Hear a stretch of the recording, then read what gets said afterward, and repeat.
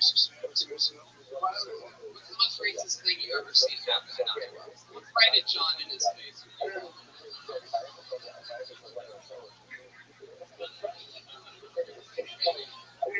Honestly, so I was up here a couple months ago. You were on with Tony? Yeah, I was. How do I not remember this thing? I never forget a thing. Totally.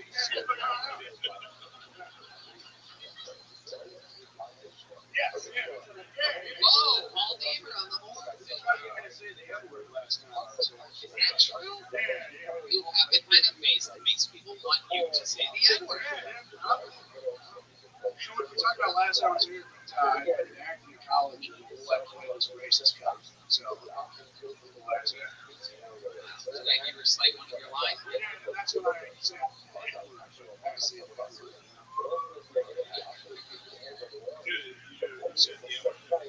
Yeah, I said it like all the time. I also, there was a scene where I had to like rape a woman. Said the N-word and then rape the lady. Literally, actually, that's what I for a fucking college film. And it was a gay college one, too. And it was gay. Yeah, Stonewall. Wait, what? This was like a school project? Like you had to do this for your grade? Yeah, so in college I was an acting major, and one of the shows I had was about Stonewall. And I played a racist cop that starts hanging out with his pants and beat her up. Wow, did you play Donald Trump? Incredible. Hand in the pants. Chop the N-word, grab the pussy. That's incredible. Like, while you're doing it, you're like, this is good. This is good. I can put myself on camera doing this. This is good. It felt kind of right. And so, like, ruined forever.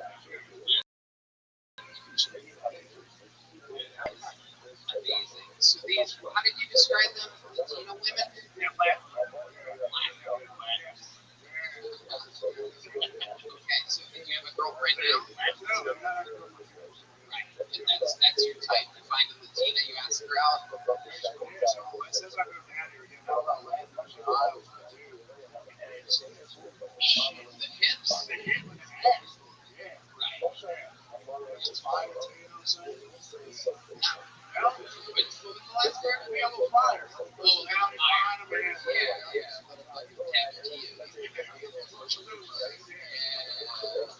Absolutely. So, the last time that you've been with a Latina, was that in Iowa or here? No, here, I was there with Right. This is a new thing. They're trying to take over. Are you aware how easily they get pregnant? I very much am. Yeah, but hopefully, You seem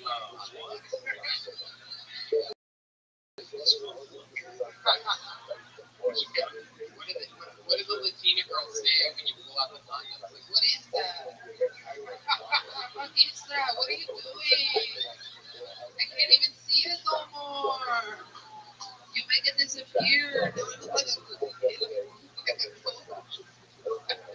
do you like condom music?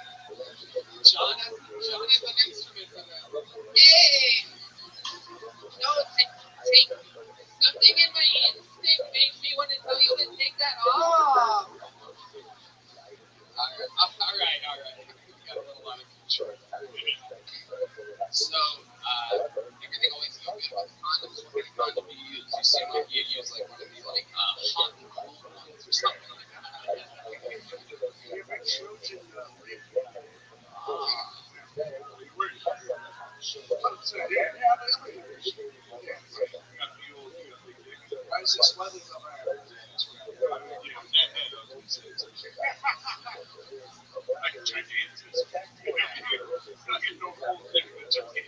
Gigantic head with like a big smile.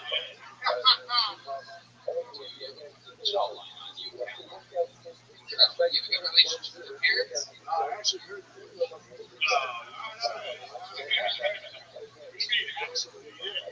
Let me ask you this, Alan. Let's say you went back home for the holidays to celebrate in Iowa with your parents that are still together, eating dinner together every night. You probably go to church on Sundays. Not anymore, right? Yeah, nobody really does. It's been a few years for that guy. Let me ask you this. Let's say you go back for Christmas and you don't warn them that you bring the little bucket of Maria home with you or something like that.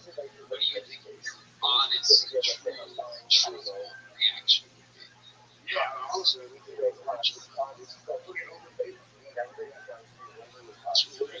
Yeah, thanks, man.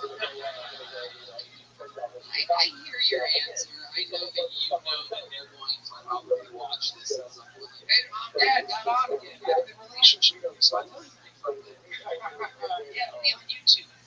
Let me ask you this. You bring the Latina out. They present it like they are there. You go up to their head. Just like that. Like I say, Nick Keller, I thought that guy's one of those treasure with comic books.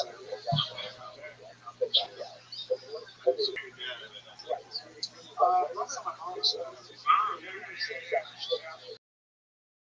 Shit. God damn, I was hoping you got that. You got blockhead, Bob? Shout out, Kelly. Shout outs to the moms. All right, Callan, congratulations. Very fun times. Fun interview. Yeah, there you go. Callan, wow, he's going on with the gel blasters. You got a Choco last night, right? Yeah, I'll give some fun. There you go. How about a hand for Wario going back to the sea right here? Thanks for Wario. Just making his way back. This fucking table pisses a lot.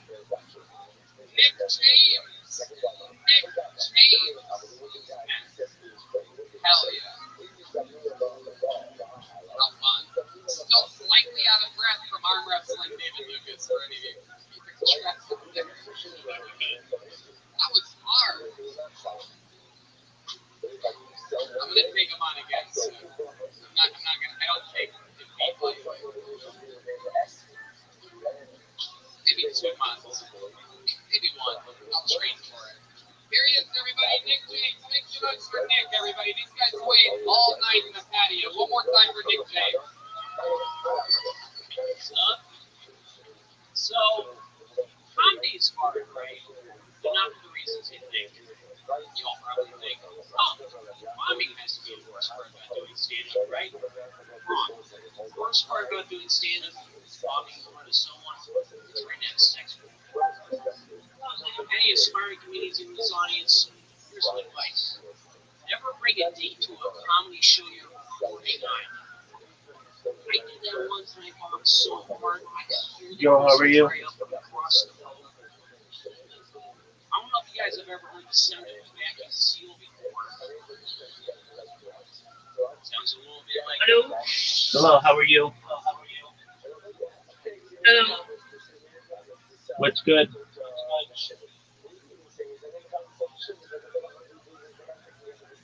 How's your day going?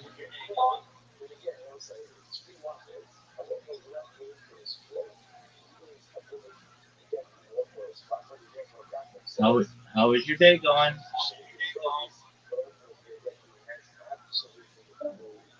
Right. That was a great conversation.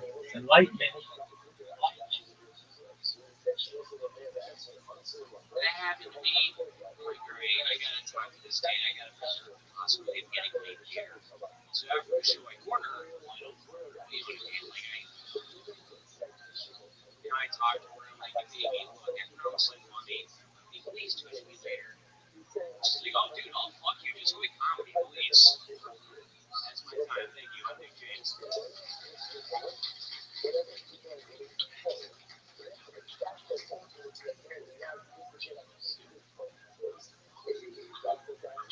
Unbelievable. Yeah, how about you guys just don't fucking touch anything the whole time? Why don't we try that state of the art sound, guys? Fucking unbelievable.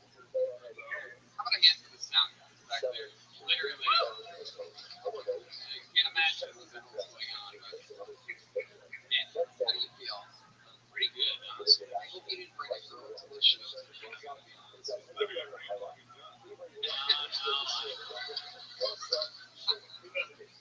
Oh, like I haven't heard that one before, Shane. Jeez.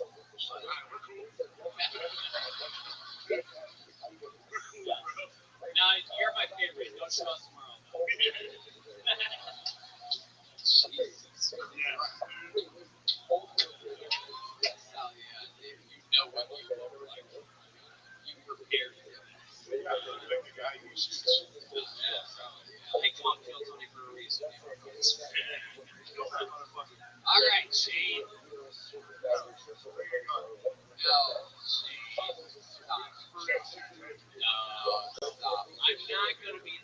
What you guys are gonna form outside. How long have you been raping corpses for?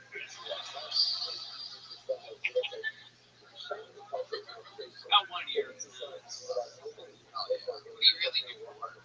Let's see. Right now, I'm in telemarketing. I'm in a call center. Wow, scary. Are you like selling things? Kind of. And you're in a place, so technically you're in selling. Well, just give me the fucking thing. You want to arm wrestle right now, you piece of shit? Oh, no, all loose. Shut the fuck up. You guys know how that would go.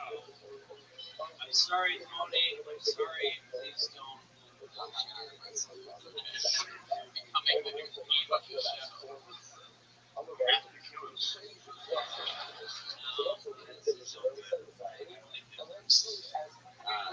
Nick, how long have you been doing stand-up? About 4 years now. All of it here in Austin? Not bad. 7 months in Austin. Sleepy Hollow.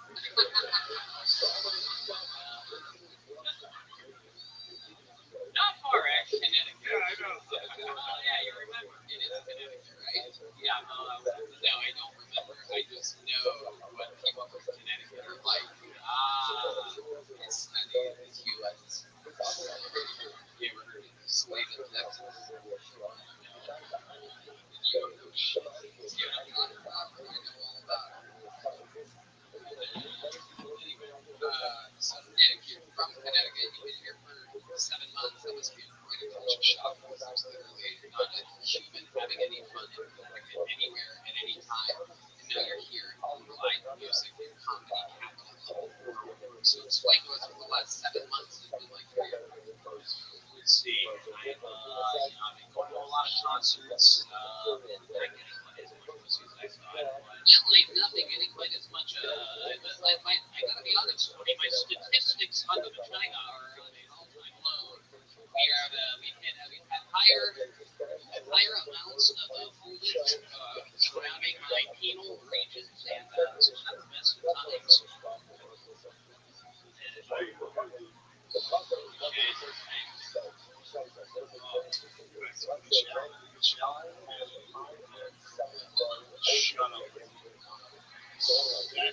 Shut up. Oh, thank you.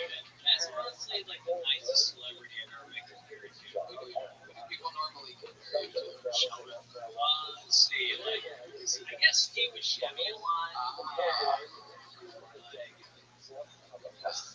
Okay, so when you say you're not getting as much pussy as you're used to, Nick, what's like your where do you normally find girls at? What do you normally do? It's honestly random. It's like a mix of like online dating and just me not screwing out in public every now and then. It's where this term is short grass burgers, short answer grass burgers. Basically, I'm not autistic, but sometimes so. Like right now, What a dork. Yeah. For one thing, they're not good at pussy. You just did. Are you trying to lie? Oh no, like I get laid sometimes. So like the last time you got laid by anyone, take us through how does that? How in the world is that? All right, so the last time I got laid was months ago. 73 months. So there was this girl living downstairs from me. She was about 40 years old, and I was drunk, and she was very drunk. She had nice titties, though. Tight vagina for her age, really. No condom, of course. Ripped for his pleasure. Very much butterface. Good ass. Wow, what about her?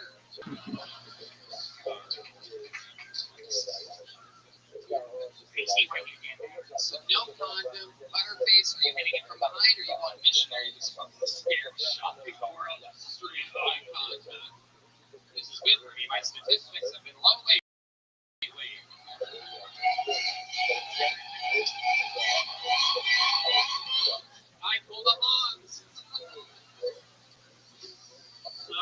says yes. Unfortunately, it was missionary, so she had this like weird sex face, like where she kept going like, oh, that's horrible. I know. I bet it helped you last a little longer, though, right? It got this fucking horrible. Kinda, yeah. Like it was, I was kind of proud of myself. I was going like 20 minutes, but like I really wish I had finished. Yeah, I was also on like mushrooms too, so it was like, I was like half soft really like hardcore at the end, like added the trees and where I am. Yeah. You guys are fucking there, brother. That's how that goes. You're a little party machine, just getting drunk at your apartment, eating mushrooms. What else are you into? Let's see. Well, I make my own acid sometimes. No, like I have been like trying to like find dose, like a microdose of the mushrooms. Like I've been trying to weigh on a scale, trying to like do the full gel caffeine, so they can't maintain dosage down, so I don't accidentally like fuck up a drink in public. I did that once, and holy shit, like that. Yeah, you don't want people to think you're creepy. No. Yeah, it's bad enough as it is, but like when I'm tripping, like it's actually like craziest thing you've ever done while tripping. Oh god, so do you want to hear about the time I got naked or the time I was mental? Why do I feel like it's the same story? Where they play Batman in Colorado.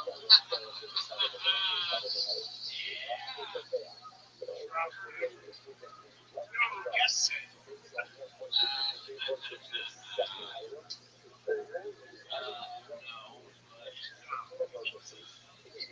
Alright, so I'll just go with the naked story because that's clearly the more fun one. So to be fair, this one was when I was on acid. This was the first time I ever tried doing acid, and for those of you who know, the best thing to do on the nurse course is to contact, I'm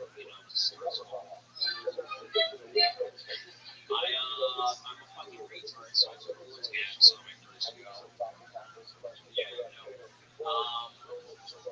and then what happened? We're into the good shit. What is this? A fucking 15 minutes later, I'm leaving the parking lot of my drug dealer's for a bedroom. I come all at once, and for some reason, I don't know why I did this. I just brought my pants, grabbed my dick, and I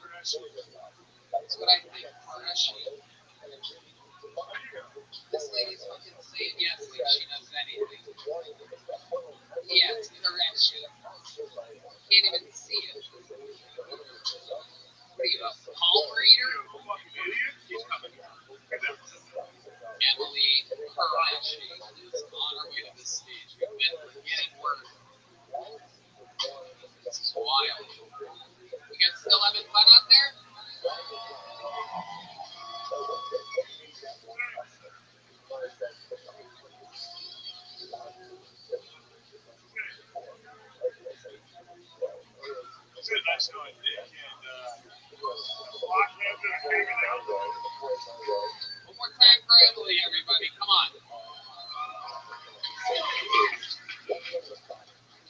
What do you do ever heard of Rabbi Rothschild? It's a concept where the more options are given, the harder time you'll have making your decision, the less happy you'll be with what you do make in the end. I looked over this phenomenon on Reddit, but I didn't really understand what it meant. So I found myself halfway down going to page 100. Hey, if any of you ever find yourself on the 14th page of Pornhub, here's the tip. Start over. Lower your standards and then back to square one. There's nothing for you. Goddamn no man's land. You get to page 14 and you can't even the algorithm confused. It's like Jesus Christ, you're like anyone.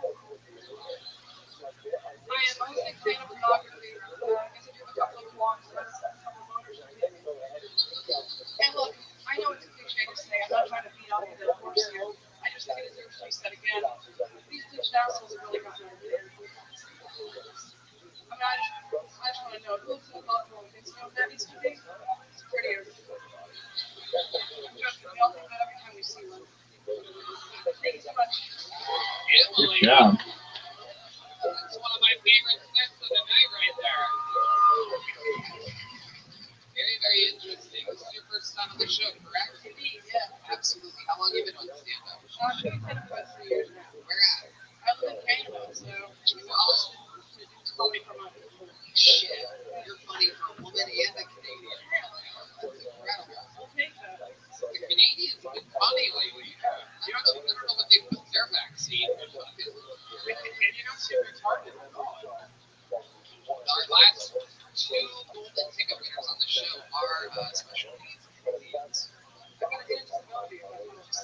You are on this line. I can do some like Vietnam vet vibes or something like that. Incredible. So, are you from Vancouver or Toronto? I'm from a pretty small town, but 2 hours from Toronto, called the School. There's a TV show Letterkenny. It's based on my hometown. It's incredible. It must be a big deal there. Need to work. I work full-time as a server, and I work part-time as a bouncer. Wow, so you bounce people out of bars sometimes? Holy shit, that's incredible. No, arm wrestle. I'm gonna arm wrestle. You guys stop it. You stop it. Shut the fuck up. Shut up, John. Shut up. Alright, so, Emily, what do you like to do for fun? Snowboarder? Like, I only day like 1 day out a week. I like to go around. It's supposed to be that, so That's just fantastic. Not everything she says is fucking weirdo. It's like for you guys that have snowboarded a day and didn't fly. Yeah, very good. Careful. Yeah, let me get it. I love it. So, Emily, how long are you visiting America? I'm only here for 10 more days, unfortunately. I'd like to come back. I have to go back home and save up enough money to come back. Seems like an interesting place to be located out there in the middle of nowhere to be a stand-up comedian. Kind of ends up being only there's a comedy power hour once a week at this one bar, and I'm the only person who goes up. So it's really What else do you do? What else do you make sure life your story is separate? Fantastic. before I like to read, but snowboarding. I'm a big fan of reading. I got that bird at home, Myrtle. He's my sweetheart. And, What'd you say?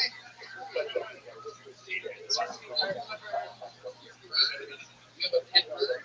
Oh shit! Bring the serial killer boy back up here. Somehow. What are you doing, birds? What kind of bird? sorry? Cocktail. He's talking. The only thing he says is I'm a pretty bird. Cockatoo.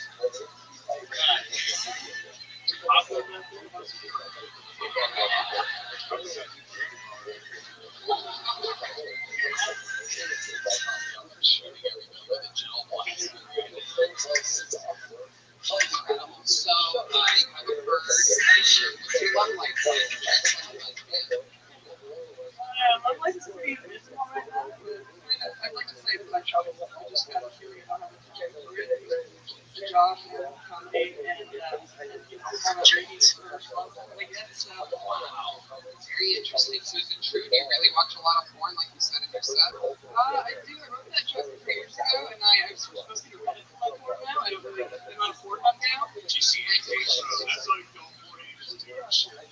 Yeah. Explain to us what the advantage of Reddit over an actual porn site is. Teach us the ways of a lonely woman.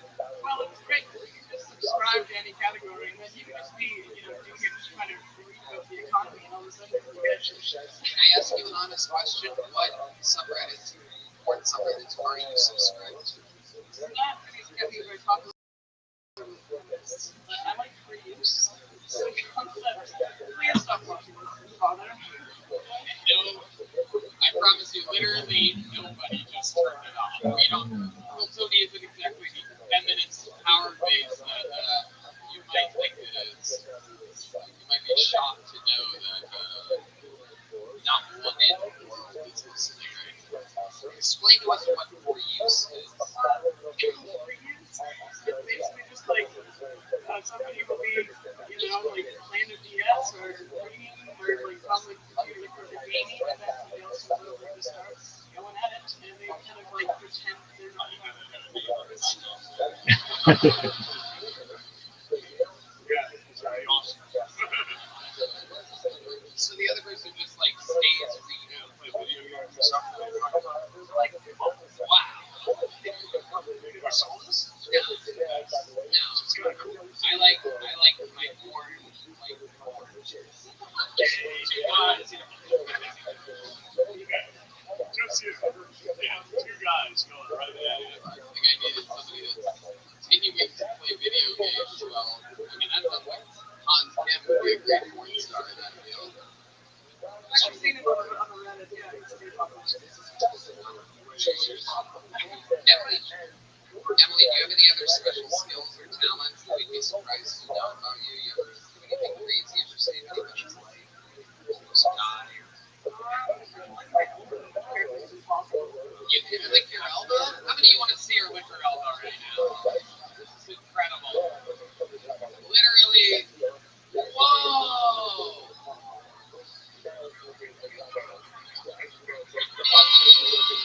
Yeah, that is hard.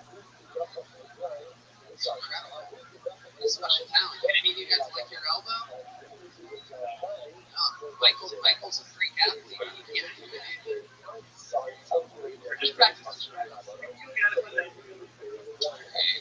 I would love to have the secret show first.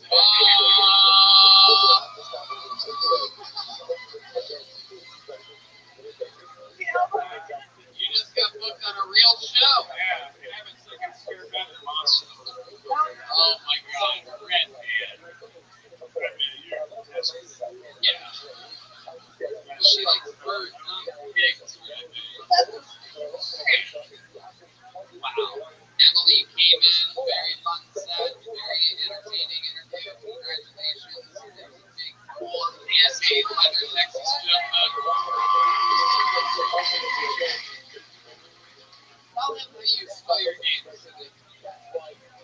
Hey, it already worked, right, man? There you go, you fucking rapist.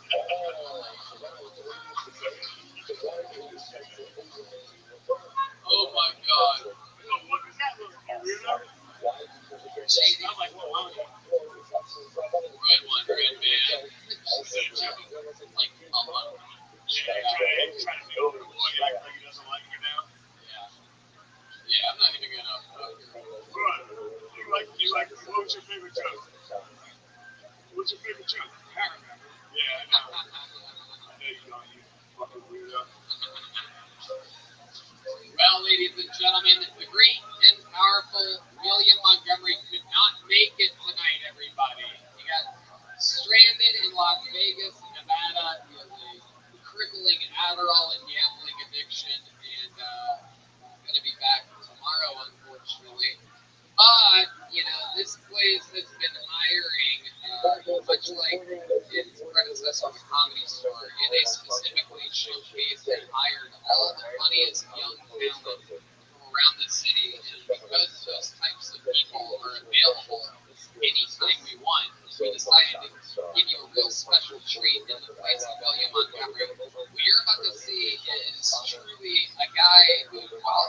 now, working at your shift right now, is truly going to continuously never stop moving up in the comedy game. And you're going to remember that you were at this show the night that you saw him, perhaps for the very first time. You may know him already. A local legend. Ladies and gentlemen, Casey Rocket.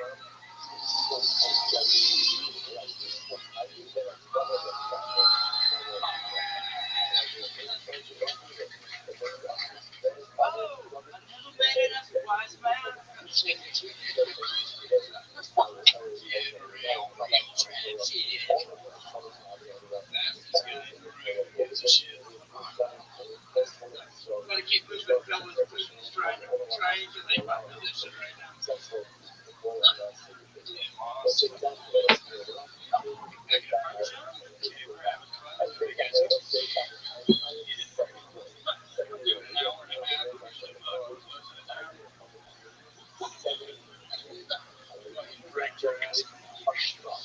Damn, a roast comic and a roast comic? What is this? The worst shit you've ever fucking seen?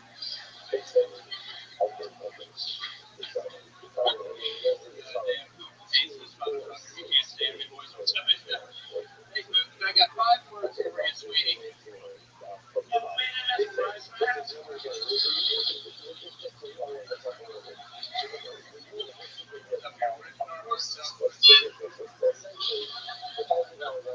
I won't lie to you, folks. I got 6 more harmonicas hidden around the room. 6 minutes, the room will start filling with water. You have 6 minutes to find the remaining harmonicas.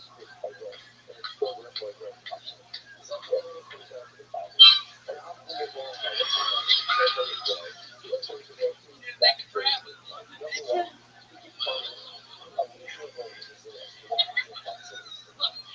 Big Frank Staley. Yeah, I used to prank myself all the time in college. It was called what? Taking Xanax. It's like, hey, Casey, hear me out. I know you got 8 a.m., but what if you woke up in jail?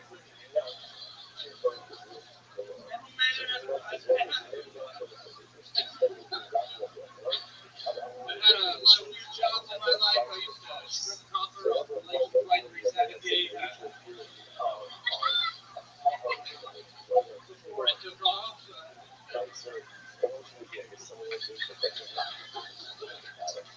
That's on me. Scientists can't stand me. I just got diagnosed with Parkinson's disease last week.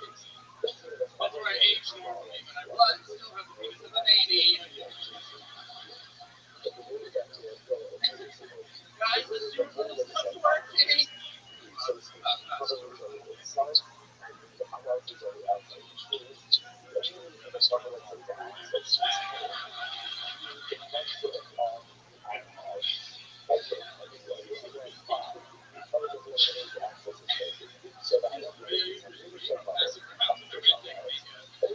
Everybody gets a turn, everybody gets a turn. Second picture.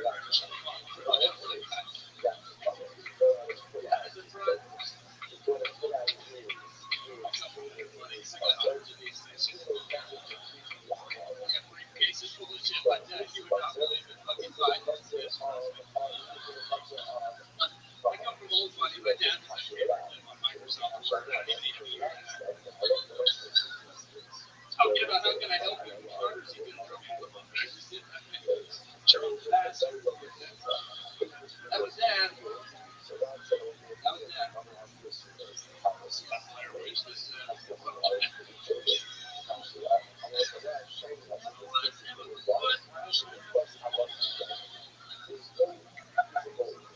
guys like these always think about my grandpa folks when I was a kid. Grandpa used to always sit down and he used to always give the best advice. He used to always sit me down and grandpa. Completely nonverbal.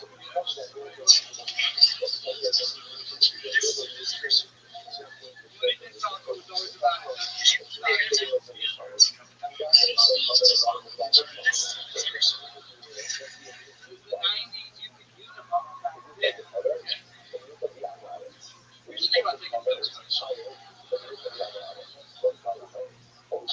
If you don't want me, take somebody's place.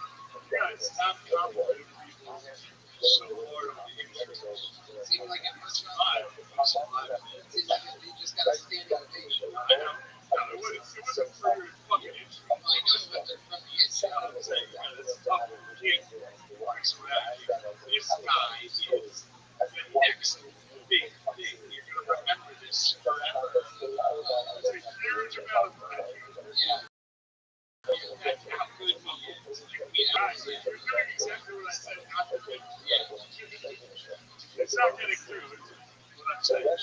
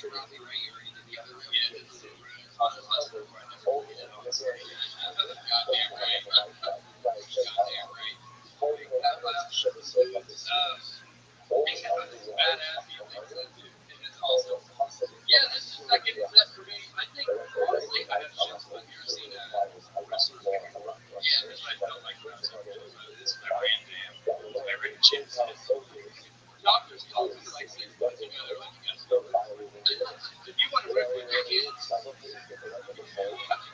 you want to rip with your kids in 6 years, like the time taken for that, they're like 6 years from now, you got 45 months. And so Rip like fired off a rip like all through the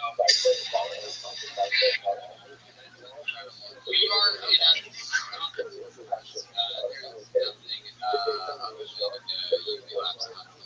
there's like they can constantly stop the trajectory of your career. My question is this, because we're all going to watch you continuously. I mean, we watch the Hans has done over the past couple of years.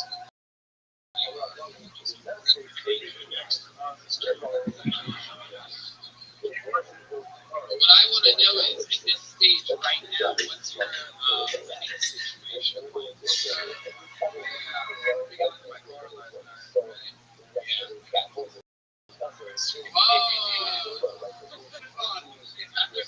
Had a great drop of what you can't sleep with.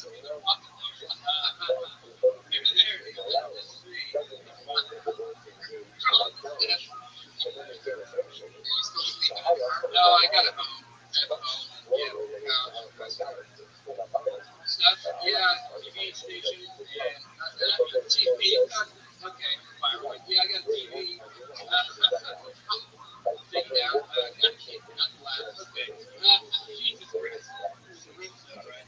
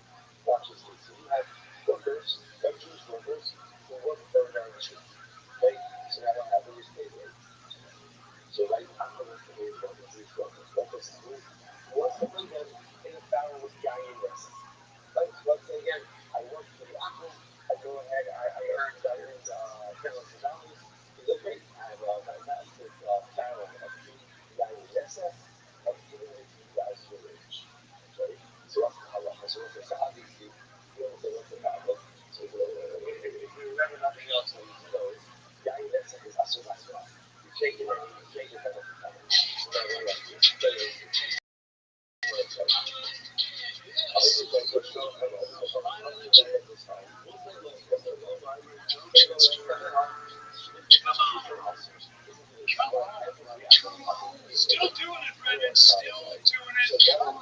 My couple buddies in Texas. Now, overall, your assessment of Texas, you miss LA. Me too. Yes.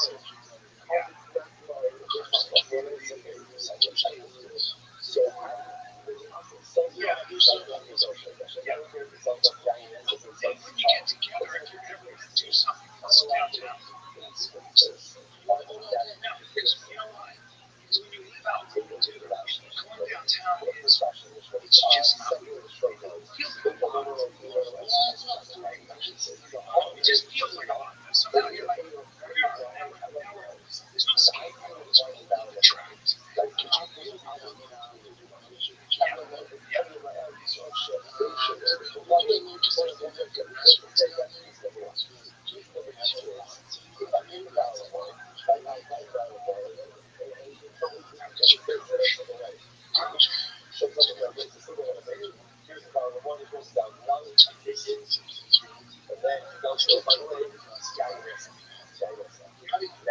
time they ever lined up. Oh,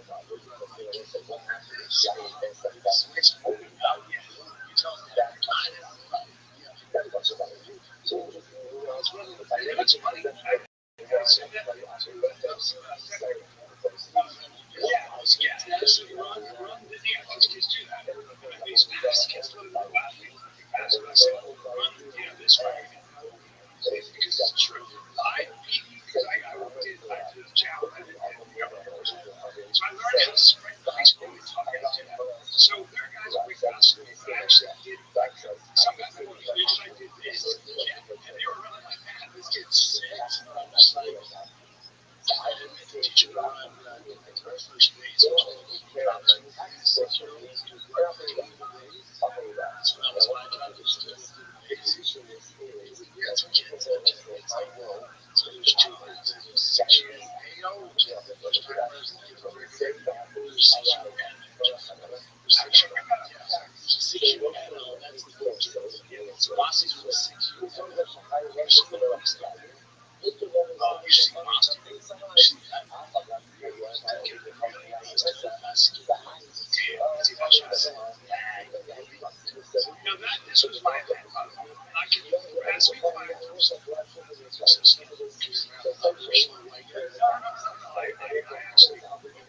everybody in the was way different. And the reason I have to keep that is I have she's old. She's with a lot of people. I want to know why curling gets so much attention, and it's a real reason. Is it? I don't know. It's real. You get caught, you get sued. There's a lot of shit that you do. I watch it.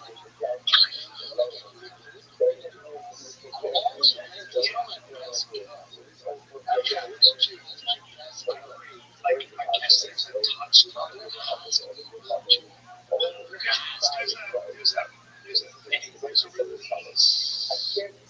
Yeah, I'm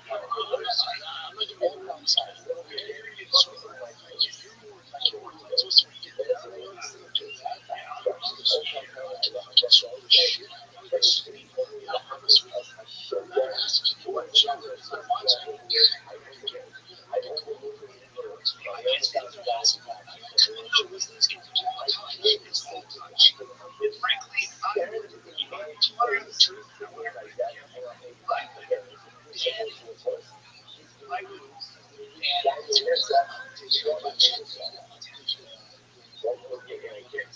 I'm curious.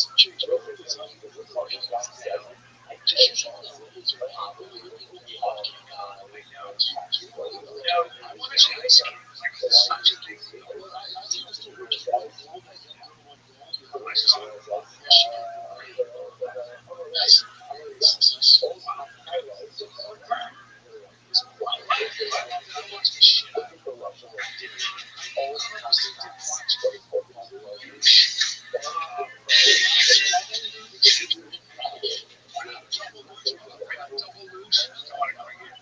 take up this. I'm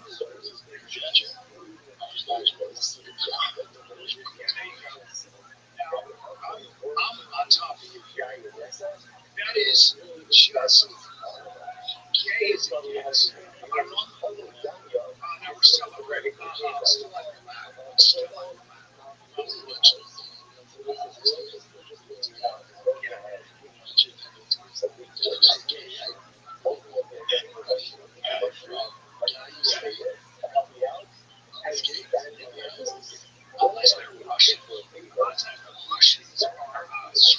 What up, Heather? How you living, girl?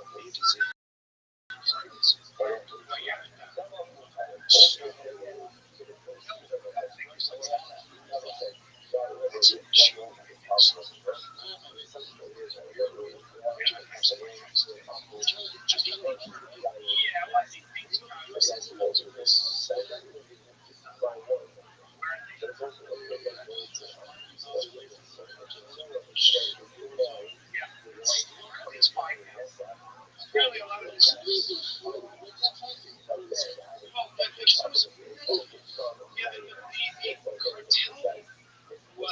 Cartel was sending out stories about violence, and then there was a lot of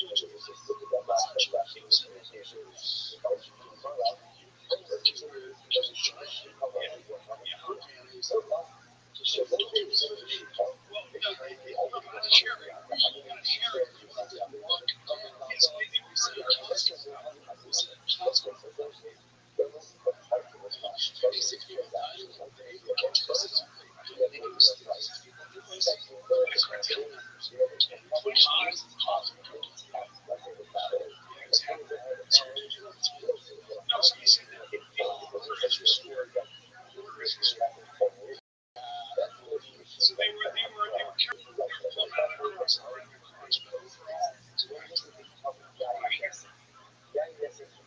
but overall, no, a lot of those people are drug operators, cartel guys, and D25 national.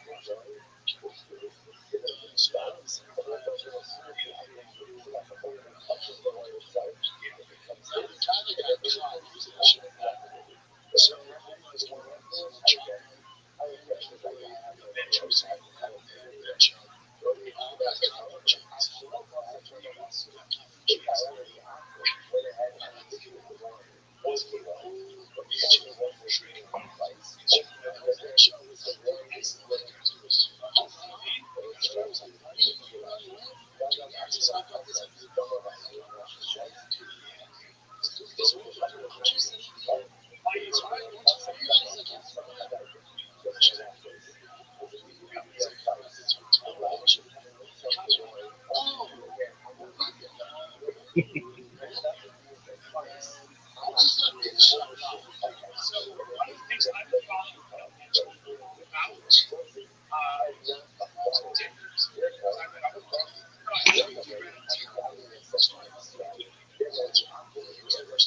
so I got obsessed with it. I would check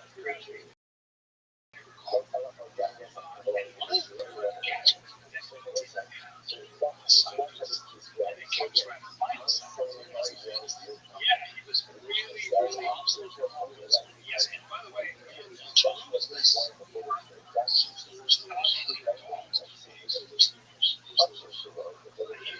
cops come in and kill right away. They just kill those children. There was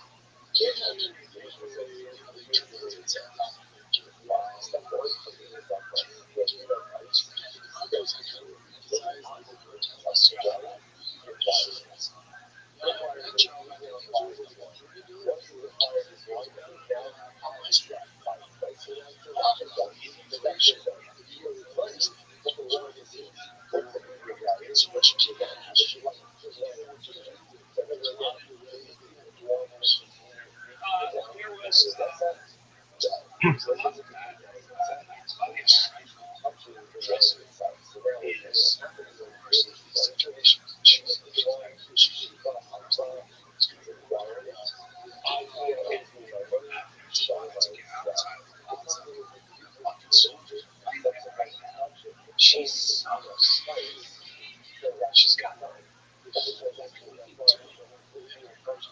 and you know what people Kelly said from outside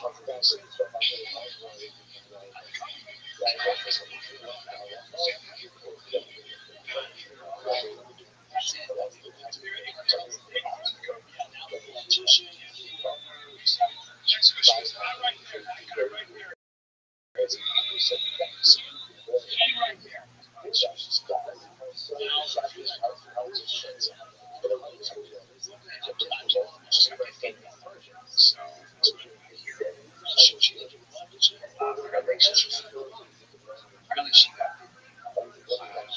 out of jail.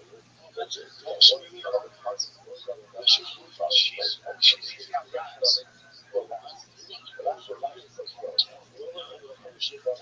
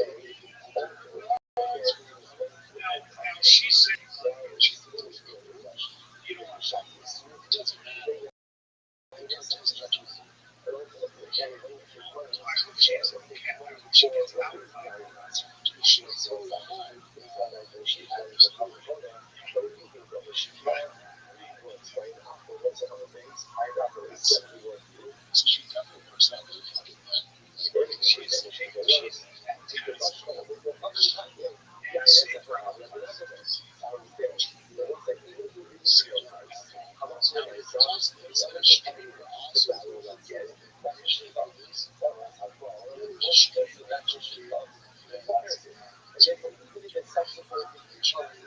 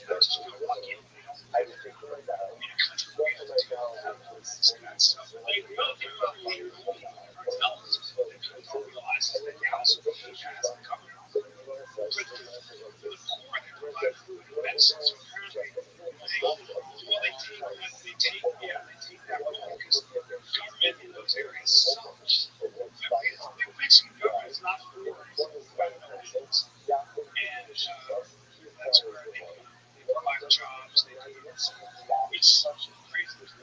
Apparently, thousands of hospitals, thousands of teeth. That's a fucking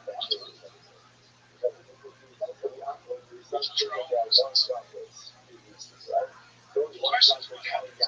I think it's a real detail. I think the Trump administration is put pressure on Mexico, and I think U.S. is involved.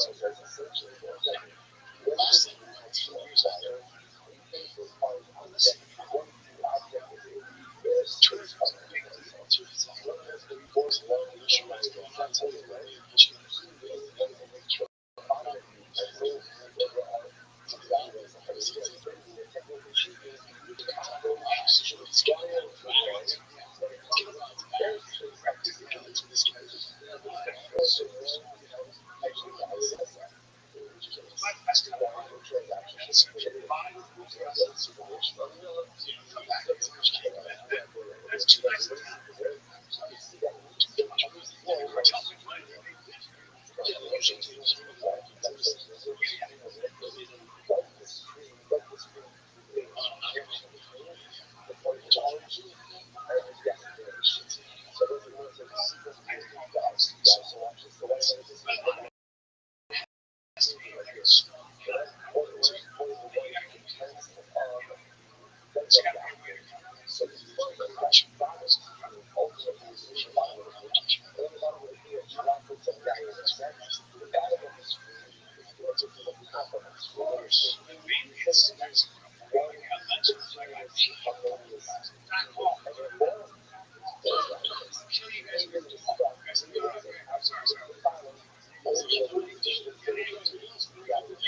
Sorry for the foul language. Turn aside disrespect.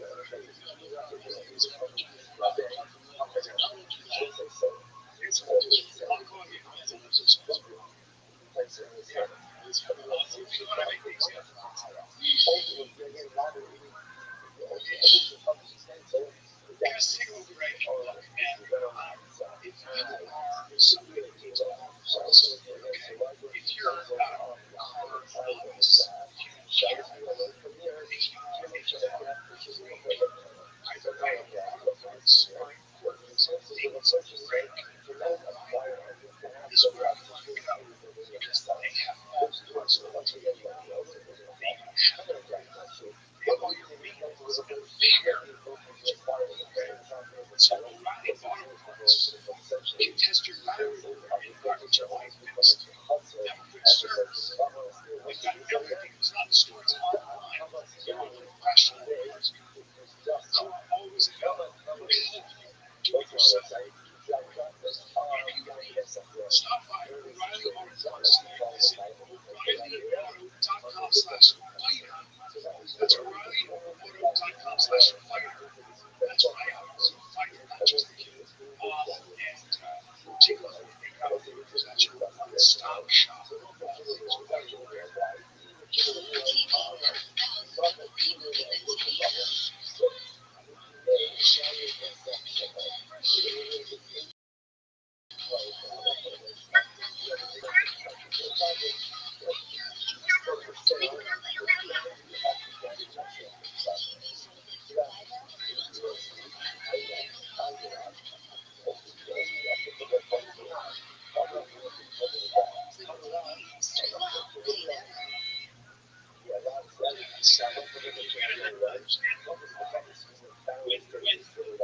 conversation is really stronger than peace.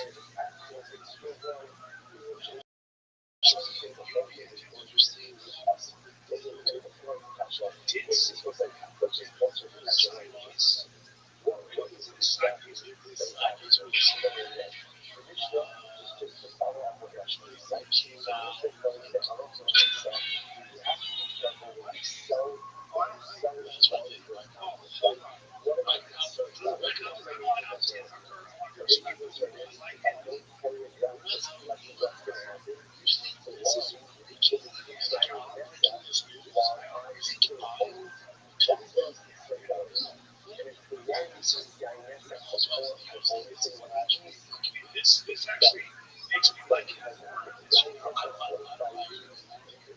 Yeah,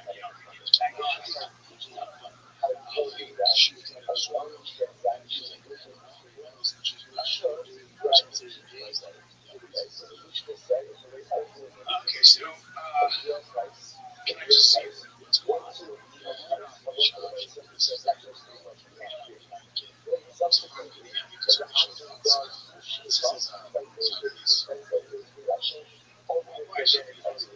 Very. And when I met him, I was really because it was just like like at the time. This was like 2023. And he took me out to club, same club, right? Loves that shit. He loves the OF girl, he loves the he loves say a hug. So yeah, instead of paying for my life completely and utterly to the fullest possible, I have to pay for my gratitude, which is like everything. I tried to leave this man so many fucking times, so many boys gave me back the fucking shiny and new. Every time he cheated on me, he buy me a new bag. So yes, he played a lot. A lot. To the point where I had a wish list on my phone that was shoes and iCloud. So every time when something came to my wish list, he would cheat on me, right? And I kind of started looking on his phone every time, like trying to find a new bitch and new problem so I could get a new bag, right? Until I found out that it was real. When I hit the man, everything changed. He said like no, and then I did it. I'm gonna hate him. Right?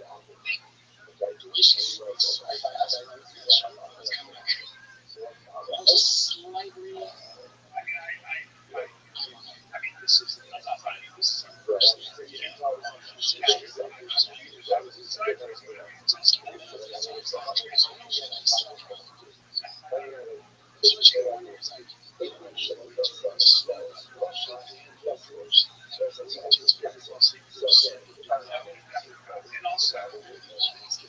And also, what's going on? Yeah, also, what is she doing? What is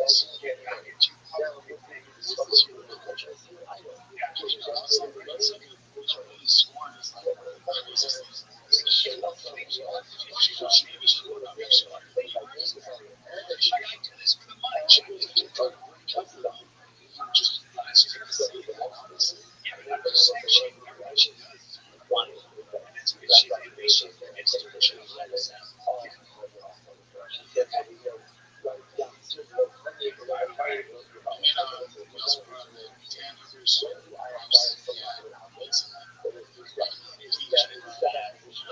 That's kind of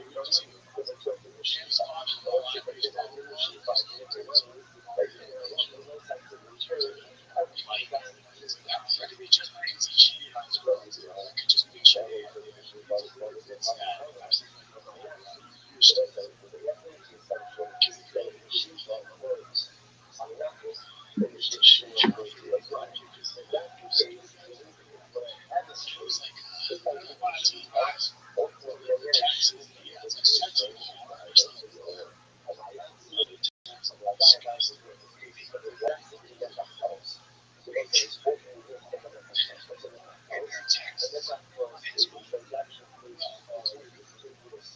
Okay, but you know, you have to see.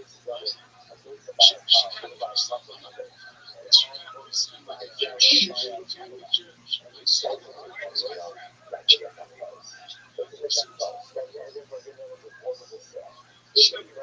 that's weird too. So friend was what? Yeah, you're fucking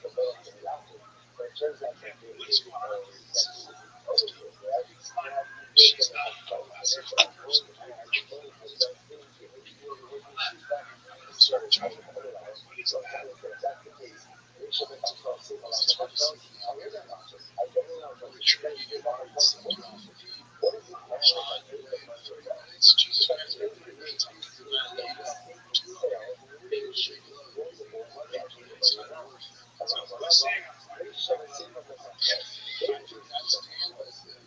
is that?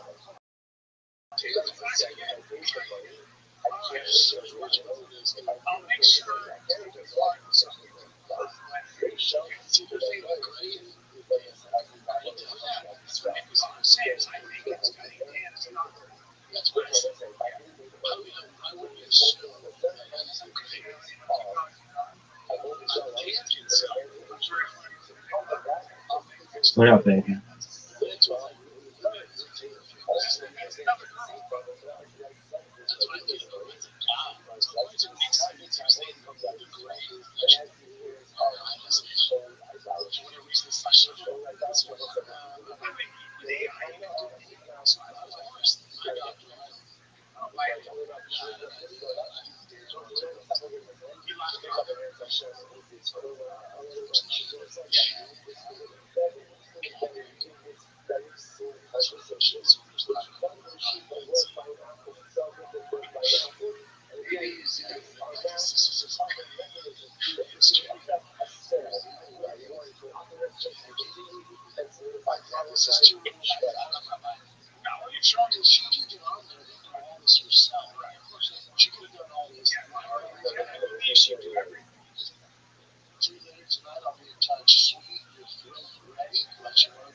Yo, baby.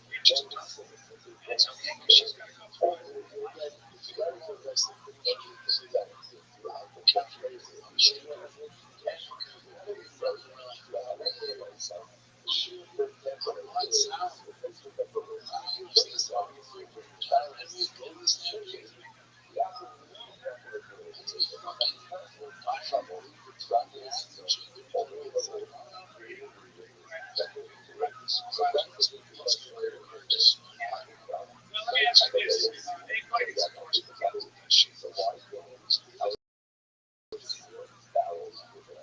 Pretty hard just because I would like to see what she looks like and see what's going on. You know what I mean? You know what I mean? That's all. Just gotta make sure everything's good. Like, he doesn't seem terribly worried about the fact that the other pictures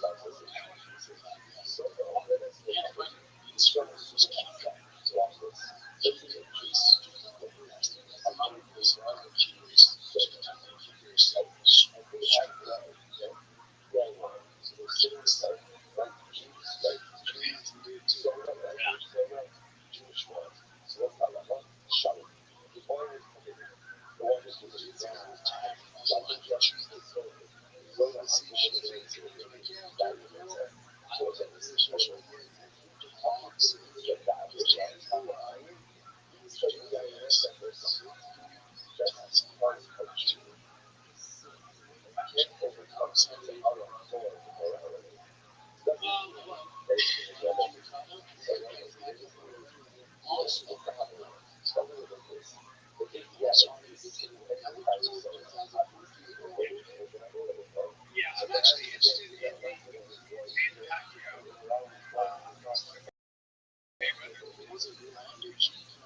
Gina's first of all, Gina's much bigger.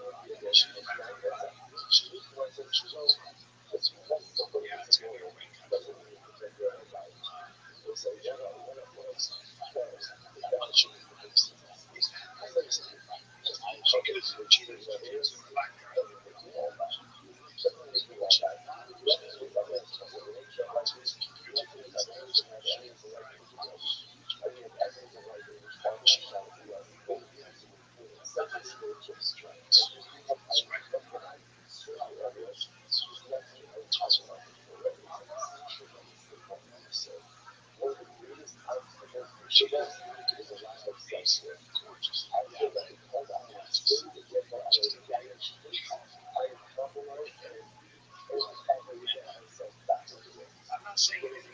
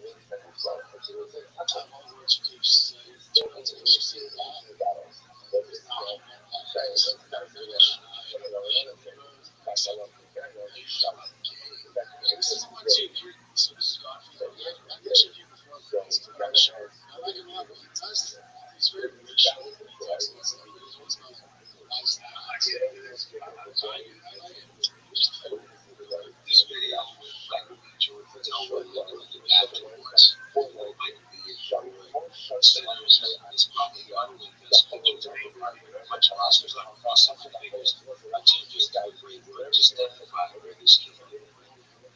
And something happened while I'm up there. Two words are uttered out.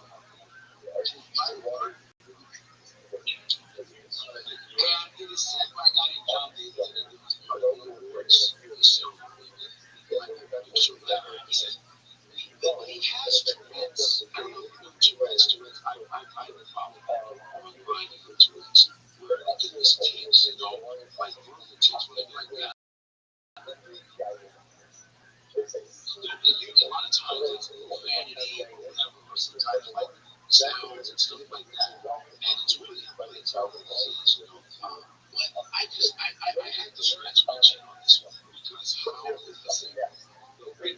Till when Lindo and Michael and Jordan were, I can understand it's like, just about this one.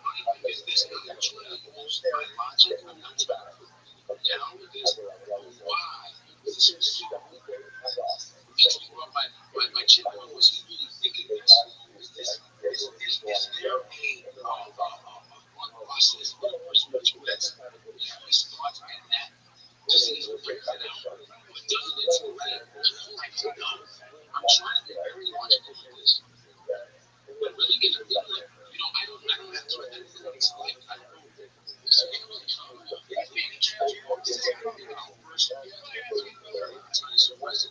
know what that was crazy. I didn't say that to the same person not a bad apology for that. That was amazing. Is that what he was really thinking? What I would say, sir, did you say it out loud? I'm just saying.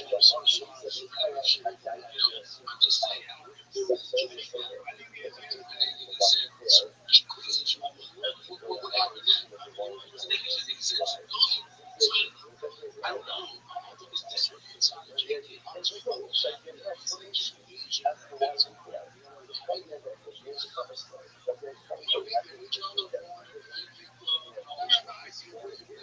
I just think that what happens with trans people is that I think they say the most outrageous things.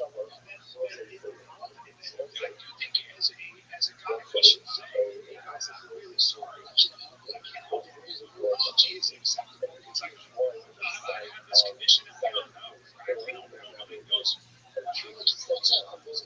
What's the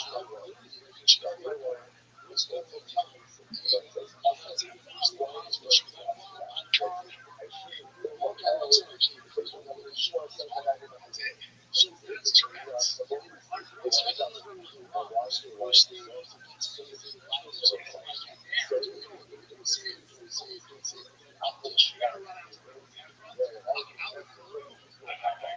that's a tough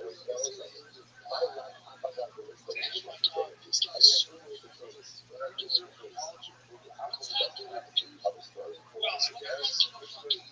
would probably say sorry, right? So that's the thing. Just said something like, this is what I do. This is my thing. This is what happens. That kind of thing.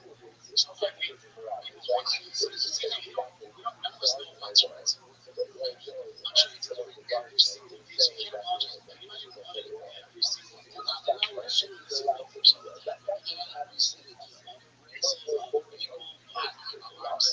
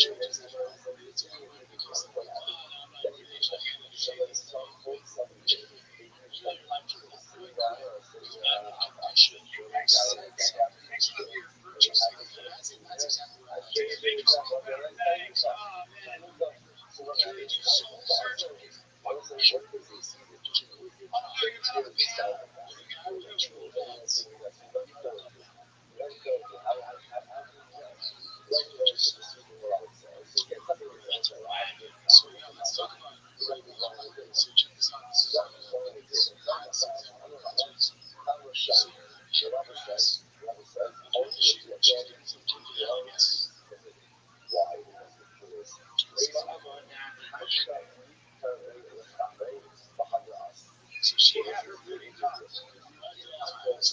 She said she's going to do a deeper dive. She said it was like an Oscar. She was like, she went to a concert.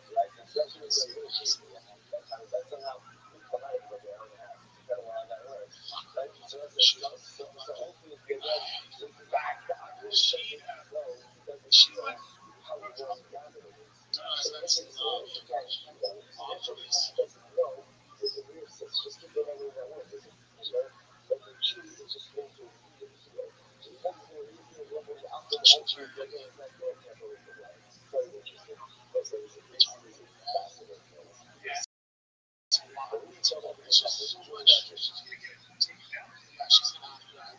That's obvious.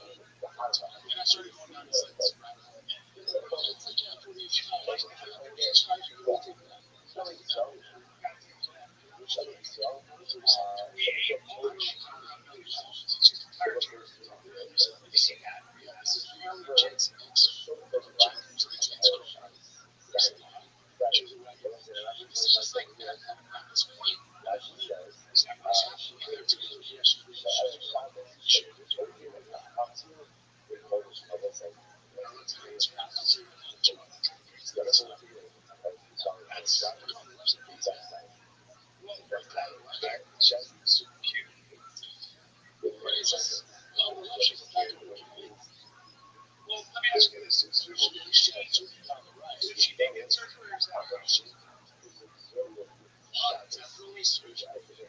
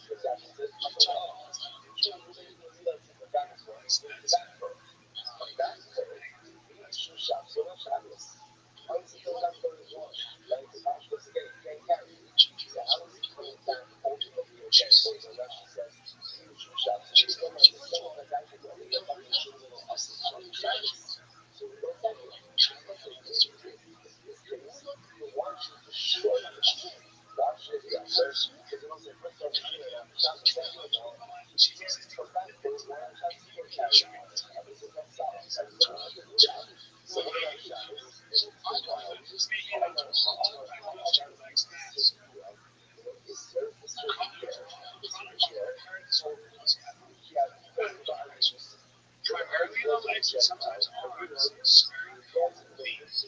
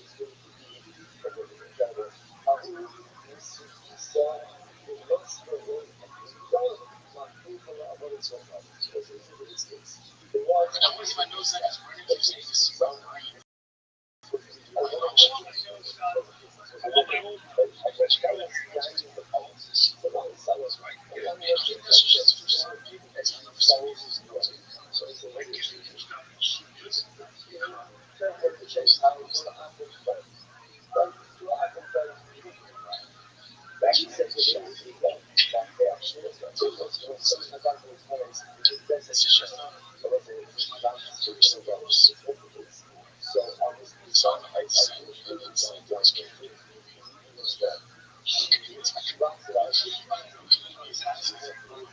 This is what I think about it. They did a movie, what's the last where it was about them in these prisons, they were like chiefs. What are they, you know what I mean? They cleared a computer tech. You know what separated from they sent the rapper to the computer tech actor? Now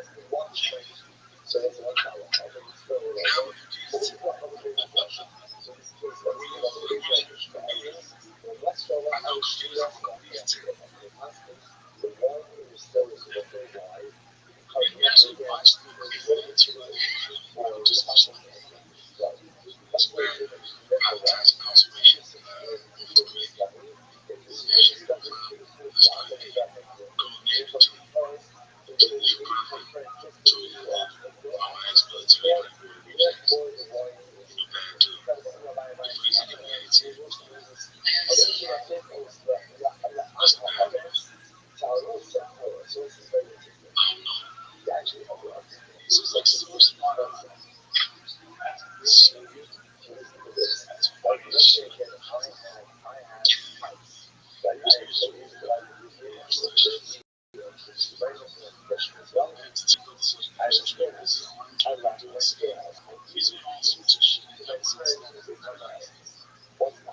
This is in his own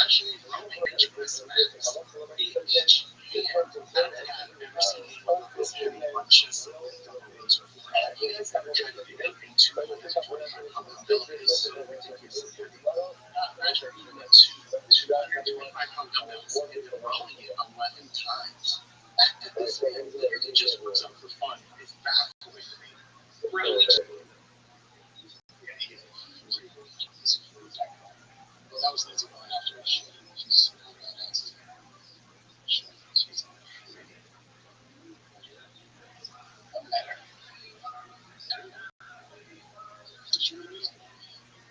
After 2 weeks, I finally made it out of the hospital. It's been quite the journey, and by far the most extreme and painful and challenging year I've ever faced in my entire lifetime. Was 100. The initial rundown was that I had a complex tendon fracture. Also took back at night. I hit my head. I took my toe, just hit my head. PTSD and the reason why I'm so complex was because I had commitments. And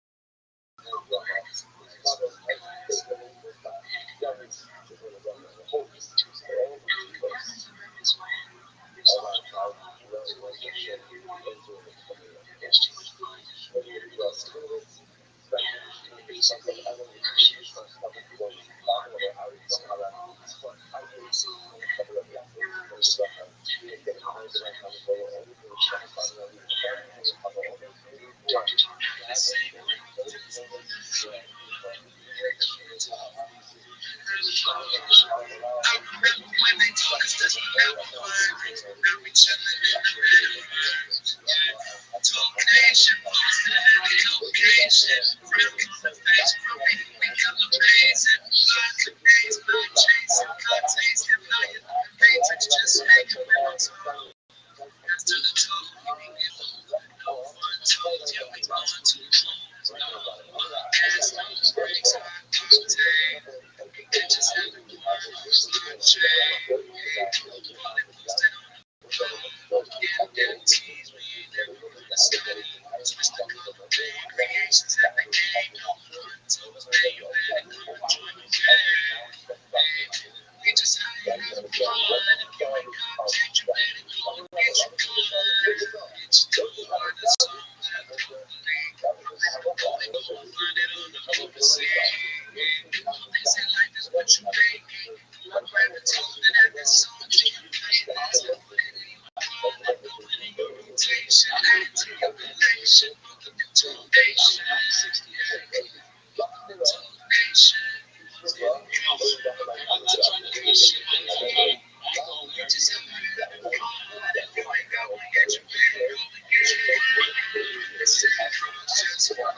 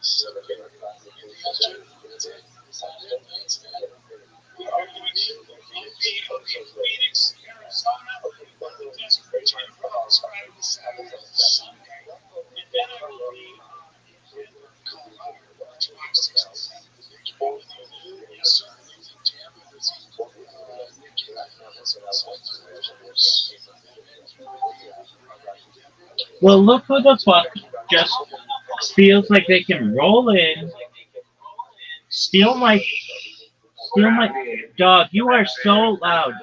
You are so loud. You are so loud. You're my favorite person on earth. Thanks, baby. Why wouldn't I be? Thank you. Thank you for being my friend.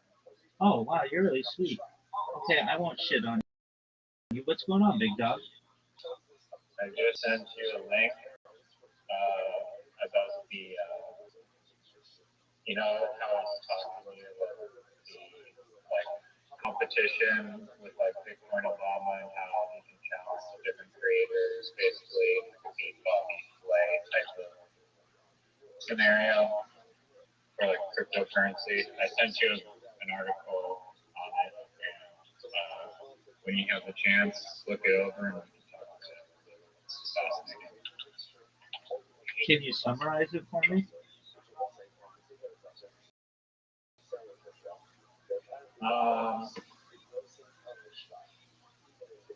I can, yeah. Basically, I was like trying to make a token that wouldn't go down in value.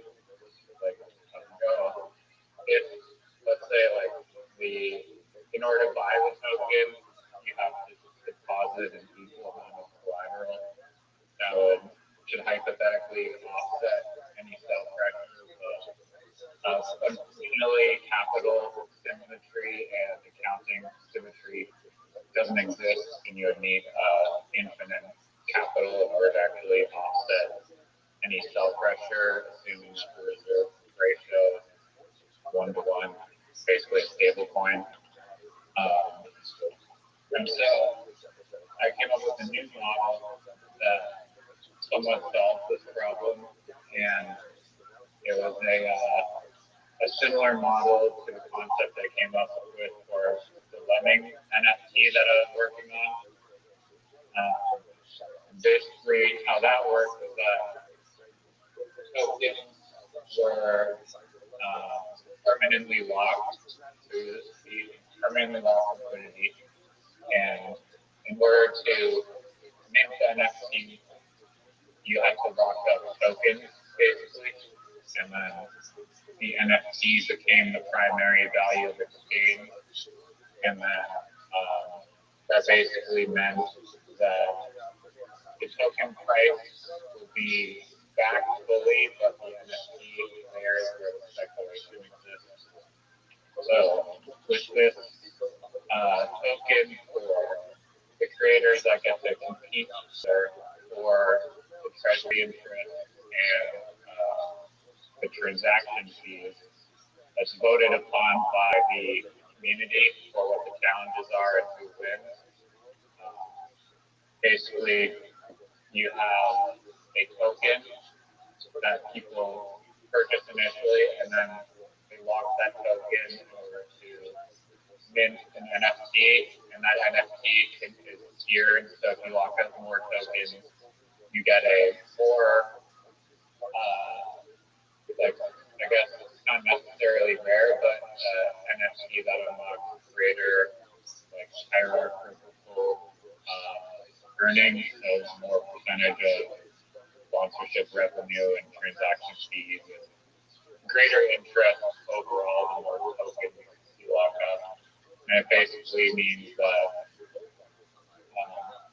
the token will always have an increasing reserve of actual value that can't be depleted, and the speculation of value goes onto the NFT layer. So that's how I kind of summarize it. But if I'm looking at it right now. They'll explain it probably a lot more in depth. Yeah, it's overwhelming to a new person. Why can't you sell the token?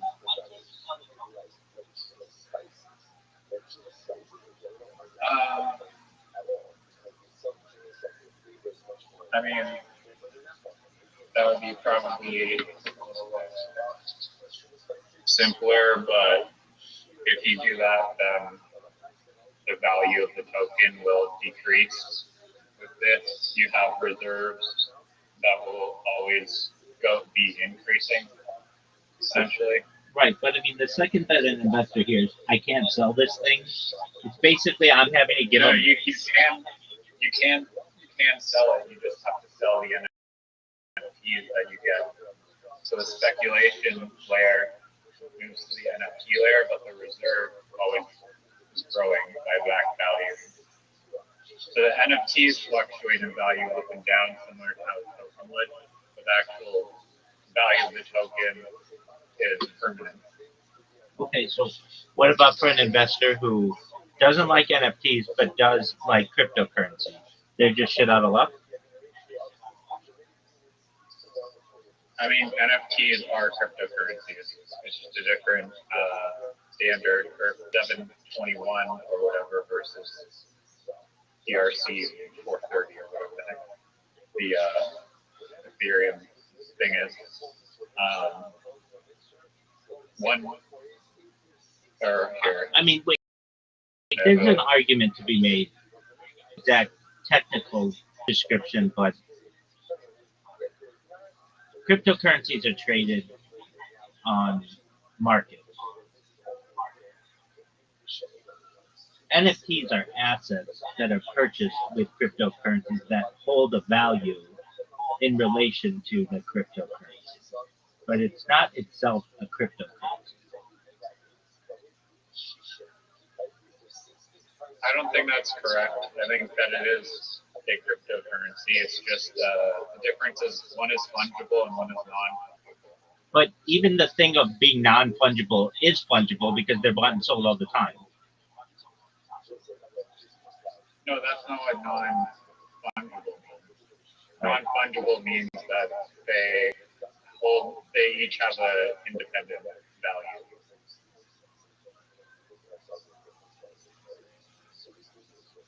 I understand that cryptocurrency is a cryptocurrency. Are NFTs a cryptocurrency or are they a separate asset? And don't give me a long explanation, just like 3 sentences, like Joey Diaz.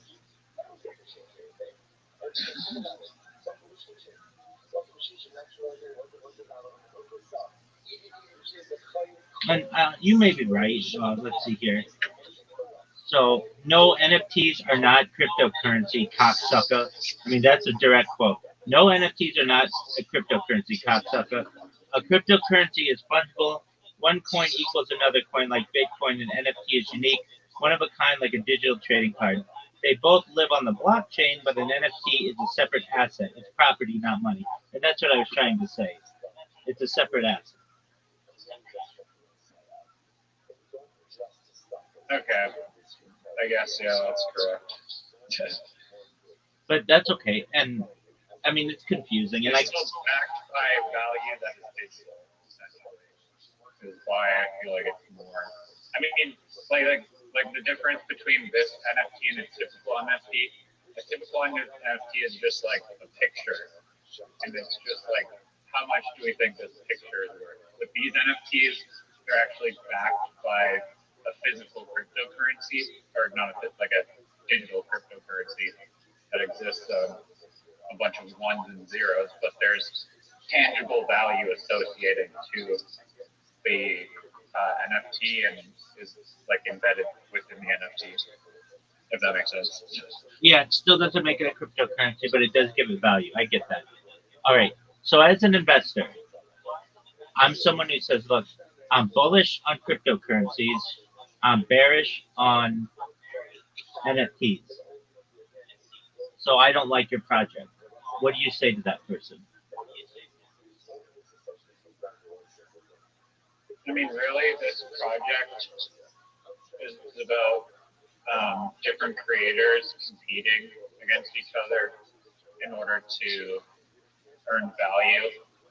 And it's a community that is creating the different challenges and content that they want to see and also decide on the winners. And so the blockchain layer is really just like a consequence or like a secondary layer that facilitates that general idea. And so, yeah, it's really good. You should buy it. Yeah, I mean that's what you don't want to hear as an investor is literally what you're saying. And I'm being honest with you. I'm being your friend. I hear these pitches every day, and everybody sounds like that. It's community based. It's one of a kind. It's unique. Nobody's ever done it before. And the fact that it's tied to Bitcoin Obama throws it out the window immediately with anyone who knows Bitcoin Obama.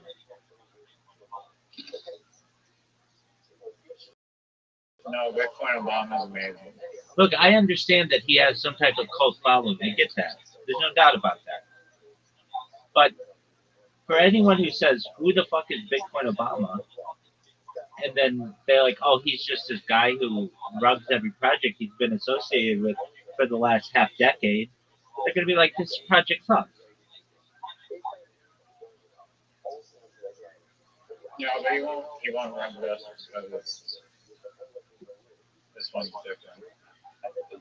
I mean, you understand my skepticism that it's not different. Everybody says that they're different, but that doesn't necessarily mean it's true.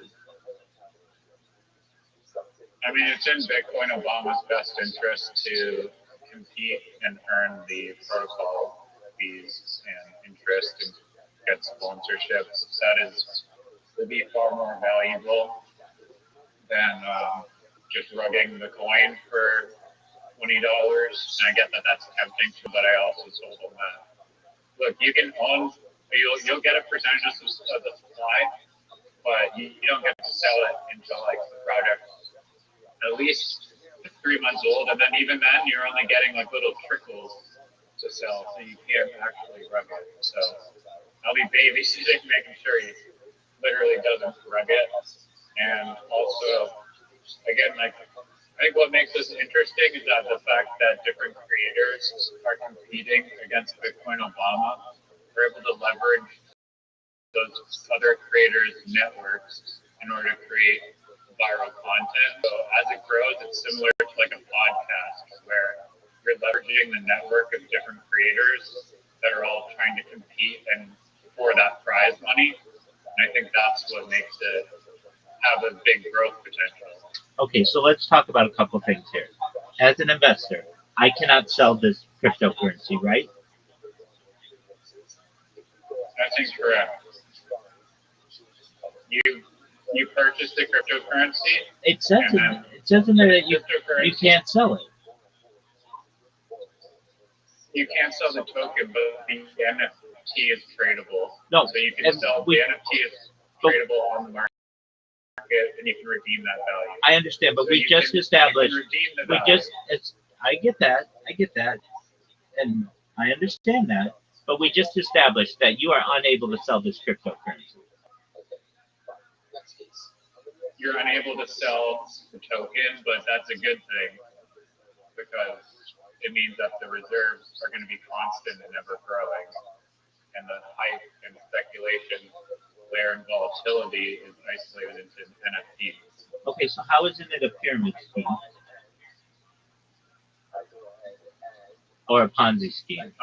Essentially, get in early so that you can reap the rewards, and then later on, the new people who are recruited in to be purchasers who aren't able to sell hold their value in an NFT. I mean, it's similar like a Ponzi scheme or a pyramid scheme where you get in early investments from people. Many times there are trinkets or small items, which would be like your NFT, that are given to the people lower that they sell to recruit other people in. And what you're essentially doing is using NFTs to recruit other people in. The people at the top, you and Bitcoin Obama and anyone in your inner circle, you guys are going to reap the most rewards. And then the cryptocurrency lives and dies on the fact that you get new recruits. Well, I don't think it's exactly like that because a Ponzi scheme isn't really generating any.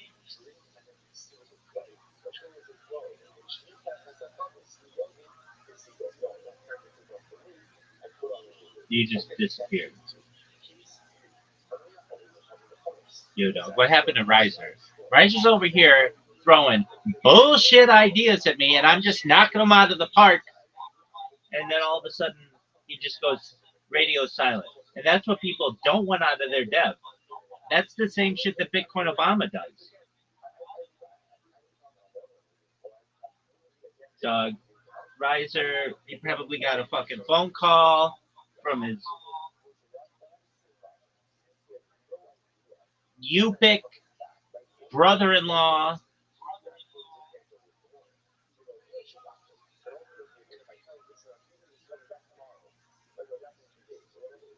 Yo, dog. For anyone out there, this is what I go through. I get people who come here all fucking excited, and then we start to talk, and then when they get pushed on the issue, they fucking drop out. They fucking drop out like a bunch of cunts.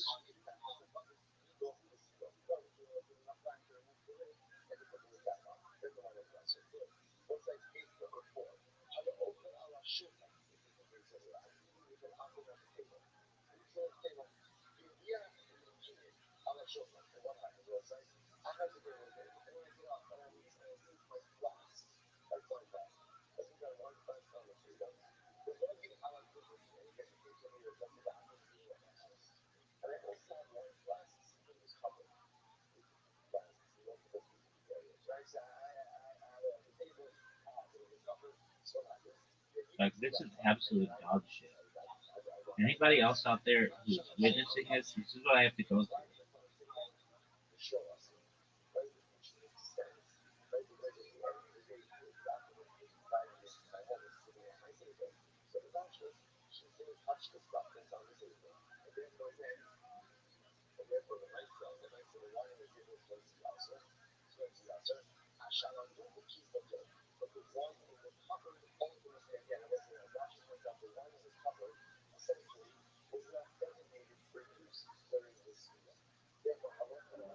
Oh, there we go.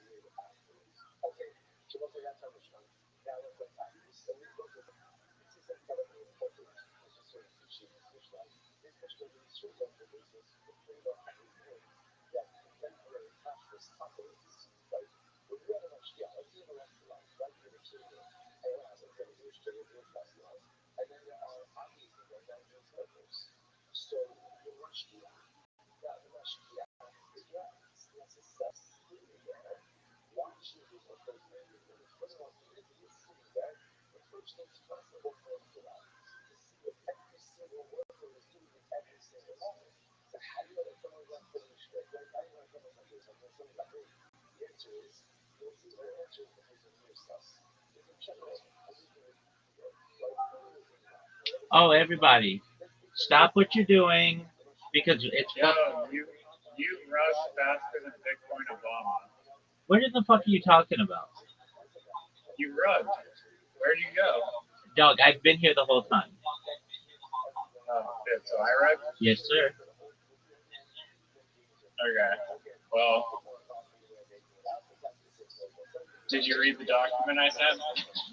I put it into AI and had it summarized for me because it's just too much. Beautiful. Let's hear it. Well, wait. I mean, I was in the middle of a discussion with you, and then you left, and then I'm sorry, I didn't. and then I made I thought you wrote. and then I made fun of you for like 5 minutes, literally saying that this is what you do. You come in here with a really great fucking idea. You think I ask a few questions, and then you fucking bounce like Bitcoin Obama. All right, I called you my friend. I know you did. I know. Best person on earth, and this is how you pay me. Well, let me just say this. That's very high praise, and I sincerely appreciate it. And I want you to know that I want to help you. I want you to have an I mean, you do have some really good ideas. No, I welcome you shooting every idea in the face that's up. Well, here's the thing. To destroy them early. Here's the thing. I do that because I like you. I don't want you finding out two months down the line after you've invested, or even worse, 2 years down the line, that your idea sucks. Just one moment. Haley, what up, Pam? All right, Billy's just doing his thing. All right, so in your case, again, this is a cryptocurrency that I can't sell. Yes or no? You can recoup the value that you put in. So Wait. That's not what we're talking. If I'm an investor, riser, and I come to the table and I ask you, can I sell this coin? Yes or no?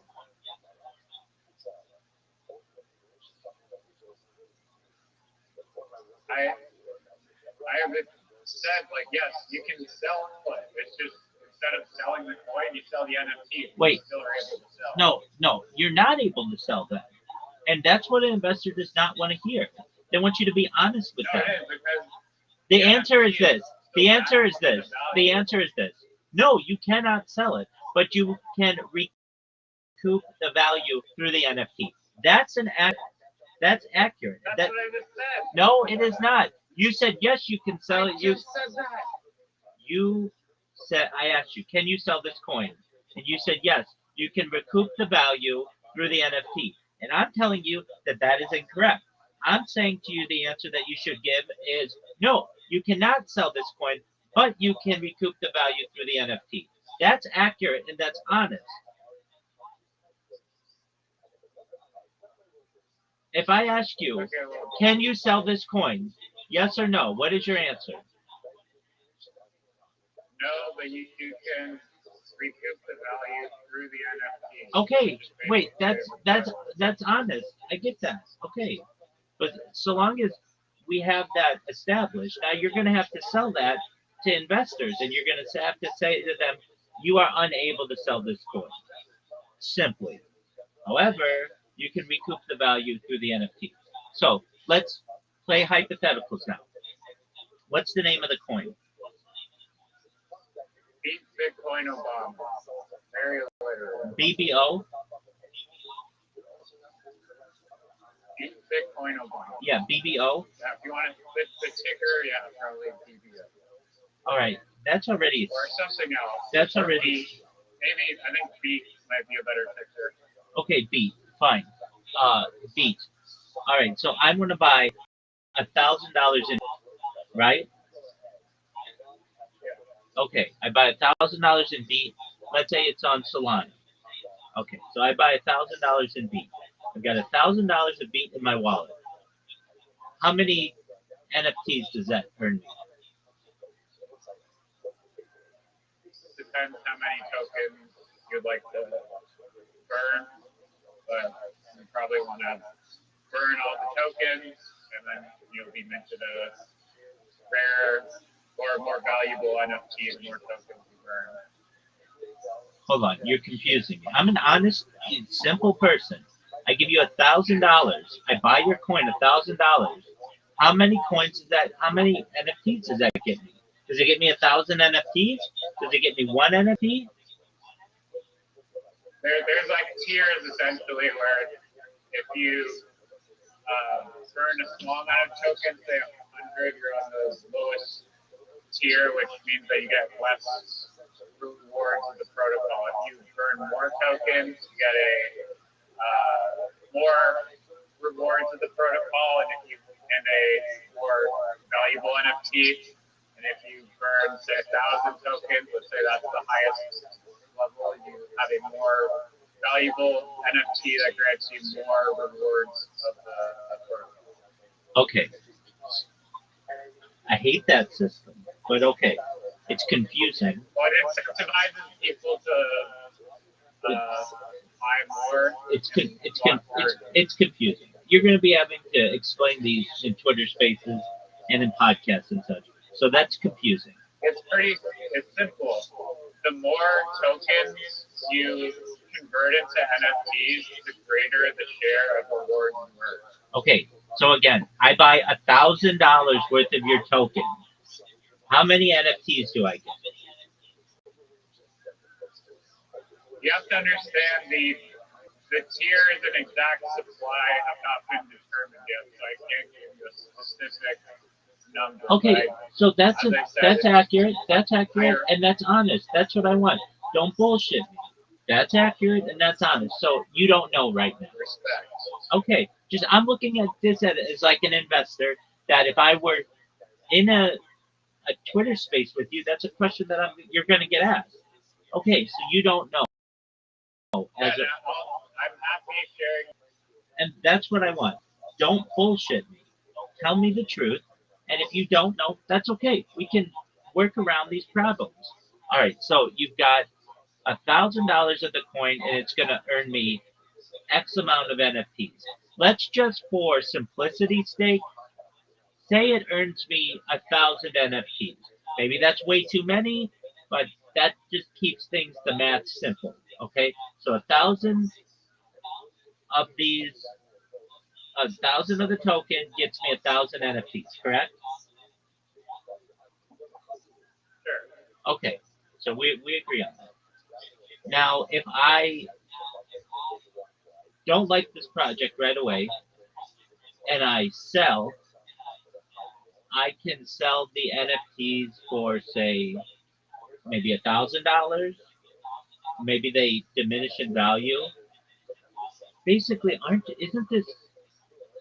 you basically doing this? Like, and I don't know, maybe I don't know exactly what you've got, but basically you're saying instead of buying our NFT with Ethereum, you have to first buy it with our cryptocurrency, which then you convert into our NFT. That's essentially what you're saying. Yeah. Okay. All right. So why are you making it more complicated? Why wouldn't you just launch it? So this is really an NFT project.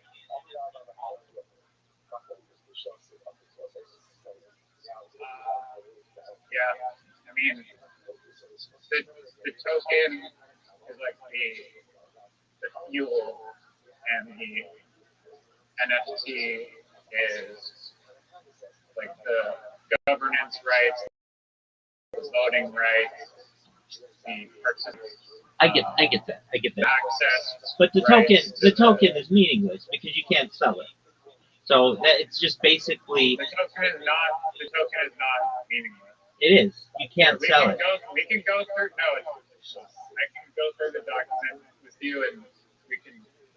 Let's just do that, and then. Ain't nobody got time for that, big dog. Ain't nobody got time for that. What they do have time for it's incredibly long, dude. I couldn't even copy it all and put it into ChatGPT without breaking it up. So that's too long. Okay, well. All it is itself is AI. So let's talk this out. Basically, the ticker feet is a vector.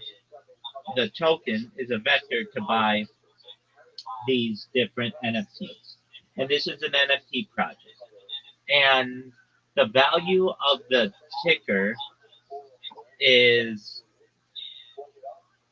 incumbent on the price of the NFT. Is that not correct? No, the NFTs can fluctuate, and the speculation lives on the NFTs, but the reserve value in the token can only go up. Okay, so the reserve value can only go up. All right, so let's say I give you $1,000.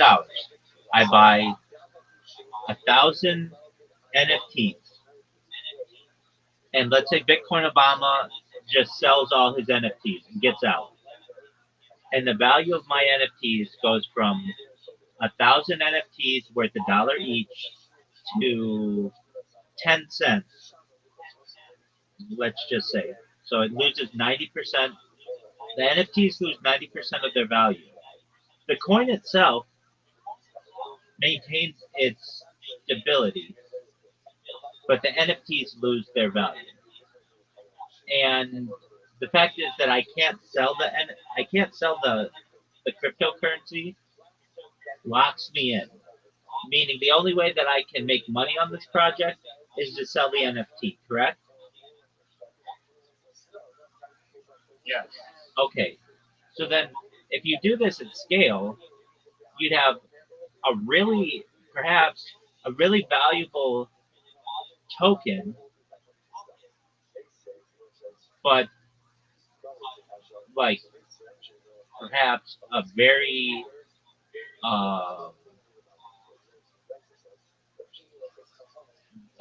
an NFT that lacks value. Well, there's greater factors than that because of the network value itself. Ideally, like I said, the core component of different creators worldwide competing for the treasury interest. Like, part of the reason why it's a good thing to have that token that has the stable reserve value, that reserve is just a huge interest generating machine that helps fund prizes for the competitors that are going against each other during the challenges. Okay. I don't want to complicate things or challenges yet. That's just another aspect of it. I get that. All right. So you're going to have, at a certain point, a ticker that's very, very expensive because it never goes down in value, right?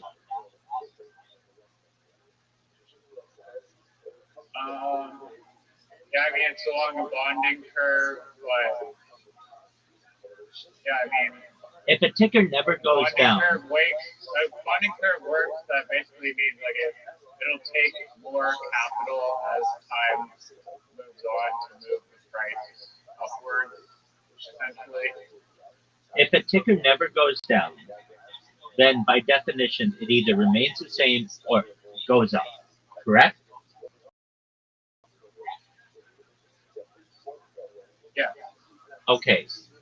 The only way that the value of the ticker will go down is through whatever tax system you have or the interest or whatever, the payouts or whatever. That's the only way that the fund is going to diminish, right? Yeah. Okay. So at a certain point, let's say you get 1,000 people who give $1,000, total $1 million market cap to buy one token. And then for the next person to get in, they have to give $1 million,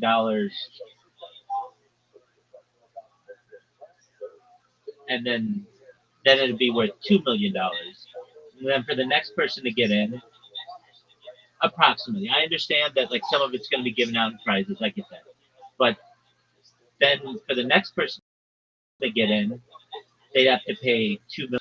So then it's going to be worth $4 million. And for the next person, just one individual person to get in to get an entire token, it'll then be worth $8 million, and then 16 and 32 and 64, 120, etc. Okay, but they can't sell that coin, so the only thing that they're getting out of it is some NFT, which hasn't yet proven itself. The NFT market is on the ropes. I'm not saying it's dead; it'll come back, but it's not. This, as I look at it, is really just an NFT project. It's the coin is a vector to buy the NFTs or to transfer the NFTs. But the fact that you can't sell the coin Okay. makes it an unattractive investment for a lot of Here. And I think because it's new to me, I can't just come up with answers on the fly, but I propose that we just take a break, like just slow it down. I'll go through all this AI shit. It'll take 5 minutes, and then after listening to this, I've listened to probably 4 million of your Chat GPT lecture, like response reading, so you can listen to one of mine. It'll take 5 minutes, and then we can talk about it. All right. With that being said, they are responses to questions that you have. I don't come to you with questions and like, hey, how does this work? So many times you'll come to me with a question. We'll have to look something up. I admit that. I'll give you 5 minutes. I'll even give you a little bit more. I won't have a hard time on it. You won't get the cat. You won't get the bear. But before we do that, I want to know. I think that this all rests on how many you're going to have. And I understand you don't have that number. But basically, can't quantify what the value of this project is even. But okay, with that being said, I'm going to get my timer and I'm going to give you 5 minutes. If you need a little more, I understand, but I'm not going to give you 8 minutes. You've got to get this down to 5 minutes, and as best you can, we can talk about it for an hour if you need. But all right, so go. Okay, so we've shifted from can I force the price up to can I remove the sell vector and redirect value into a different axis. That's much more structurally sound. Let's break it down. The core idea is that the token cannot be sold. The token can only be used, burned, or locked. Using the token mints NFTs. The NFTs are tradable, and the NFTs capture speculative upside. So the token becomes a non-redeemable productive asset that avoids the sell pressure that drains the reserves. Why this avoids a mathematical trap? People can exit, or people can't exit and extract the reserves because there's no sell function exists. So there's no downward bonding curve movement, and supply moves in one direction. It's either minted, burned, or locked. Token mechanics.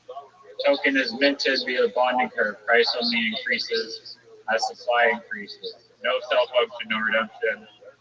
The token is pure access and crafting asset. The NFT minting. Burning tokens mints the NFT. Example, you burn 100 tokens, get a common NFT. You burn 500, you get a rare. And you burn 2,000, you get a legendary NFT. Burning reduces the supply. If the bonding curve is upward sloping, then the supply goes down, and the theoretical curve price remains higher, increases. This creates scarcity pressure. Every token that was originally meant to be a bonding curve, the reserve pool grows as the tokens mint. Since tokens can't be redeemed, the reserve never shrinks. That means that the floor backing per token increases over time as NFTs burn supply. Backing per token equals the reserve divided by the circulating supply. If supply decreases via burns, backing per token increases.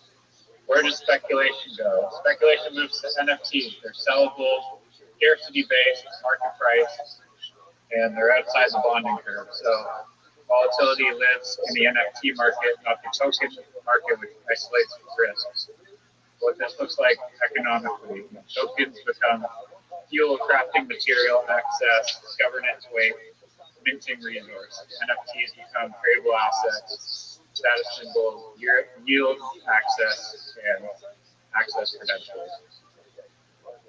You can design NFTs that share protocol revenue, provide staking boost, unlock future drops, represent narrative status. What you've built here, not a currency but a closed economic loop, If NFT demand collapses, token demand collapses because token has no sell exit, only mint utility. So token price stagnates, but it doesn't collapse via panic selling because selling is impossible.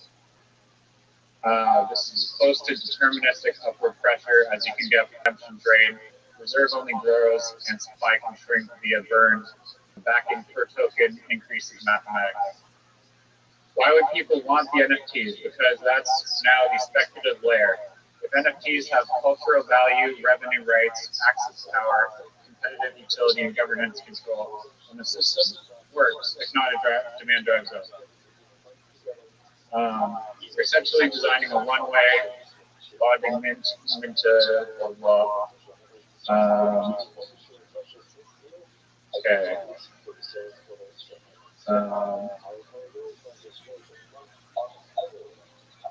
Okay, the token role. If tokens cannot be sold, you must justify its existence through utility, fuel. Token as fuel means it's consumed to power protocol actions. Minting NFTs requires burning tokens, entering competitions cost tokens, upgrading NFT cost tokens, accessing special draft cost tokens. Typically, fuel creates continuous demand because actions require consumption. Economically, if token is burned during use, supply decreases, treasury remains, backing per remaining token increases.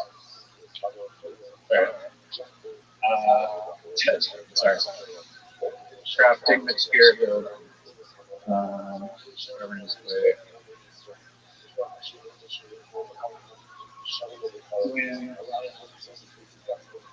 Sorry, the time constraint is messing up my brain. You okay? Take your time. Go ahead.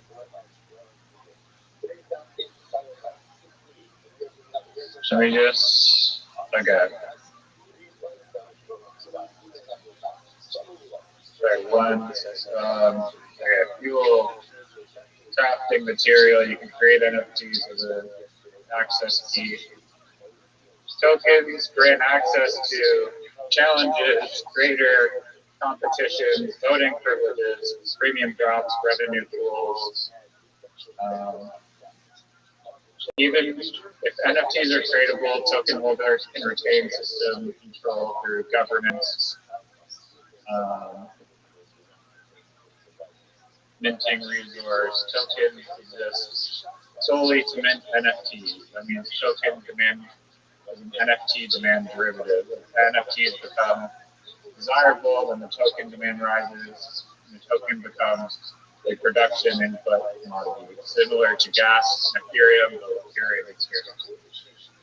The NFT value layer. Let's explain how NFTs retain value if tokens go to zero.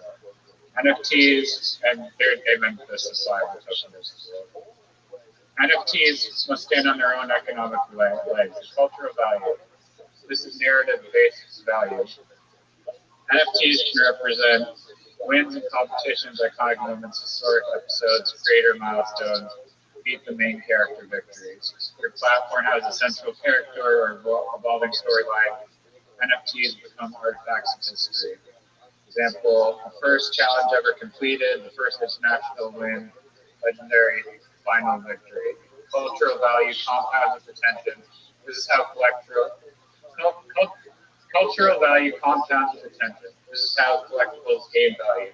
Without culture, NFTs are just JPEGs. With narrative and continuity, they become symbolic status objects. Revenue rights. NFTs can entitle holders to a percentage of platform revenue, ad revenue splits, challenge entry fees, creator sponsorship payouts, treasury yield distribution. Example, each NFT earns 0.1% of the weekly revenue.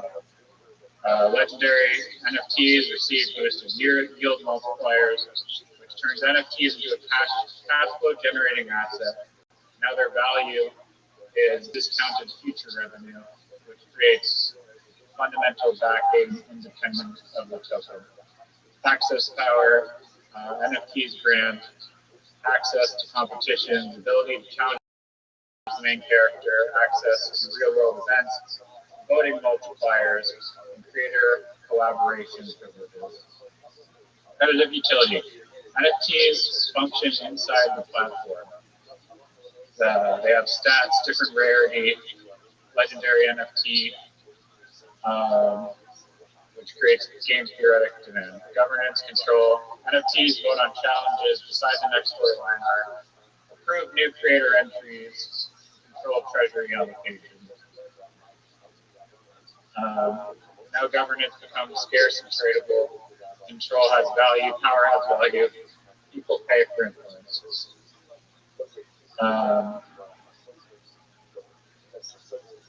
The token is non-redeemable, mint fuel. Bonding curve creates treasury. Burning reduces supply.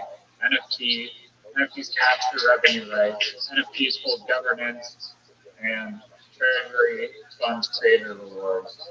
This creates entries that go to burn, that goes to competitions, which turn, which goes to trade, pump them up.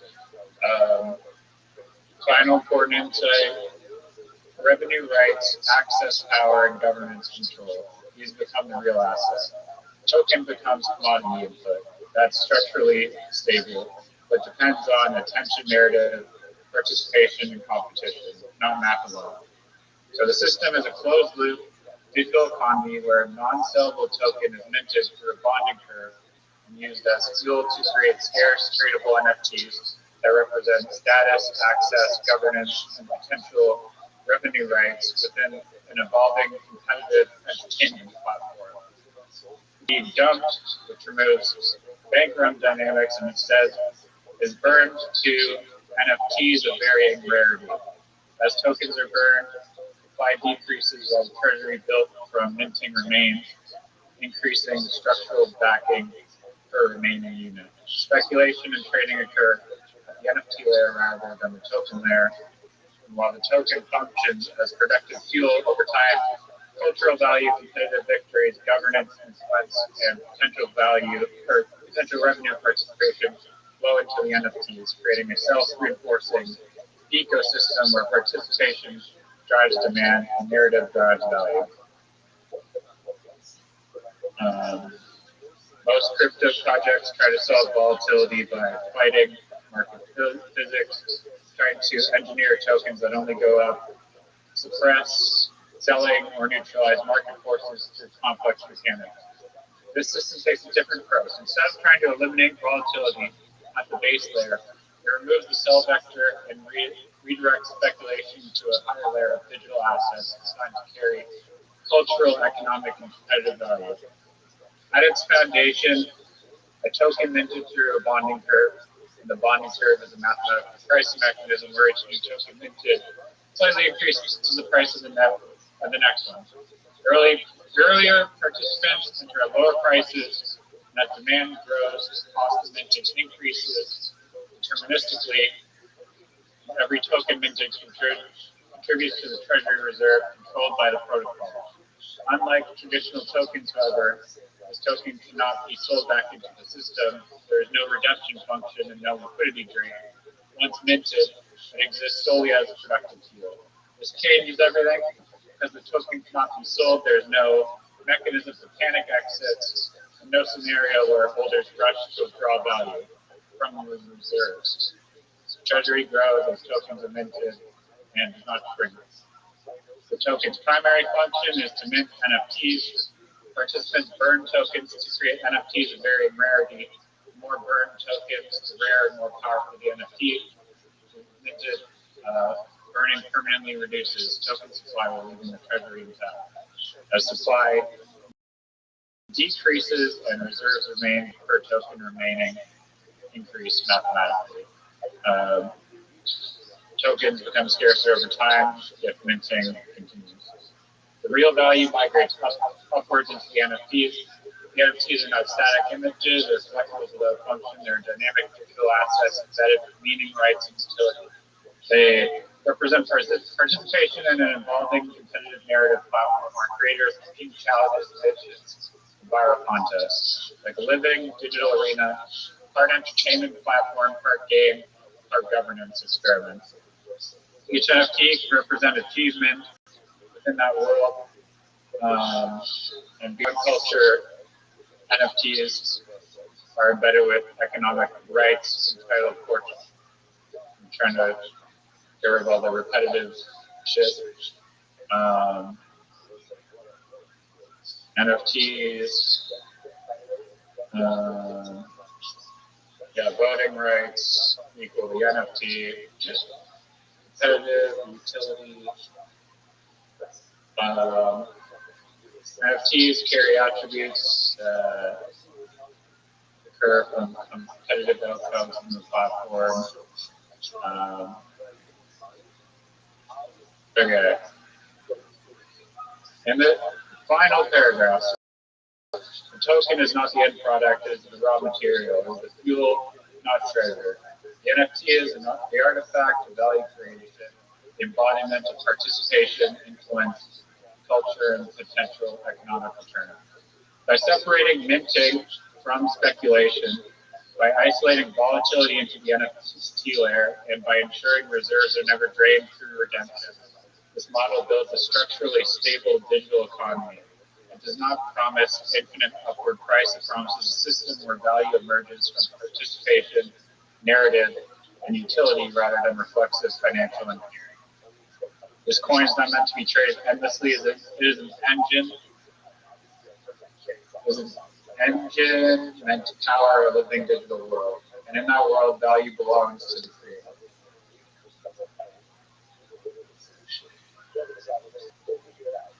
The end. Nixon, please summarize it in 1 minute. Go.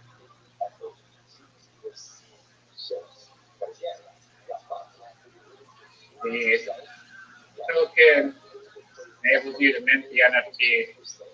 The NFT gives you voting rights, governance rights, and access to platform revenue. As different creators worldwide compete for the treasury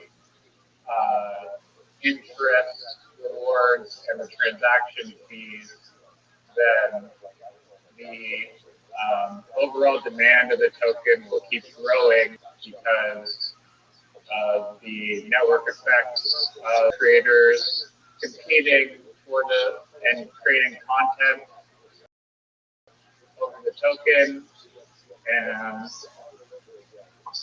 that's what drives the thing that's driving the value is hinging upon the creators that are competing over the fees, essentially. Okay. How is this not a project? I'm not saying it isn't. Okay. At all. Okay. It is an NFT project. Okay. So how is this? It's not a crypto project, it's an NFT project, right? I mean, because the NFT is backed by cryptocurrency, I think by association, a cryptocurrency. Okay, but cryptocurrency is just based. I mean, people are depositing legitimate value into the cryptocurrency. They exchange 1 Ethereum, they get the token. They then take that token and they mint an NFT, which gives them voting rights and percentage of platform fees.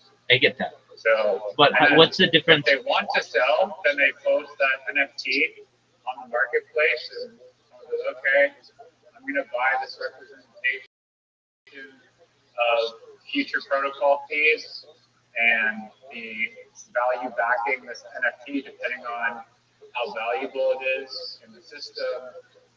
And, okay, that raises a question. That raises a question for me. How do you buy the NFT? Yeah, so you can either buy it on the open market of other people selling their NFTs, or you can deposit value and mint the token, and then mint the token and then exchange it for an NFT. Okay, so why would I buy ticker beat, why wouldn't I just buy these NFTs on the open market? That's a good question. I think probably is like I'm assuming it's going to be like there's just like an arbitrage opportunity essentially, and they'll basically be trading at more or less the same value because of the arbitrage. So then why would I lock my money up in a token that I can't sell when I could just buy the exact same NFTs on OpenSea? I mean, those NFTs, regardless if you buy the token, you still, like if you buy the token, you mint the NFT. You buy the NFT, you own the NFT. You can sell the NFT no matter if you buy the token or not. Okay, that's right. So then why would you ever buy this token when you can just buy the NFTs? It might be cheaper because you're interacting directly with the contract bonding curve, and chances are it will be the exact same price. I mean, yeah, more or less, yeah. So there's no reason as an investor to buy the coin, just buy the NFTs. They're the same price. Now you did say something that I didn't hear you say just now, but you said that there may be voting rights and some other things, and you could always say that if you buy your NFTs off the open market, then you don't get voting rights. The way to get voting rights is to buy this token that you can't sell. But I didn't hear you say that. But that's the way that I would go if you're going to go this route. I'm not sure the most optimal architecture, but I think the AI will be able to tell me why you want to buy it through the contract or on the open market. I just have not posed that question. Okay, that's fine. Without doing that for right now, why? So what you really have here is just an NFT project that's based around Bitcoin Obama doing challenges against other influencers, right? Basically, in one sentence. In one sentence, that's what it is.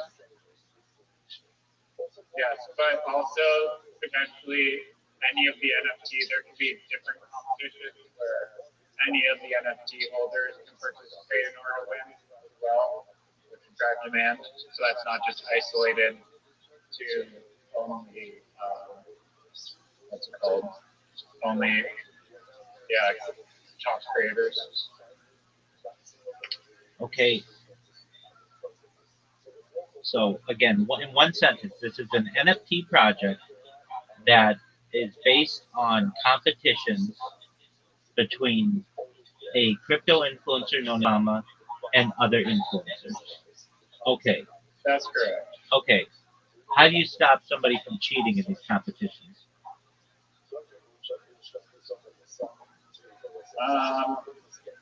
I mean, it's like I said, the core thing that's stopping it from being rigged is that we need honest actors who are voting within the token. There's nothing really incentivizing. Wait, and you literally chose the most dishonest actor in all of cryptocurrency, or one of them. I mean, I don't think selling just makes you dishonest. No, you're right. You're right. But lying does.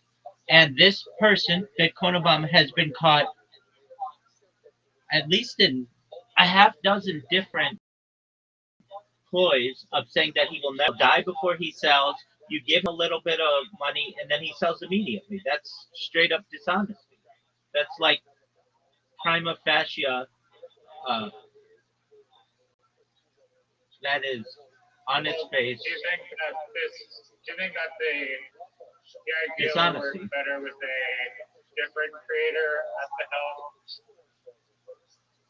And I think you're going to say 100%.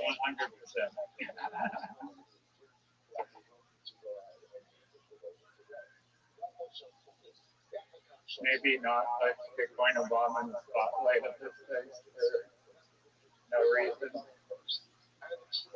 Yeah, I mean, I think Bitcoin Obama is literally like the last person I would choose. I think the thing that makes him good is that he does do this like he's like not afraid to do like outlandish content and just go for it. So Yeah, but at the end of the day, you know that he is dishonest. It would be like choosing a dishonest person for your, and I misspoke, prima facie. Uh, I would say that choosing Bitcoin Obama basically shits in your punch bowl. Like you create this big bowl of punch, and then you say, hey, whose name are we going to put on it? Bitcoin Obama. And it just gives people the wrong maybe this could be a stepping stone for Bitcoin Obama to prove to everyone that he's not going to run because there's something bigger and a purpose bigger for him to fight for.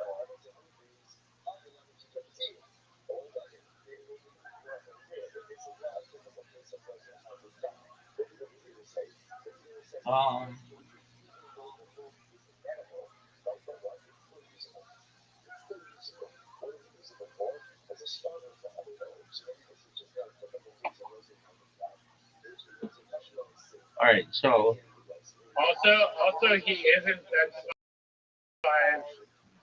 to compete for the transaction fees, and it's like an opportunity for him to essentially go into like a boxing ring against all these different creators and compete for the prize. So I think people enjoy, at least in the Harry Potter community, of watching Bitcoin Obama do crazy stuff. I think that's why he's the mascot of Harry Potter Obama. You're probably gonna say you're the mascot. No, I don't definition you want to. No, I'm definitely the mascot. There's no doubt about that. I know you want that. Wait. It's not that I want it. It's just he doesn't do as much with the coin as I do. Yes, he's done some things, but he doesn't live stream his life in their Discord or in their Telegram. He's not in there right now. He hasn't been wearing. He doesn't wear their merch. He doesn't wear their merch every single day of his life for the last 3 years, essentially. Like there are just. But I understand he is a mascot for the coin. No one knows who he is. So he's a figure. I mean, everyone knows who he is. Yeah, right. But that's like 30 active. On the internet, he has a decent 30 active users. What I'm saying is that this is just like any other NFT project, but it has a competition aspect to it. And well, that makes it like no NFT project. There's no NFT project that's leveraging internet creators duking it out. I think that's why it makes it interesting. I mean, you say duking it out. Is somebody going to fly to Nigeria and get in a fist fight with Bitcoin Obama?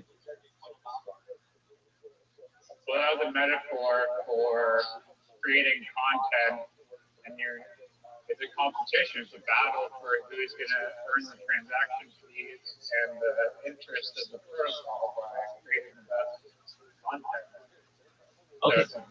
Okay. Barring, but through video creation. Okay, I get that. So the competition will be what? Based on who gets the most amount of likes? Yeah. Okay, so then what stops somebody from just botting their post and then winning the transaction fee?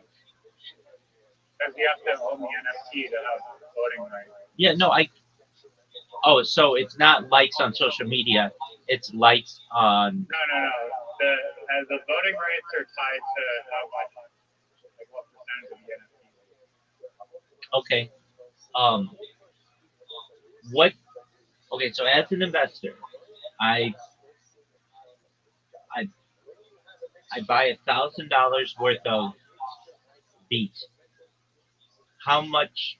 How many voting rights does that give me? How much voting rights does that give me?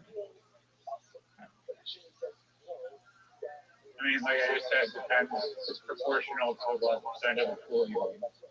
Okay, so at the beginning, let's say you put in $1,000 and I put in $1,000. Then Yeah, we both have leave them. we both have Yeah, leave them. we both have 50% voting rights, right? Okay, and then let's say we give Bitcoin Obama $1,000, and so he gets it's I have 33%, you have 33%, he has 33%, and then Bitcoin Obama can't have voting rights. That's just too biased, basically. okay, I think that's unfair to him, but that's all right. Why is it unfair? Because he's an owner of the coin that you can't sell. It markets itself. Yeah, but it's a limit. It's biased because obviously he's going to vote for himself. Exactly. That's fine. Let him vote. I mean, that's going to skew it. You want a Democratic. Okay. So just as a person, okay, I'm in for $1,000. You're in for $1,000, and we get another 8 people in. So there are 10 of us in for $1,000, and it's a competition between Bitcoin Obama and and more light to see who can drink in 1 minute. In a funnier. That can be dangerous a little bit. Okay, yeah, okay, whatever. You're not gonna drown yourself with 1 minute of water. You could though. Okay, but whatever. Okay, who can make the funniest? Who can do the most jumping jacks in 1 minute or whatever? And then we're just gonna vote. It's most push-ups, whatever. Okay, well let's say more like does 50 push-ups and Bitcoin Obama does 3 push-ups. Doesn't More Light automatically win? Yeah. So then what is my voting right for? Because the competition doesn't necessarily have to be like a binary outcome like that. It can be create the funniest video and then it's subjective and goes to judges. Okay, so then there's that. Okay, so then there's that. So then we have a video. Okay, you have 10 seconds to make the person laugh as hard as they can. More Light does a video for 10 seconds. Bitcoin Obama does a video for 10 seconds. And then we vote on it. What value does that create? Entertainment. I mean, but you can get that rivalry. And like I said, it's create your own story, so the community is voting on the ideas they want to see. They can make it as crazy as they want, and some budget attached as matures to funding these contests, eventually to the point where maybe there's an IRL meetup and they're literally doing a boxing match. Who knows?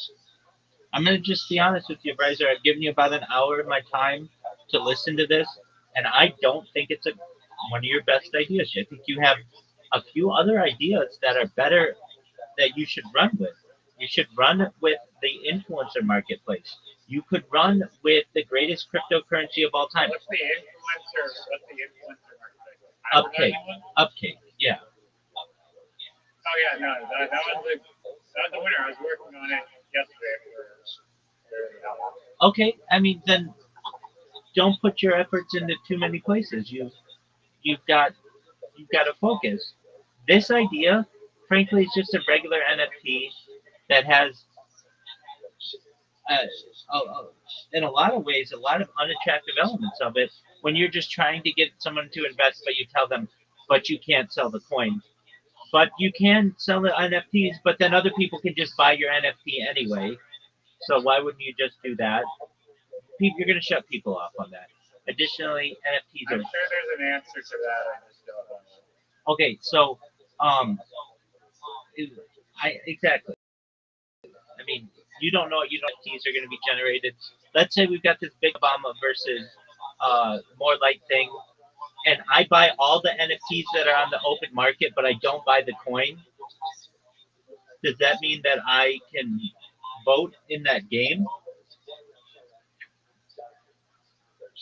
I mean, it's going to probably require a decent amount of capital that it's on a curve. So. Okay, I've got a decent amount of capital. Okay.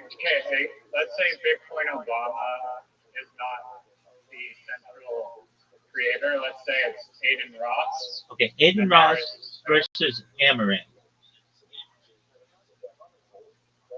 I don't know who the second person is, but sure. Okay, she's like a huge gamer. She's a huge gamer girl. Aiden Ross versus Mr. Beast. Sure. Okay. Fine. What's stopping one person from coming in and buying all the NFTs on the open market and having more voting rights than anybody else? And then they just choose the winner. I mean, that'll probably be insanely expensive. But possible. Yeah. But possible. I mean, potentially there's a way to, like, if it actually got that skewed, you can open it up to community voting. And well, wait. Then you just liquidate all of the incentive to buy this coin that you can't sell. Yeah, it may not be weighted as much or something, but I don't think. I mean, that is a risk, obviously, just like there's a risk of Bitcoin getting a 51% tax. It's just how do you ensure that doesn't happen? There's no guarantee necessarily that the miners don't collude and skew it.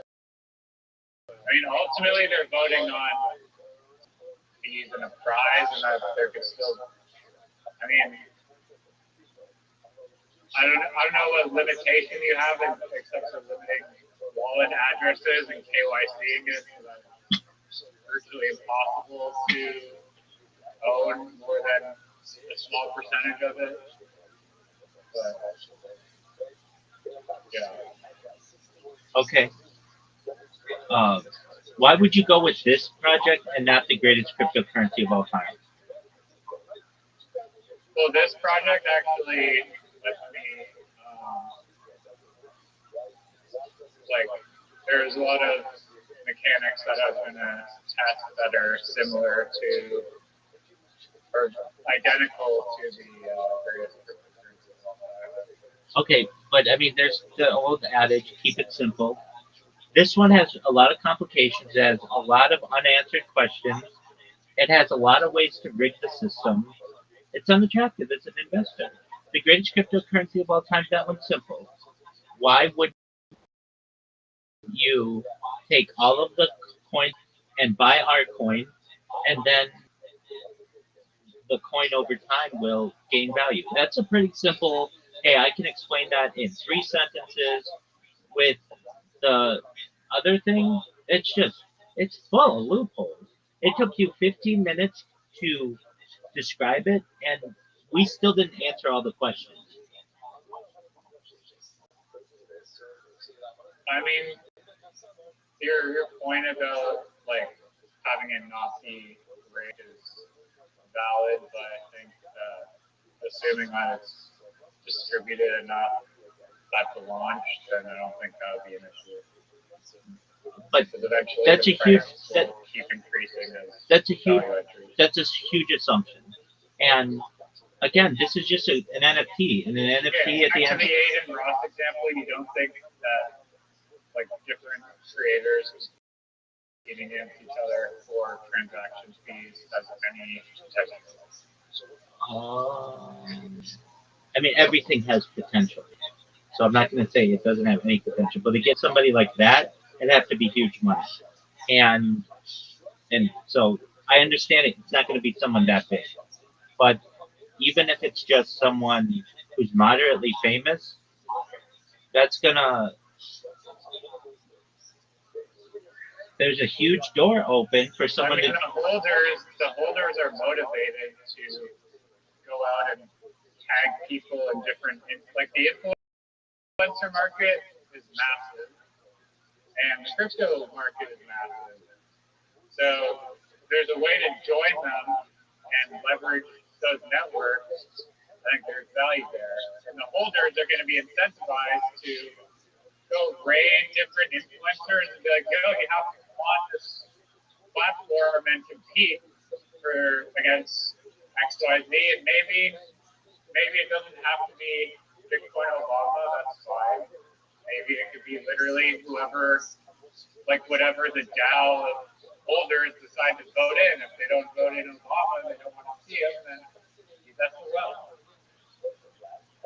But I think that there's no current cryptocurrency project that is leveraging different creators battling over transaction fees, and like the podcast. You don't know that. You don't know that. So let's like before you say that. Before that.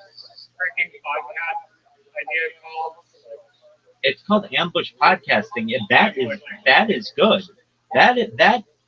That is a watertight system. If you did that, you will become a very famous podcaster. Now, you said something. Okay, you're a smart guy. I'm sure that based on what I just said, the creators competing against each other for transaction fees, I can see how that would be valuable and entertaining. That's just TikTok. That's just Instagram. People do that all the time. No, they don't have a reward mechanism there to actually incentivize. Oh, yes, they do. They get monetized on TikTok. They get monetized on YouTube. They're monetized on Instagram. The more views that they get, the higher they get paid. The more they get paid, the higher their revenue. Well, this doesn't like the content here is still published on those mediums. It's just an added revenue. Okay, but let's go back and let's see if this is because you're saying that nobody's done this, and I'm saying we don't know. So here we go. With the cryptocurrency? Yo, dog, is there a cryptocurrency out there that, or an NFT project that basically poses creators against each other, and then the winner gets the transaction fees? Is there anything similar to this?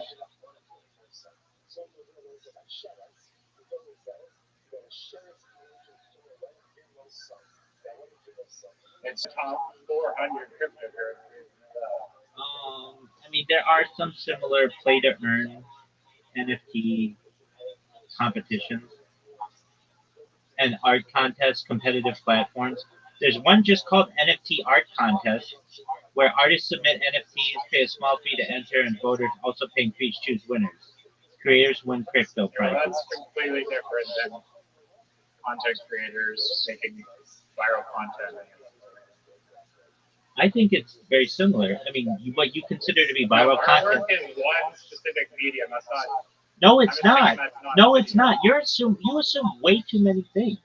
And as the adage goes. Well, you said artwork, so what does that mean? I didn't say artwork. I didn't say artwork. I said art contest. And anybody's post is art. Okay, well, you wouldn't describe content as art. So that's I do. Way too specific. I do. No one would literally describe it. I think a lot of people would. To be honest with you, I have had people do that. The only time I ever posted a video of me singing in the shower, in the Harry Potter Obama Sonic 10 Enu Telegram, the only person who saw it said, "This is art," and that's how I would describe it as well. I agree, it is art. Okay, well, I'm sure if you go to that, we can go to that platform and see what their definition of art is. Art is the definition of art is anything that someone go to the platform and see what they're actually. Are they talking about content or any video content? Or are they talking about raw doodles? All of that is art. If you consider it to be art, that's art. Okay, well, you're avoiding the question because clearly there's not the thing that I'm describing. Okay.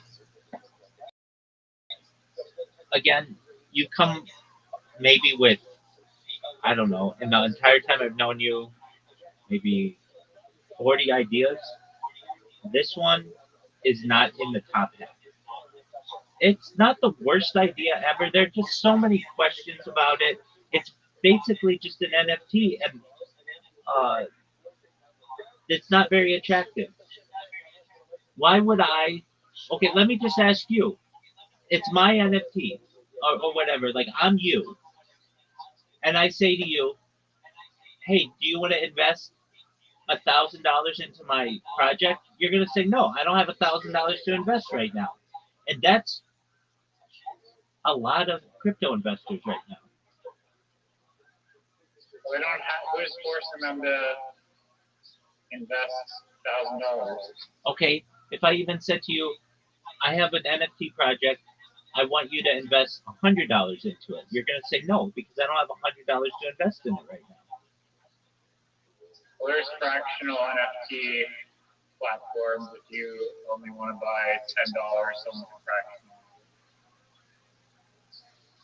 They're visible. Okay, when's the last time you bought an NFT?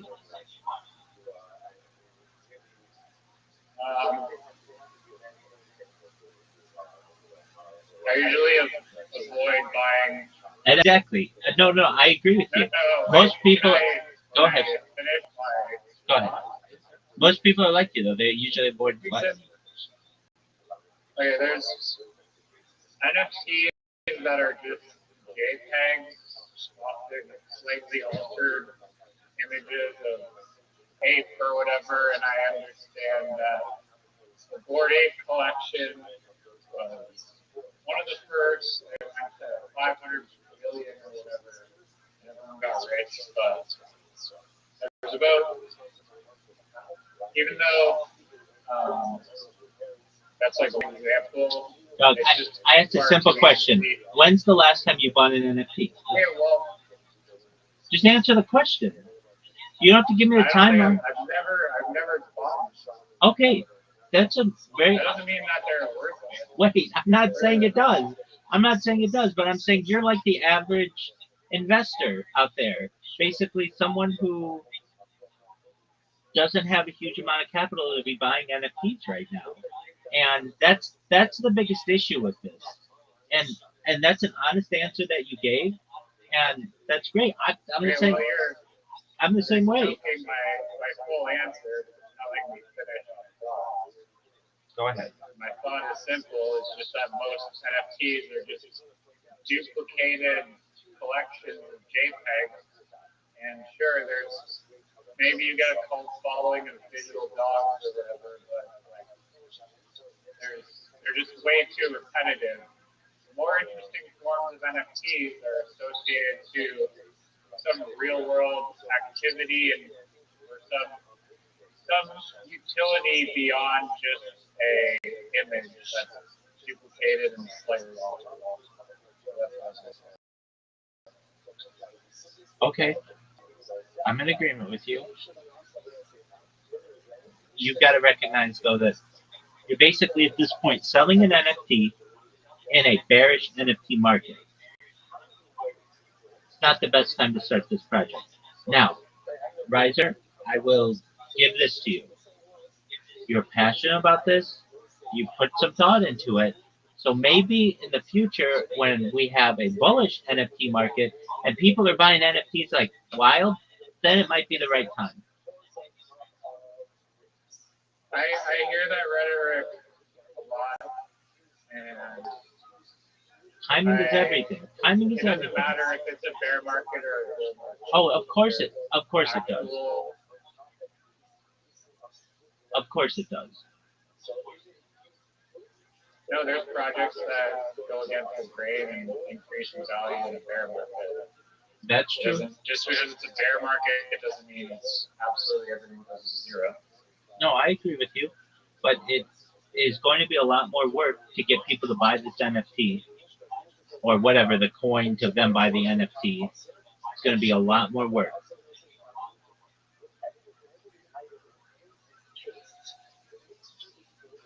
You already have I winning. mean, yeah, swimming upstream a little bit for sure.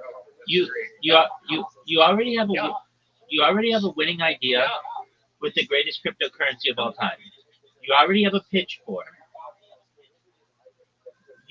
And one of the most brave things I've ever heard you say, and honest things I've ever heard anyone say in my entire life, and I mean this in a complimentary sense, is one time I said to you not too long ago that I'm like, you love to start projects, but you're not good at finishing them. And you're like, that's right. Like, but this one I'm going to finish. And for you to have that kind of honesty and knowledge about yourself is incredibly deep. And if I were to say to you, oh, Riser, this is the best project I've ever heard about, like I did with the greatest cryptocurrency of all time, and we worked on a pitch, and you started to actually promote that one, and then it's gone. And then it's like, oh well, there's no launch date for it, and then you moved on, and it's like, look, I'm telling you, if you were to pitch this to two different groups of people, you say, look, there's one coin where we basically use the collective power of all the rug pulls and combine those into one coin. That's the greatest cryptocurrency of all time. Versus, hey, this is an NFT project where we are going to have a competition, and the way that you choose a winner of the competition is by voting, and you can't sell the token. The former idea is much stronger. It's easier to understand, and at the end of the day, it's about making money. And the first one that gives me an avenue to make money. The second one is about entertainment, and the entertainment value is low. And at the end of the day, I think the entertainment value. because if I'm watching Bitcoin Obama do push-ups against more light, both of those are pretty lame to me. And okay, I agree. I mean, ideally, there's more creative challenges and tasks. I agree, but even like that's just not attractive to me. Like, what is an attractive competition to me? The Olympics, and even those, barely anybody watches. At least the Winter Olympics. I mean, I know globally it can have a different effect, but people are busy, and like so, like I'm not saying that this idea. The only thing that made this appealing to me is the leveraging the networks of creators. And that's like the podcast, the ambushing podcast, what gives it the explosive growth for this podcast in general is leveraging creators' networks, and this is an avenue to do just that. That's the only reason why I think it's worth more than nothing. Okay, let me ask you this.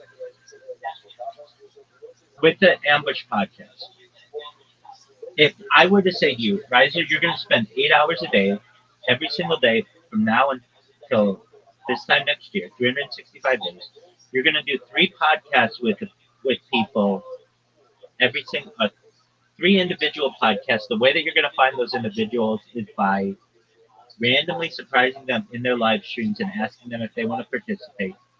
Not everybody's going to want to do it, but a lot, like more than 50% will. That way, I feel like you're leveraging a huge audience, huge audiences, and that has stability. Basically, people will listen and watch your old episodes. Like you've said, you've used the phrase, it's evergreen, and I agree with that. If you were to want to make money at the end of 1 year, you're going to be able to get some sponsorships with that, and people are going to want to be on your podcast. There's going to be some demand for it. So that's that. I can see the same sponsorship avenue assuming there's large enough creators that's like, okay, there's going to be if there's enough eyes on that are watching the content, then there's going to be. If you put in the same way, if you put 8 hours for the next 365 days, the the competition NFT, you will run out of people to pitch this to. You pitch it to everybody on Twitter. Everybody will know about it. Okay. Like, where else are you going to pitch it? At least with ambush podcasting, you can always go into a new person's stream and ask them if they want to participate in this. If they choose no, that's fine. But if they choose yes, then you're going to get an hour of content or more or less, whatever, and you're going to be able to leverage their audience into your network. I disagree wholeheartedly. There's a shit ton of influencers and creators out there that would do it. There's no shortage of people that are creating content in this day and age. Exactly, and that's what I'm saying. You interview them. You're more limited into your stream situation where you're targeting specifically people that are live, where this is opening it to, you don't have to be live, you're going to get 10,000 people or whatever that comment on they could comment on your live stream, or they could comment on your recent social media posts and be like, oh, you have to join Beat Bitcoin Obama. We've got a competition that is going to be very entertaining, and you can have a chance to win $5,000 or something. Okay. It's very simple. At the end of the day, to me, it's about the data. Data is Earth's #1 resource, and you're creating a lot more data if you did 1,000 podcasts in the next year versus one or two big posts of different creators. Like, I mean, the podcast market is very saturated in this day and age. Wait, but that's true. But nobody's doing this. This is something that's unique. Everybody's podcast is, hey, let's sit down and let's talk about something at a given time. This one's a surprise. The element of surprise is the exciting part of it. I mean, it's interesting. I'm glad that we can have these conversations and respectfully disagree, because we all have our own reasonings and processes behind things. And I don't know, in this particular instance, you believe that ambush podcasting has more potential. In my instance, I'm saying I think that the ability to have the community lead what viral content they want to see, and have the community lead what influencers they want to see competing for a prize pool. I don't know. I think there's at least equally as the amount of potential there, especially for viral content, because you're not just asking streamers the same 30 questions or whatever. It's like every single thing has potential to have more viral capability. And again, as the network scales, the amount of content, ideas, quality, and funding increases, which snowball effects into perpetuating more likelihood at going viral. Okay, let's take a podcast like the Joe Rogan Experience, which has become perhaps the first billion-dollar podcast. That's the market that I think ambush podcasting has. It's a billion-dollar idea. Upcake is it needs an extremely entertaining creator. No one's going to watch this for more than 10 seconds if they're not. He's really not that entertaining. He's pretty boring, and people don't think he's funny. He's just consistent. The reason why he has been able to build that podcast into a billion-dollar entity is because he's consistent. He puts out 3 of them every single week. I don't care if it's a holiday week. I don't care if he's sick. He's got some backlog one. That is why he is. The content itself, he's pulling in entertaining guests that people want to listen to, even if he's not the entertainment himself. He's still producing extremely gravitational content. His consistency is the thing that makes that. 60 Minutes puts out interesting content, but it doesn't put out as much. I mean, but it's very consistent as well. I think the key to his success is his consistency. The same I would say is Kill Tony. It's not that he gets the funniest first people on there or that he's hilarious or that Red Band's hilarious. It's the fact that every month. You have the most consistency out of any person on earth, practically. That's true. Stream of consistency. Wait, that's true. And in the same way that nobody knew about Kill Tony in their first 8 years and it didn't grow that much, that's the same with mine. But when people find out about mine and they can go to my backlog, it's the biggest event in global history. Just like Kill Tony has become the largest live podcast in global history, and just like the Joe Rogan Experience has become the largest podcast in global history. It takes time. But once people find out about it, consistency isn't exclusive to Amber. Be Bitcoin Obama. Be consistent. Okay. I mean, we shouldn't even be comparing these. They're separate ideas. I think Beat Bitcoin Obama is $1 million idea. If it were done perfectly, I still think it's too easy to rig. Ambush podcasting is its own industry. That's $1 billion idea. And Upcake is $1 trillion idea. So that's kind of the separation here. But, $1 million idea is not a bad idea. But let me ask you this. I don't think that the value of multiplied influencer networks is the chunk changing $1 million. Look, even the biggest NFT ever is not worth $1 billion today. I think no. I mean, crypto bonds and Bored Apes are the lead Bored Ape that like Bored Ape was $200 million, and there's like thousands of them. Okay, well look. Because that's just basically celebrities like gatekeeping the whole like speculative market. Okay, so arguably, maybe it's about a $2 billion. I'm not, and that's not chump change. That's serious. But that's the biggest one in history.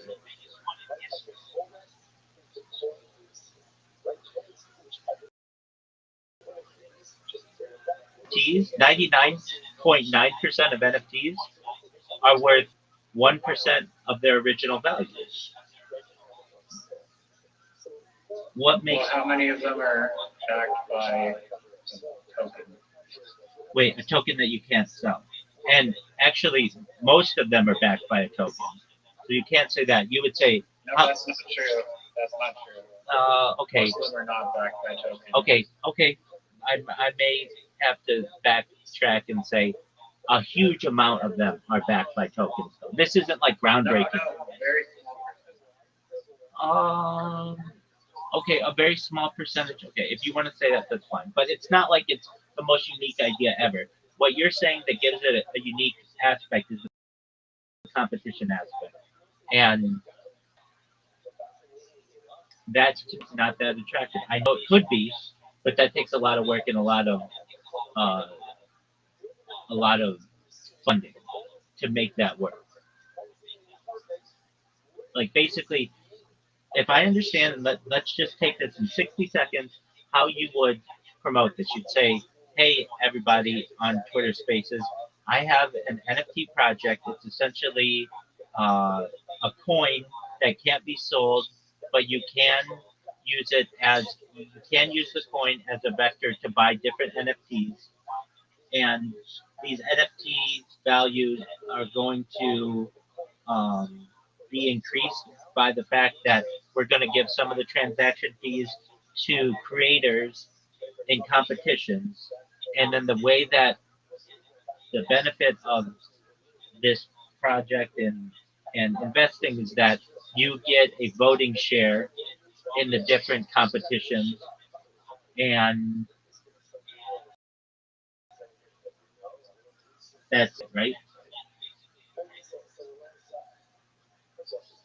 Yeah, the NFTs give you voting rights, transaction fees. Yeah. Okay, but then we still didn't hash out what? Why can't I just buy the NFT?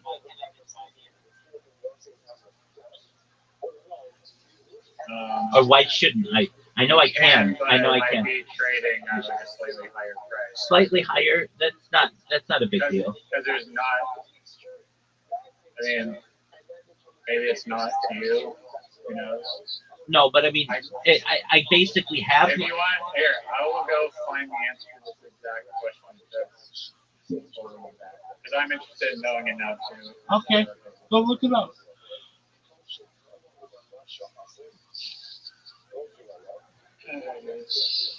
You go to ChatGPT and you ask it, hey, I've got an NFT that has its value based on a cryptocurrency that you can't sell. Purchasing the cryptocurrency gives you voting rights. What incentive do I have to an investor to buy the cryptocurrency if they could just buy the NFT on the open market? The answer to that is the voting rights part. No, but you need the voting rights transfer. There's not going to be any voting allowed if everyone sells. Oh, well, if the voting rights are transferable, then there's no reason to buy the cryptocurrency.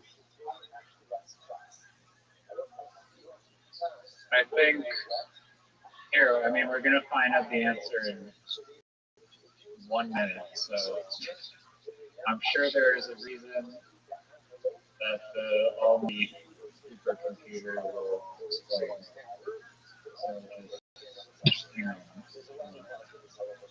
And regarding your other claims, like I just think it's an interesting social experiment. It's not a huge time investment, even though you may think that it is, in my opinion, not a huge time investment at all. It's just a coin in the wishing well, and it could take off. So there's more upside to it than downside to it, in my personal opinion.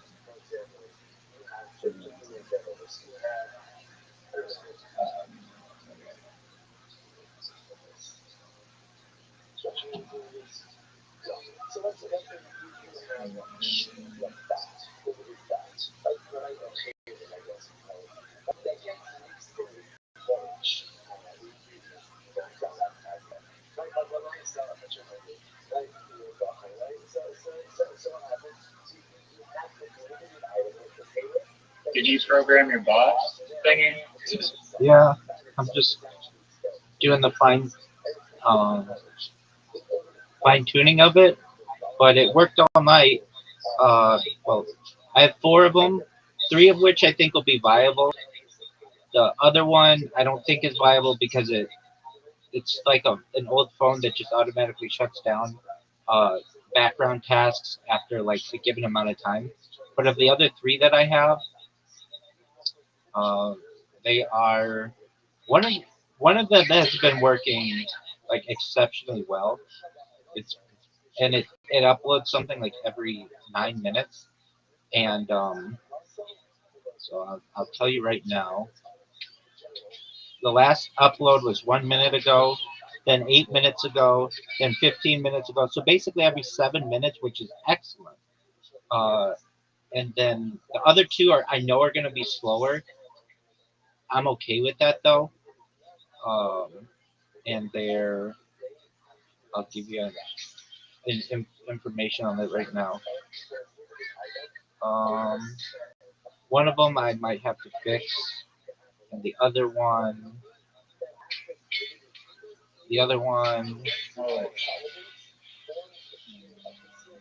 one's still working. So two out of 3 of them are working. One of them is working extremely well.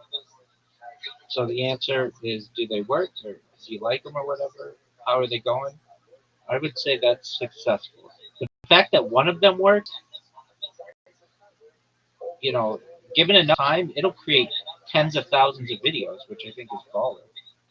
Now you may say, what value does that bring? I could care less about the value. It's the fact that it's the art.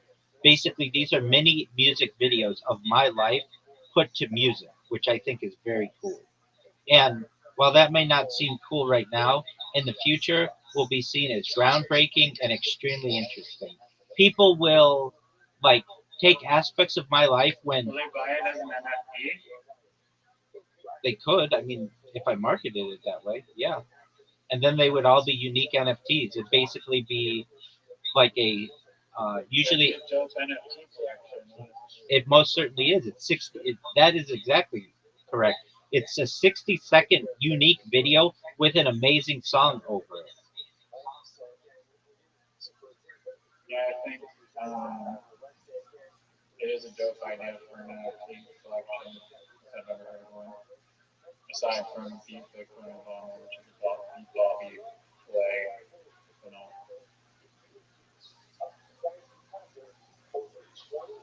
Okay, mechanically, yes. A non-redeemable bonding mint plus current mint NFT with removes bank run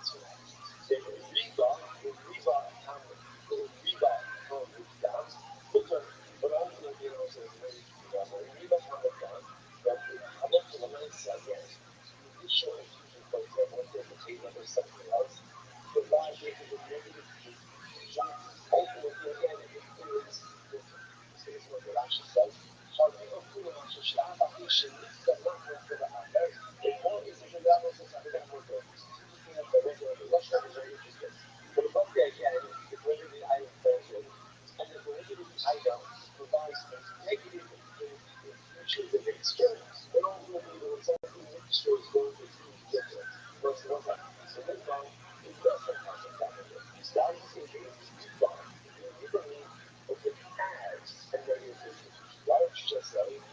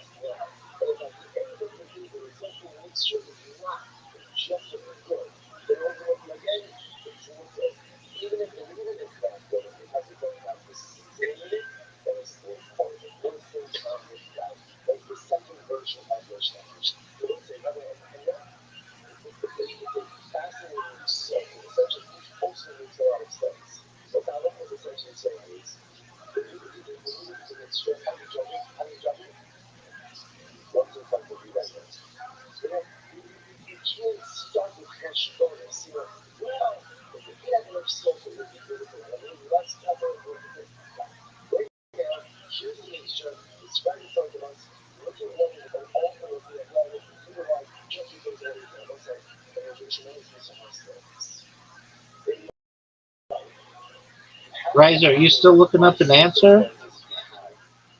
Yeah, do you want to get pwned with your question in front of millions of future viewers about what garbage of a question it was? Probably the worst sucky question in the history of garbage questions we've ever heard. I mean, if it was so garbage, why did you have to look it up?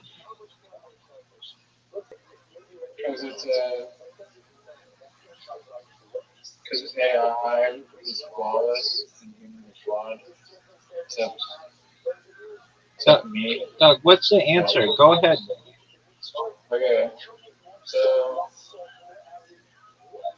the question, just so we can be on the same page, is why would someone buy the token via the bonding curve to then mint the NFT instead of purchasing the NFT straight off the open market? Which is a valid question, and I'm sure many people curious with it. So bring to the design there. The question isn't can this work, it's why would a rational actor choose the bonding curve path instead of just buying the NFT on the open market? That's where system physics decide whether this is elegant or pointless.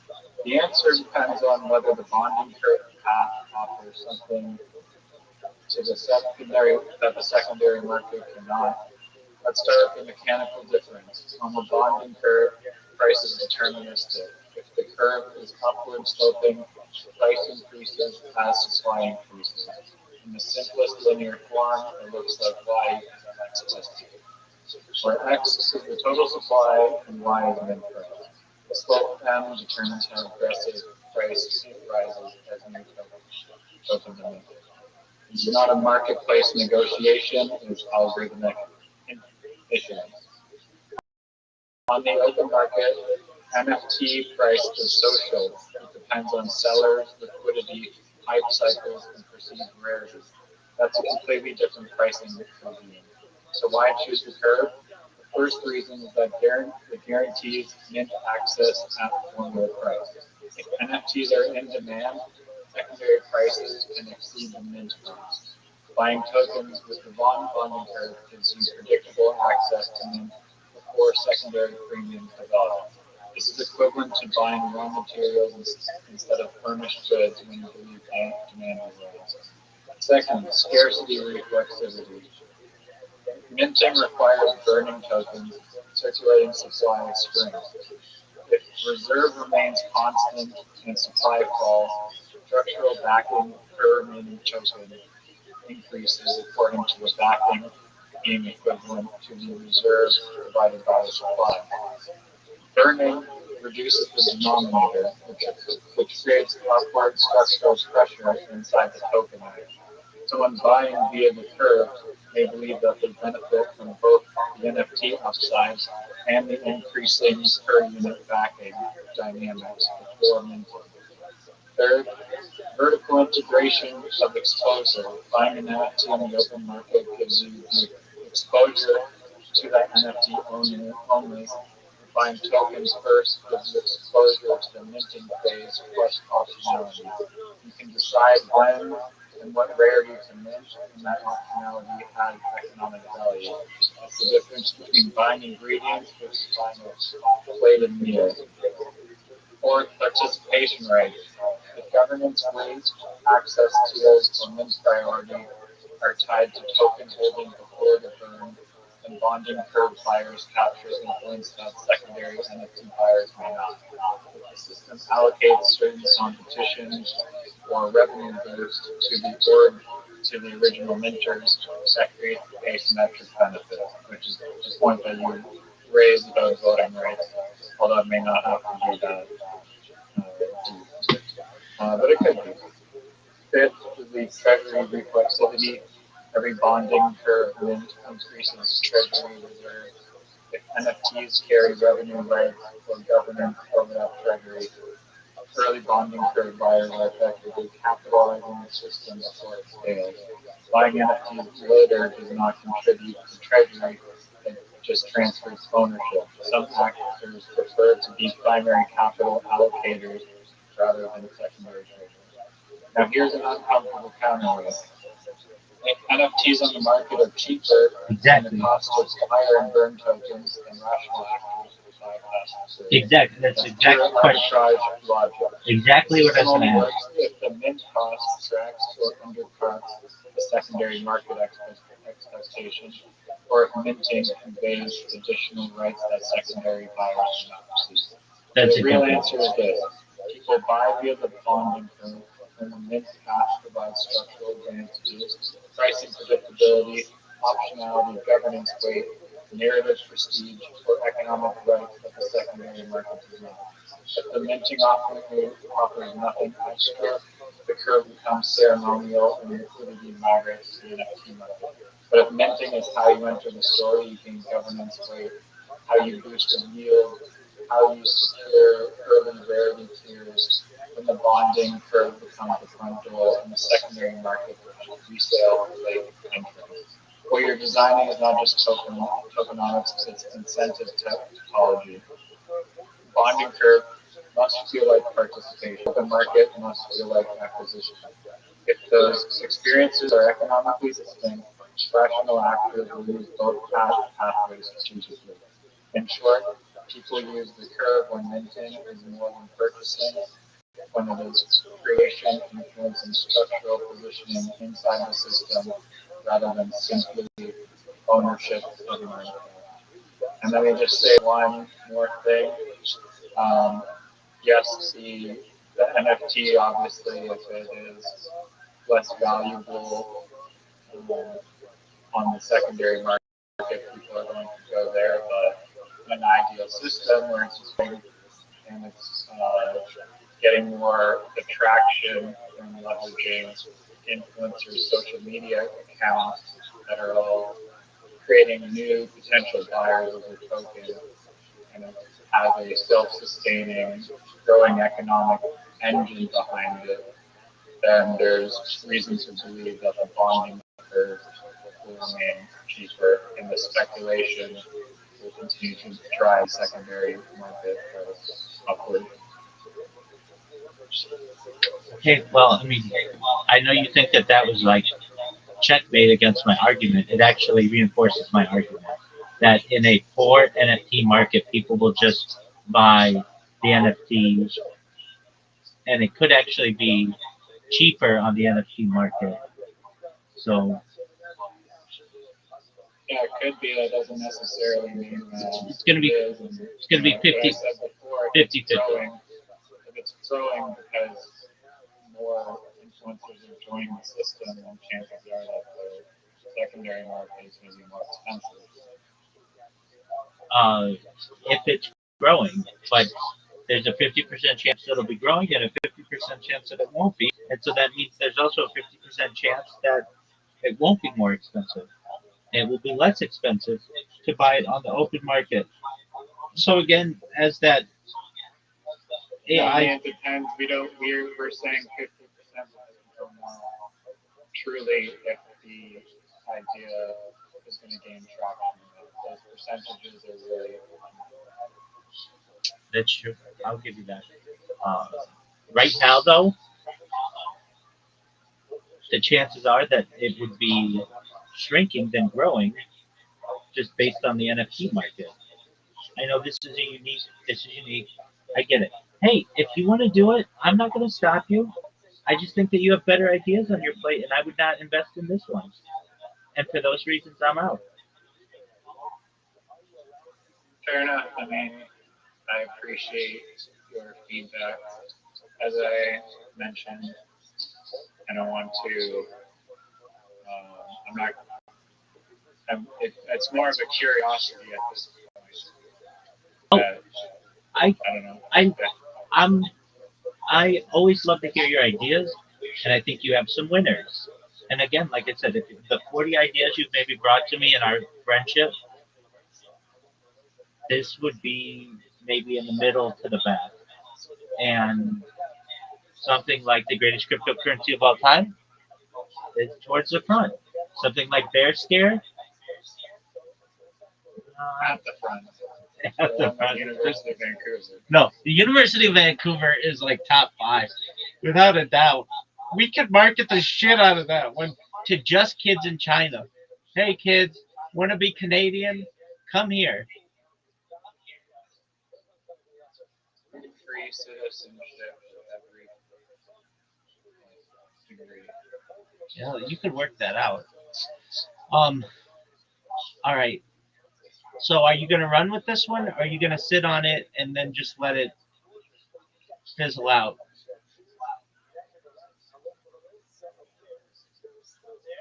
I have not just thrown in the towel with the greatest criticism. I don't understand why you wouldn't.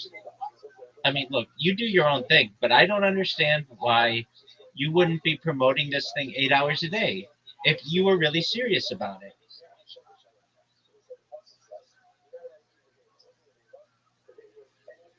I don't mean to. This is not an insulting question. This is an honest question. Have you ever had a 40-hour a week job? Yeah.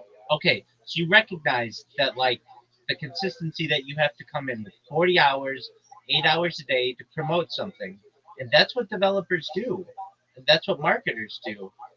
The 3 hours a week marketing that you do with some of these projects is not is insufficient.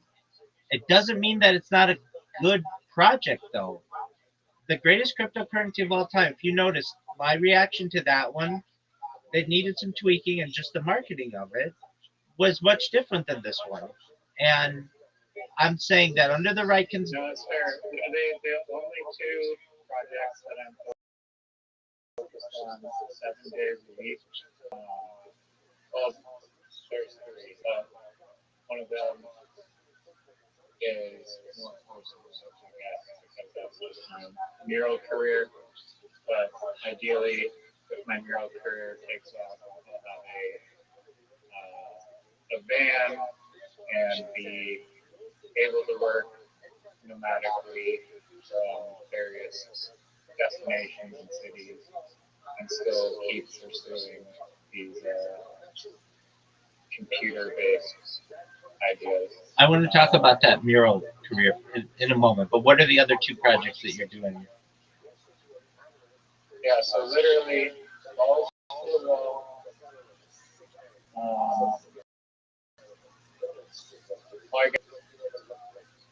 I guess also I lied because deep Bitcoin is all I'm just curious to see whether it'll go or not. I get it's perhaps a lottery ticket, but I'm interested in seeing how it turns out. But my primary focuses are the grassroots advertising marketplace, worked on like just hashing it out, came up with a few, like, I don't know, just keep brainstorming it, keep learning new stuff about it. I've been adding people on LinkedIn, just literally trying to do everything I can. But I know that one is and also the greatest cryptocurrency of all time, because I know that one. Okay. I'm working on 7 days. Okay. But not balls to the wall. Because if you're balls to the walls, you're focused on one. So you're in three different ways. But I get that. The mural aspect. Do you know there's a guy who has an NFT project. He's going for 7 Guinness World Records. So here's a break. The longest mural thing? It's like 5,000 square feet. It's the largest NFT mural. So basically, what he does is he goes into different Twitter spaces and promotes himself, and he says, "Look, if you want to get on our wall, we have a warehouse that we're painting, and if you want to be on this wall, this mural, it's a 5,000 square foot canvas. You can get on it for X amount of money." Next project.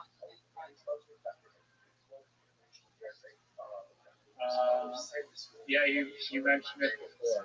Oh, I mentioned it already. Okay, apologies. So what's it called? No, I don't. Not off the top of my head. I do know though that he's got some pretty big influencers who are What do I type into Google? involved in it. He's following me, so let me see if I can find it. Find it.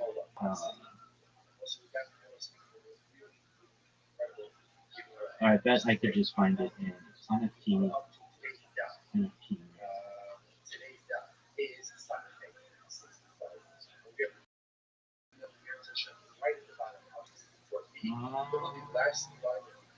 Let's see here. Maybe if I put it at 5,000 square feet. Or I know where it is. It's gonna be.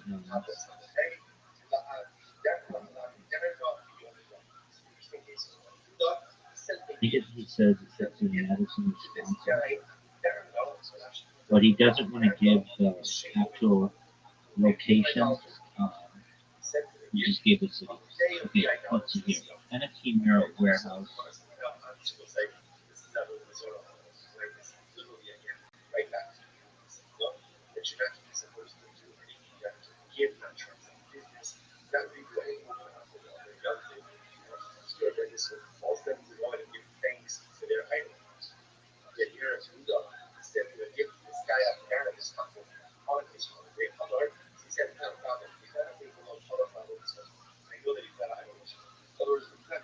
Well, let's see. Well, you know what? There's this. Okay, her name is Barbie. I'll be able to find it on her show.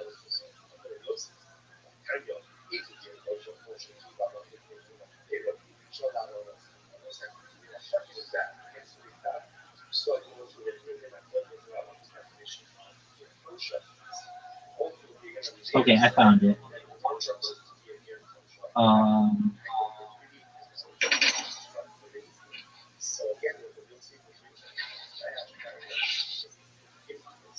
and it has a video of the warehouse in the. It's really nice, like a really nice canvas. Okay, so if you want to find it, the guy.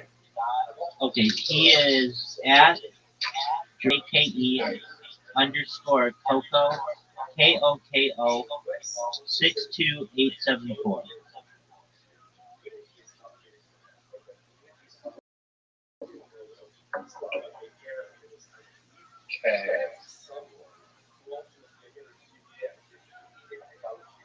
Okay. If you need me to excuse that, yeah. GRAKE, yeah, Drake _ Koko 62874. Drake _ Coco 62874. Did you find him? Yeah. All right. Now, if you want to know like what his, I mean, just I would go to his videos, and he has videos of him doing the mural.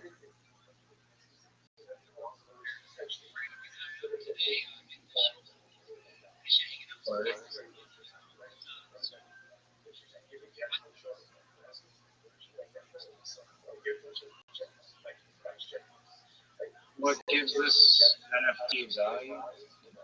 I mean, that's not a question for me. That's a question for him. But I would say that it's like a world record, largest mural, NFT mural in history. So that's valuable.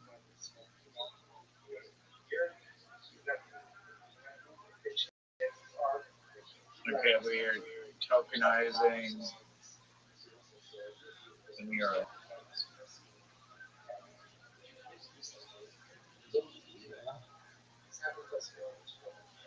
I mean, you're someone who likes murals and is a muralist. Uh, is this something that you could No, do? no, no, I'm not saying it's a bad idea. I'm just saying this. No, no, no. I'm asking you. I'm not saying that in a derogatory way. I'm asking. Is this something that you could do? Basically, you just hang up a big tarp and then make sell NFTs to be on it, and then you could travel with that in your van.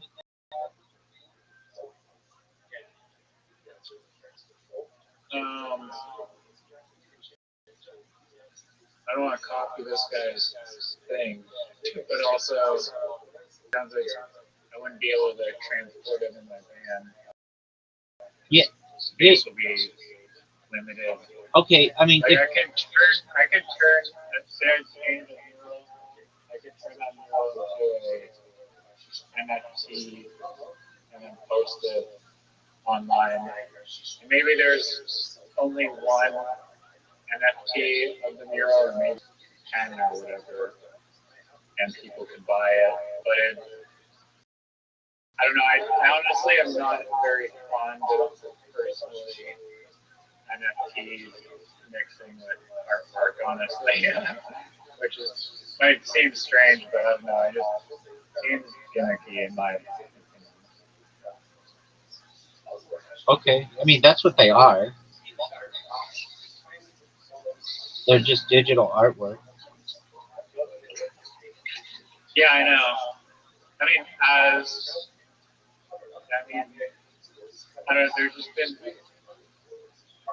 too many NFTs where it's just like virtually the same image, tweaks the colors, or adds a few things, and it's like I don't know. It just doesn't grab me. Like I personally am not fond of them. I think you should just own the physical piece of art. It doesn't need an NFT really. Okay. Like just screenshot the image and then you own it magically. I know that's mean. All right. Have we talked about this? It was a website. I think it's still a website called the $1 Million Website with advertising. Uh, okay, so I want you to imagine. Yeah, it's called the $1 Million Homepage. Go to $1 Million Homepage.com. Okay, one sec.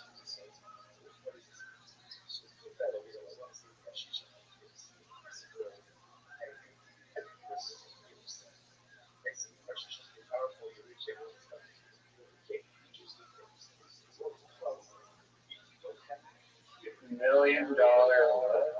$1 Homepage.com.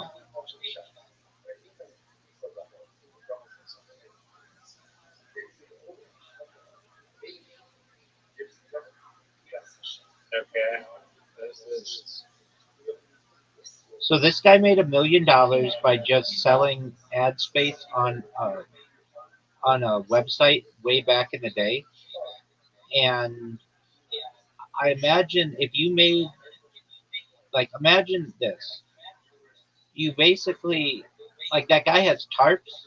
You spray paint on tarps and you make it so that they could all be put together if you wanted to in one location and it would look like this.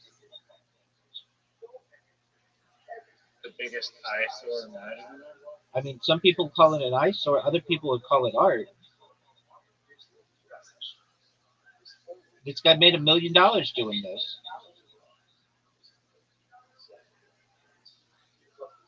Okay. I mean, I guess you could do that.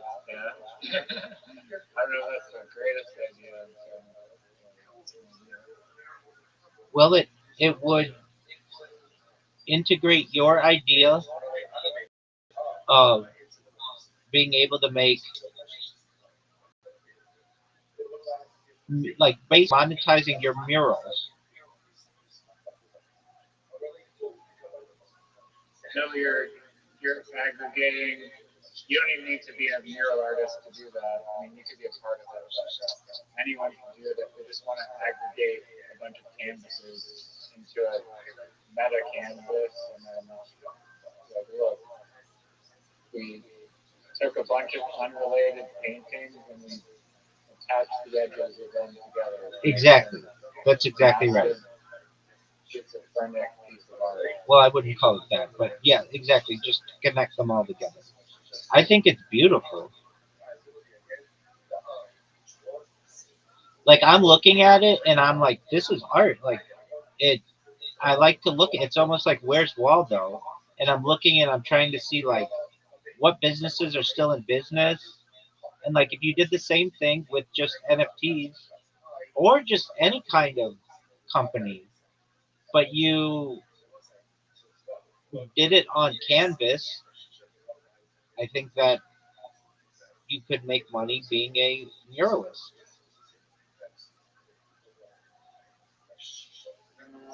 I think I think collaboration is a great way to make money as an artist and expand your network, and that is an collaboration, and again leverages network effects. So I can't say that it's a bad idea, and I think that there is probably a lot of value in being the link of a big collaborative project like that. I agree. Is it something that I personally want to invest my own time in? Probably not, but that doesn't mean it's a bad endeavor. I personally am more fascinated by just smaller collaboration efforts.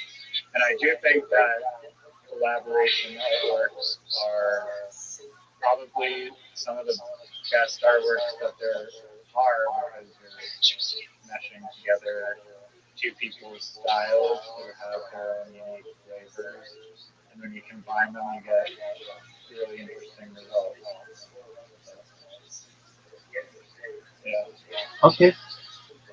Well, it's something that I wanted you to see because I think it's related to girls, and I wanted you to see that other guy, and I want you to be successful in all your endeavors, including uh, beat. And I think that beat has potential. It's just you have other ideas that I think have more potential. But really, with enough time, Riser, and you watch, if I go viral, like I know that somebody's going to run with that idea, and it's competition and influencers. And it'll be like, oh, why didn't you think that was a good idea then? And I'm just saying, I don't think it's the right idea right now. You need to have some backing, some financial backing to make that project work. But maybe in the future, Why do you say that? Where the financial backing comes from the transaction fees and treasury of the token. how are people gonna find out about this token? Influencers. Okay, how do you get influencers to talk about it? You have to pay them. Yeah, but they have a chance to compete for prize money. Yeah, but they're gonna say, I need some money up front. I'm not just gonna do this out of the goodness of my own heart. It depends on the size and scale of influencer. You can scale it up and have it fund itself. Okay, I'm not saying that you. But yeah, you're right. Obviously, if it's someone that is popular, they're probably not going to do a pro bono for a chance at a contest. Like it's the old adage, it takes money to make money. So you've got this idea right now. What's stopping you from getting it to work? Um, whether Bitcoin Obama is a big shareholder or not. That's what's stopping you from getting it to work. Yeah, I mean, what is the answer supposed to be? I would say it's investment. You need people to buy into this, whether it's the influencers or individual investors. And the way that you get people to do that is through telling people about it, marketing it. And Well, it comes to boils down, in my opinion, to incentive mechanisms. Are the holders of the tokens motivated to spread this to other influencers? I'd say yes, because it's going to drive a lot of demand, and all of that influencer's audience has the opportunity to do the same thing, and it keeps cycling and cycling and cycling. So I think that there is a revolving incentive mechanism in place to motivate people to show it. Okay, another question that arises: what stops somebody else from just doing what you're doing just better? Better. They market it better. So you start with Bitcoin Obama, and they start with Aiden Ross and Mr. Beast. Okay, so they're already a billionaire, basically. Yeah, basically, if they see that your idea it has a way to be successful, they just do it really big. So that's actually, I mean, that's a common risk of virtually every single business out there is, okay, how are you going to scale it to the point where a giant corporation like Pepsi just squashes you, like as Kevin O'Leary would say, the cockroach That you are. that you are. Yeah, I'd exactly. say, I mean, it is a valid threat, but at the same time, like your archive stream proves, it's like, okay, we have the data to show that we're the original contest, and the fact that you're trying to steal our market share means that this idea is worth a damn, and that people really be redirected to the OG idea creator, and we're going to go raid every single one of their posts and be like, hey, these guys are just massive copycats trying to steal our motion. That ain't cool. And I mean, usually people like to not follow the copycat who's just trying to steal an idea and provide zero actual innovation, in my experience. They Not follow. saying it can't happen, and it happens all the time that giant companies completely just rip off other people. But I think with network effects, it's more challenging to do that versus just like product. All right. What you have though is not anything that isn't pretty easily replicated and done much better by a larger organization. Can we agree on that? I mean, There's nothing proprietary. absolutely, but I mean the same is true of. I mean, the only thing that is good about the advertising marketplace, or like the only moat that there is, like you could patent hypothetically the website or whatever, but that doesn't matter. The only true moat is the network. And so the question is, can you build a network that is going to compete the other giant corporation that's trying to squash you? Can you scale fast enough before you get eaten, basically? And it's a dog eat dog world, and that's a risk. So, Yeah, it is a risk. I mean, it's well. That's why I said like it's important to have capital behind this, and if you could show that it works, somebody's just going to do it and exactly squash you like the cockroach that you are.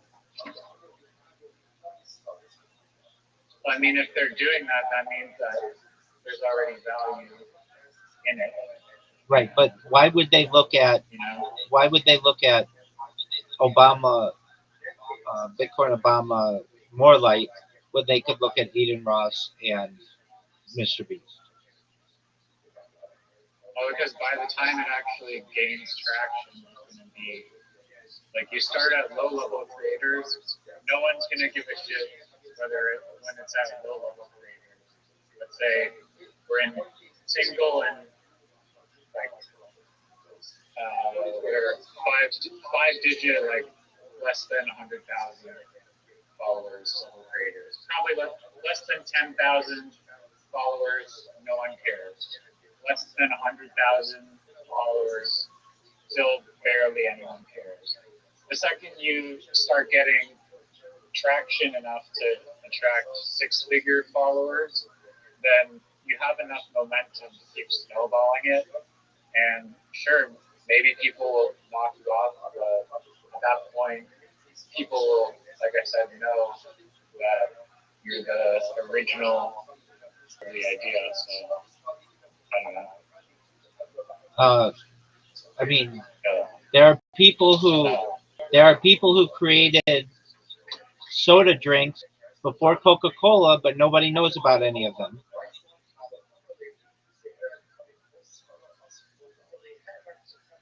okay, well, I mean, it's possible to get ripped off. I mean, I know that, but like I said, the network effects are harder to rip off, a lot harder to rip off than just a product. Okay.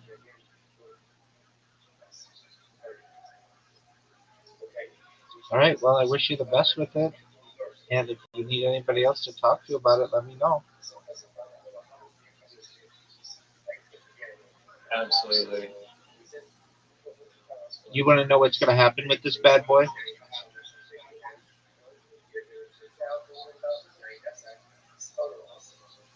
Um, it's gonna be a success. Yeah, it will be, but not from you in the next, I don't know, maybe 3 years or so. You're going to sit on it like you sit on all the other ideas. You're going to lose your momentum for it. But then once this blows up, then people will see that hey, that would be the first one. And they would get excited about it. And it could be an NFT based on competition. And so it would be really successful.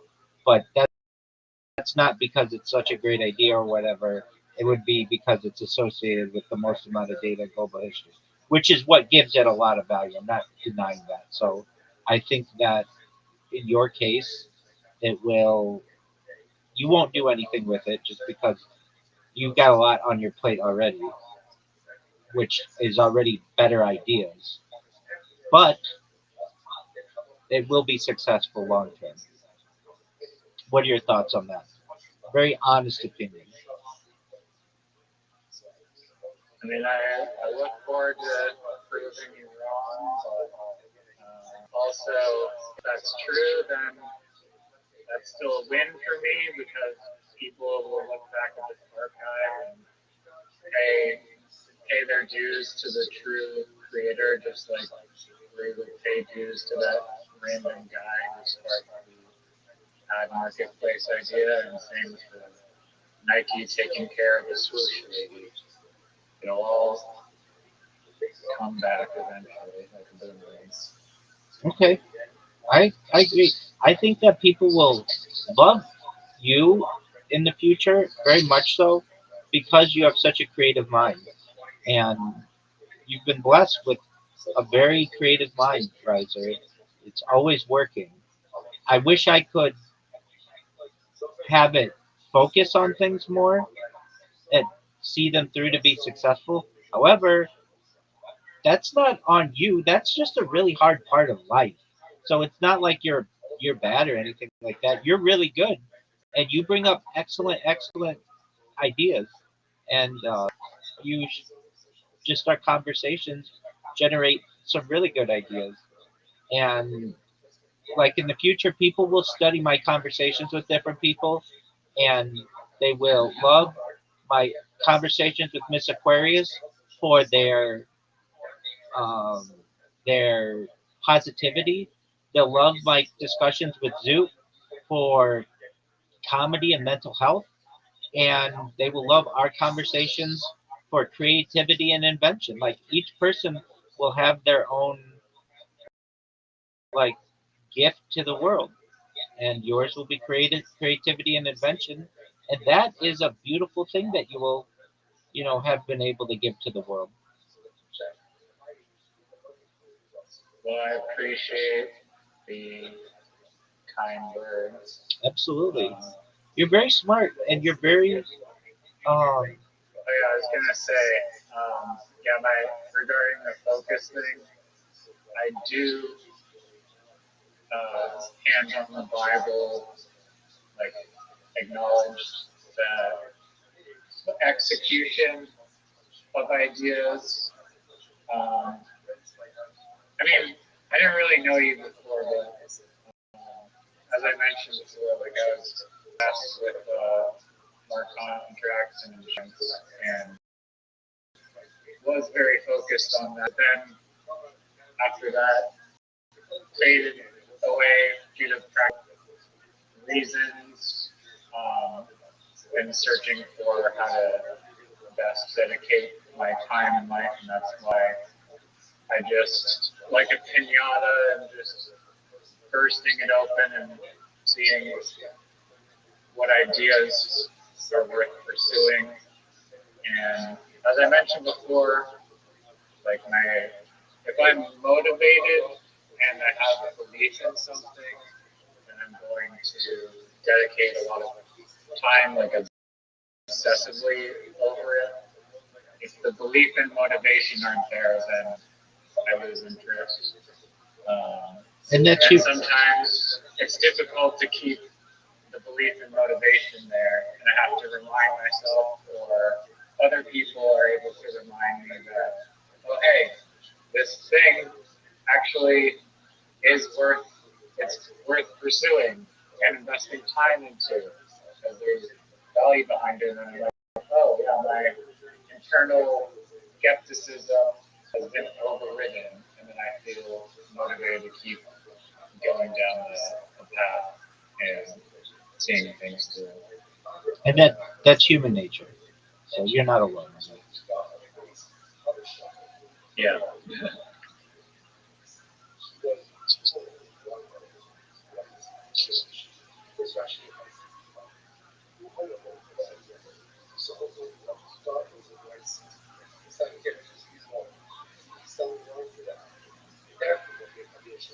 Well, I do want to say how I appreciate your kind words when you came in, and I love shitting on people and then building them up.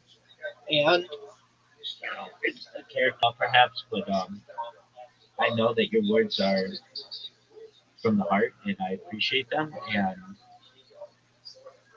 I wish you the best with your endeavors. And I'm always here to support you, always as a person. Not so much always the ideas, because not everybody always has $1 million ideas or $1 billion ideas or $1 trillion ideas. When I do think you've got a winner, I will tell you, I think you should run with this one. And I think right now you have $1 million idea before you, which is this competition thing. You've got $1 billion idea in front of you, which is the greatest cryptocurrency of all time, and you've got $1 trillion idea, which is uptake, whatever one you want to go with. In crowd park or crowd cake. Uh, Upcake is his take is, I similar understand. to upward. Okay, no, shut the fuck up about Upwork. Get out of here with that garbage. It's not the same. And it, I don't know how you. I think it's a very valid question that people would ask: is how you differentiate from upward. dog, Upwork is a They are competitors. I know you're saying that they're not competitors, and I get the argument why they may not be competitors. how are This Tik- one's specifically tailored for advertisements, which is how are much different. But how Upwork isn't also has marketing. how are Twitter and Tumblr and TikTok? Those are all very similarly named, and they're all social media platforms, and coexist using that term. There's you now, there's you porn, and there's YouTube. Those are all allowed. They're all video hosting websites. Um, I mean, I'm, I don't know how you can see the overlap between Upwork and CrowdStrike. I'm saying to you that that overlap doesn't matter. You have YouPorn and YouTube. What's the difference? They're both video hosting websites. They're allowed to coexist. So why wouldn't No one's heard of the other one. wait? YouPorn, a lot of people have heard of, and Okay, YouTube. that's it. YouPorn is not competitive. They're both video hosting websites. No, but they serve completely different markets. YouTube does not allow pornography. That's incorrect. It most certainly does. If you go on the Playboy channel on YouTube, you can see naked women. Okay, you found one, like, you found one. Congrats. I mean, Try to upload pornography to YouTube and see how quickly your thing gets banned. I mean, it comes down to what do you define as pornography? And in United States case law of the Supreme Court, it's I'll know it when I see it, and that Okay, well, everyone knows that you are finding some niche edge case that doesn't apply to the problem. that's what I do, baby. They could call me that. I'm the edge. I'm the king of the edge. The edging king. Yeah, baby. All right, my friend. I gotta take a whiz, and I've got to do my class. So you do your thing. Make sure you come here tomorrow. Make sure you come here tomorrow night. I would love to beat you 10 games in a row in Scrabble. Does that sound like a plan? Yep. Sounds good. I played Literati against my mom yesterday, and I felt that she was a lot better at it because she does this. She tells me that this freaking like honeycomb word game where literally it should be like training for Literati because you get like 6 or 7 letters and you have to make as many words as you can. 7 letters, and she does it every day religiously, trying to get the most amount of words. And I thought those skills would transfer into Literati. Maybe she's gonna practice or something. But, you know, Perhaps she does. it was still fun. Okay, what I want you to know is that we should also watch Billion Dollar Bully or some other documentary tomorrow, okay? So plan on your Friday night to do something, okay?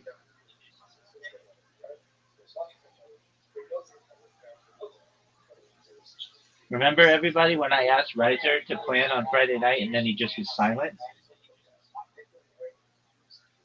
What is it? Just come. Sorry, the fucking thing. Okay, what the fuck is that? Yo, dog. You remember? So just be here tomorrow night. We'll watch Billion Dollar Bully, perhaps. Sounds good. Excellent. Peace out, Girl Scout. Take care. Peace.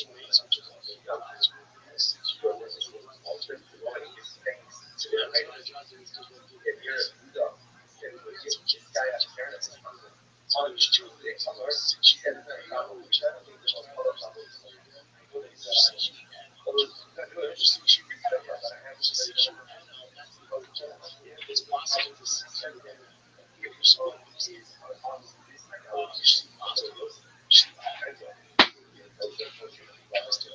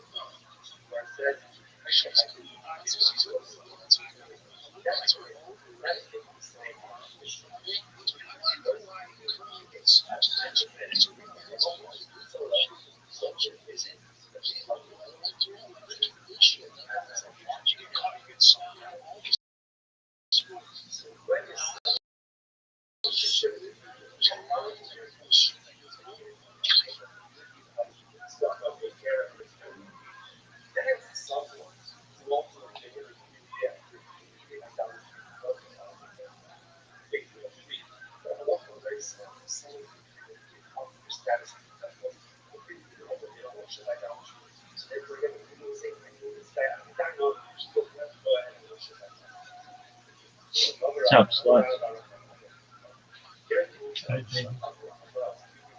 Today is 9th of the dollar, 5786, Tuesday, February 26th. Alright.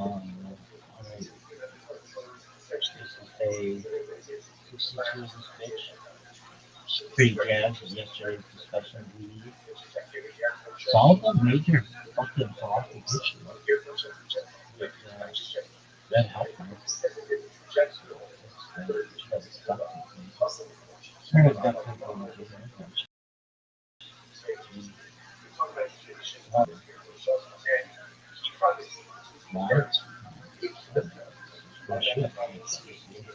Alright, here we go, folks. I got 99 released in which for the budget months. But before we do that shit,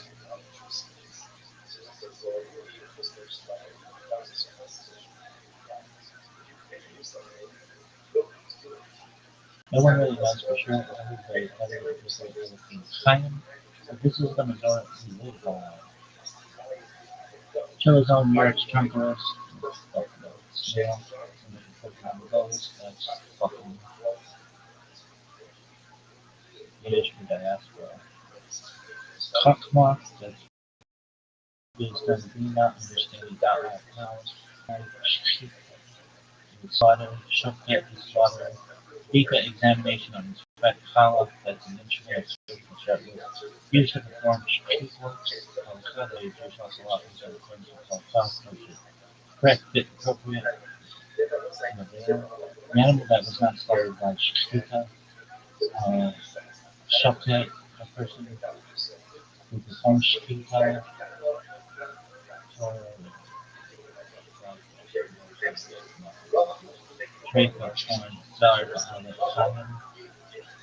The Jewish teaching that precious and information around and more standing. Shopket, so slavery. Stellen, Khaled, that's sharpening and polishing of knives. The Bodek is a checker. Gay, copying, young, designing, shit, Shem will you and argue, may Shem shine his face upon you and be gracious to you, may Shem lift his face to you and grant you peace. Akin anu mendadak baikkan ibu Mekrai, actually baiklah. Akin anu mendadak Yiddish or Ulai Arab. She got the top having young Paul's mendadak. About and we talking about room mendadak may Mishra 12.com. Alright.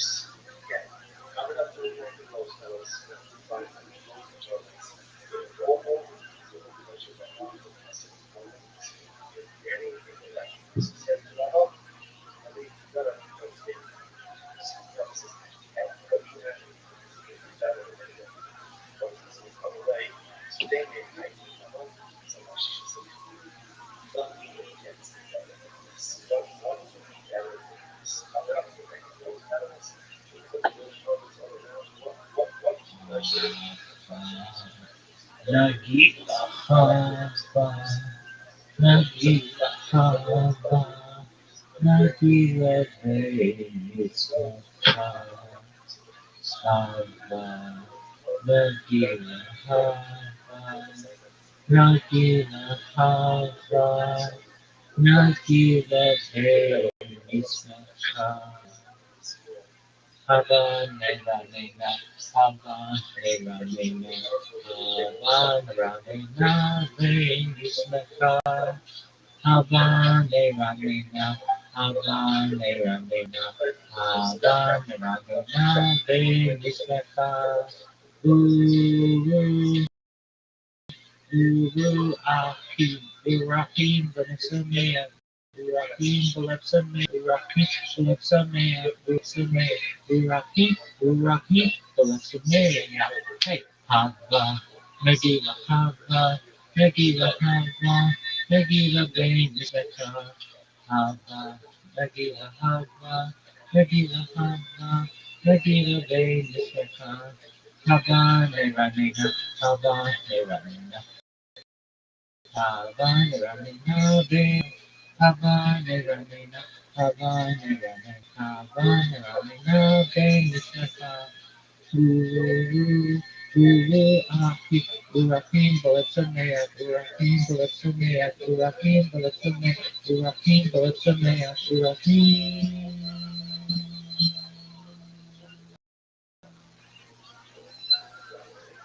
Urakim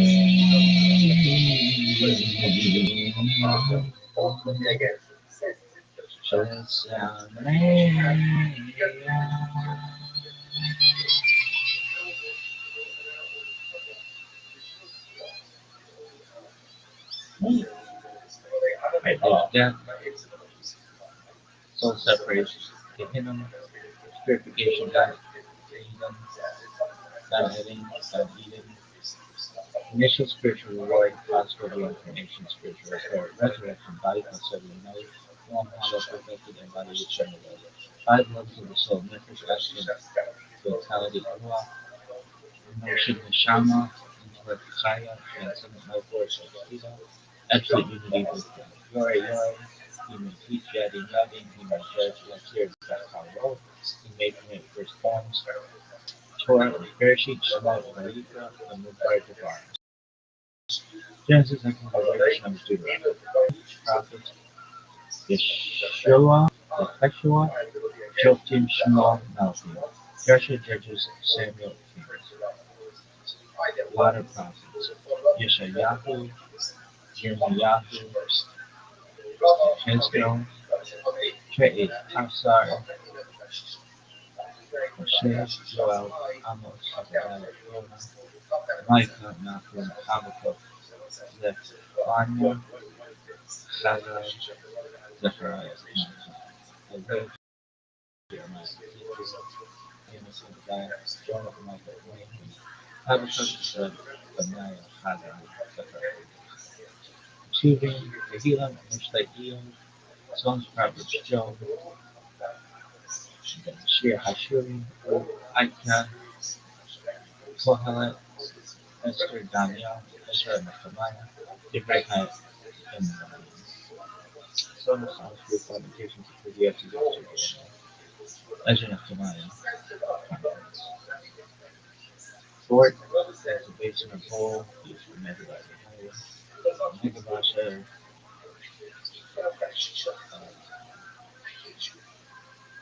sorry, Mara,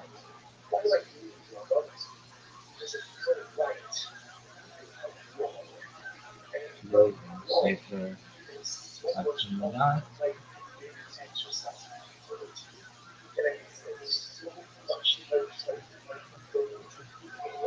this is Kabbalah,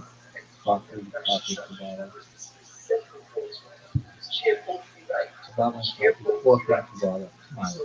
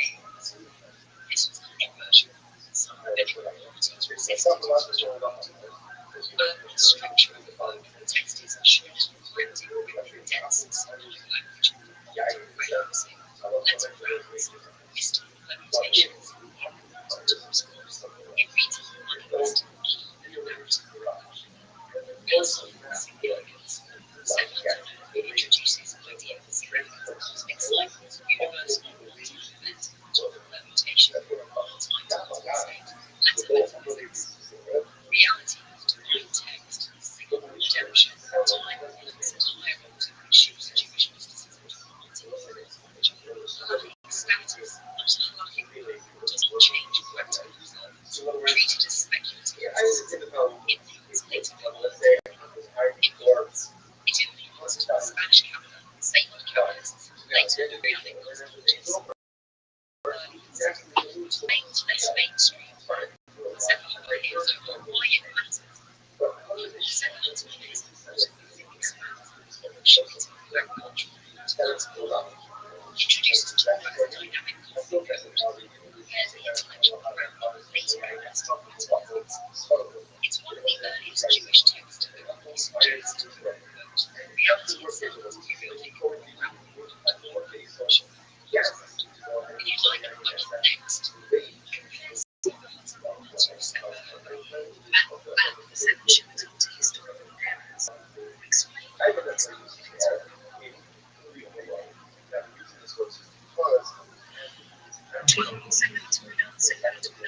figure, anonymous likely Spanish Kabbalists. Date. Sefer figure is a short but highly influential Kabbalistic group that presents a cosmological idea. The Torah itself reflects the cosmic cycles, Shemitah, sabbatical days, and we are living in only one modern cosmic canvas. Close quote, it is one of the earliest sources to articulate a doctrine of cosmic sabbatical cycles, later expanded in America. Cosmos, Shemitah, sabbatical cycles, drawing from Leviticus 25, the sabbatical cycle teaches, just as there is the 7-day week, the 7-year agricultural cycle, there are also 7 cosmic cycles of Shemitah. Each Shemitah is a complete cosmic era. We are currently living in 7. The Torah changes each cycle of one idea. Later the Torah will make the same but rearrange them in each Shemitah. This means, in other cosmic eras, different mitzvot may apply, different spiritual structures dominate, while reality itself may operate differently. The Torah is seen as a permutation matrix of divine reality. The figure, Devanah, the title refers to the form, structure of creation, often associated with letter patterns, divine name structures, cosmic movements. Reality itself is a divine configuration of letters, shipped to 7 divine emanations. 7 Shemitah correspond to the lower 7 divine emanations, Chesed, Hesed, loving kindness, judgment, Tiferet, Netzach, majesty, Yisur, revelation, object of confusion. Each cosmic cycle expresses one dominance. Cosmology, according to Sefer HaTorah, there will be worlds before worlds. There will be worlds after worlds. Each cycle lasts 6,000 years, multiplied by Yeshua. So 7,49,000 years, followed by a 50th Jubilee-like cosmic stage. This anticipates later Lurianic ideas of Rabbi Rothschild, breaking reversals, tikkun, rectification. Though Sefer HaTorah predates radical implications, this implies that what we know is not the only possible expression. Cosmic time is singular, non-linear. Creation itself undergoes sabbatical renewal. Divine law may shift in other areas. This was controversial. Some rabbinic authorities resisted its literal meaning. Structure of the work, the text is short, cryptic, written in dense, symbolic language, often referencing letter crowns, mystical annotations, to response. It reads more like a mystical key than a narrative novel. Philosophical significance. Sefer HaTorah introduces ideas of significance, cosmic cycles, universal one-time event, temporal levitation, multi-eternity state, letter metaphysics. Reality of divine text, sin, redemption, time repeats at higher octave and shifts Jewish mysticism to continued cosmology. Halachic status, not a halachic work, does not change practical observance, treated as speculative mysticism. Influence later Kabbalistic. Influence.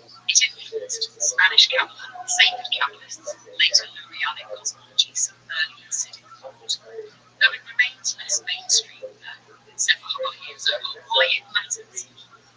Sefer HaTorah is important because it expands the level of Shemitic agricultural to cosmic.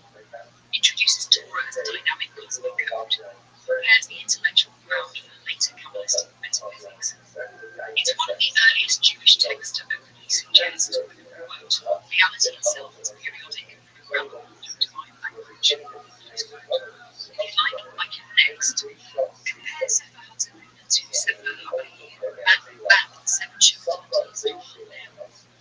Explain this conflict with Rabbi.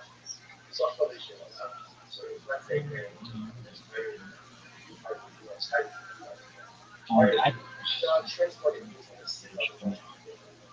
just take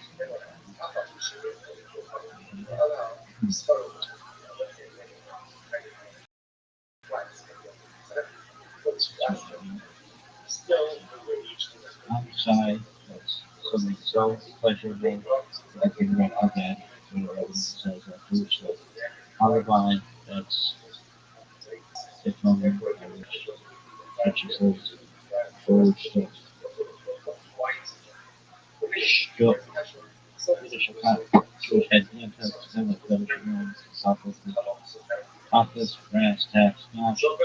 That's a snack, snack, pussy, basher. It's a soulmate prosciutto. It's a female soulmate prosciutto is a male soulmate mishmash. It's a mixture of mishmash and taking but this means nothing means good music means good holiday. A kind means like art means neutral. Like culture means smooth. Good.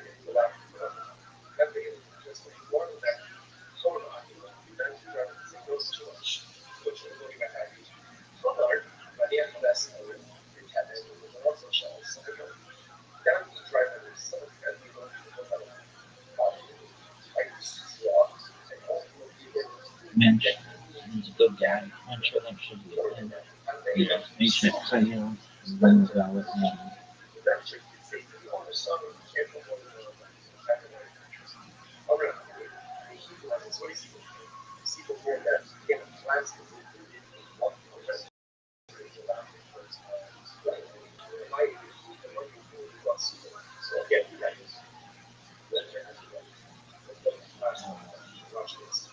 I don't think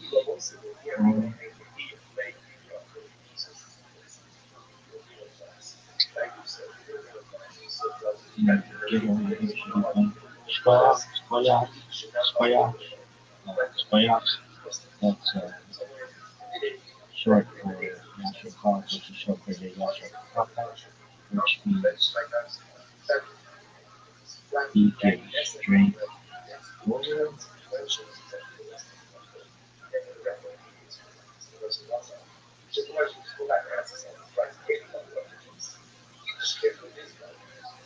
May your strength be directed forward.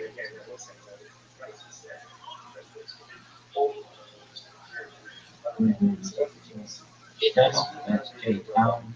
Shadel, that's a big strimal, that's a milkshake, place with fire milkshake is very delicious. Very carbs neutral. Hamish, is Hammy. Shimon means dirt. Spigot means mother-in-law. Wazir means his father. Each step means care for the Meshiva. Planet means heat. Aramaic, that means could be Aramaic for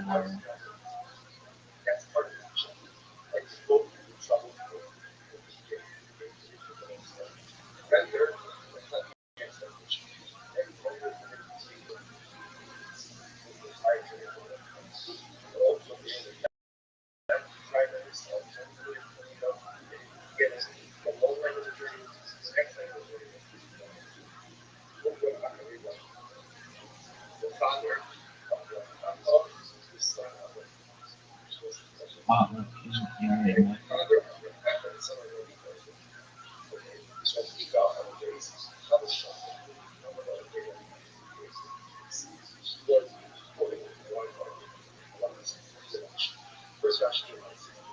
Trade means time. Third site means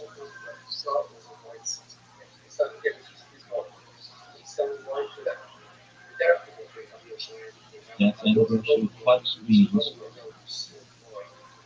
clumsy. Middle up means natural. Fix means means sweat. Shower means feather.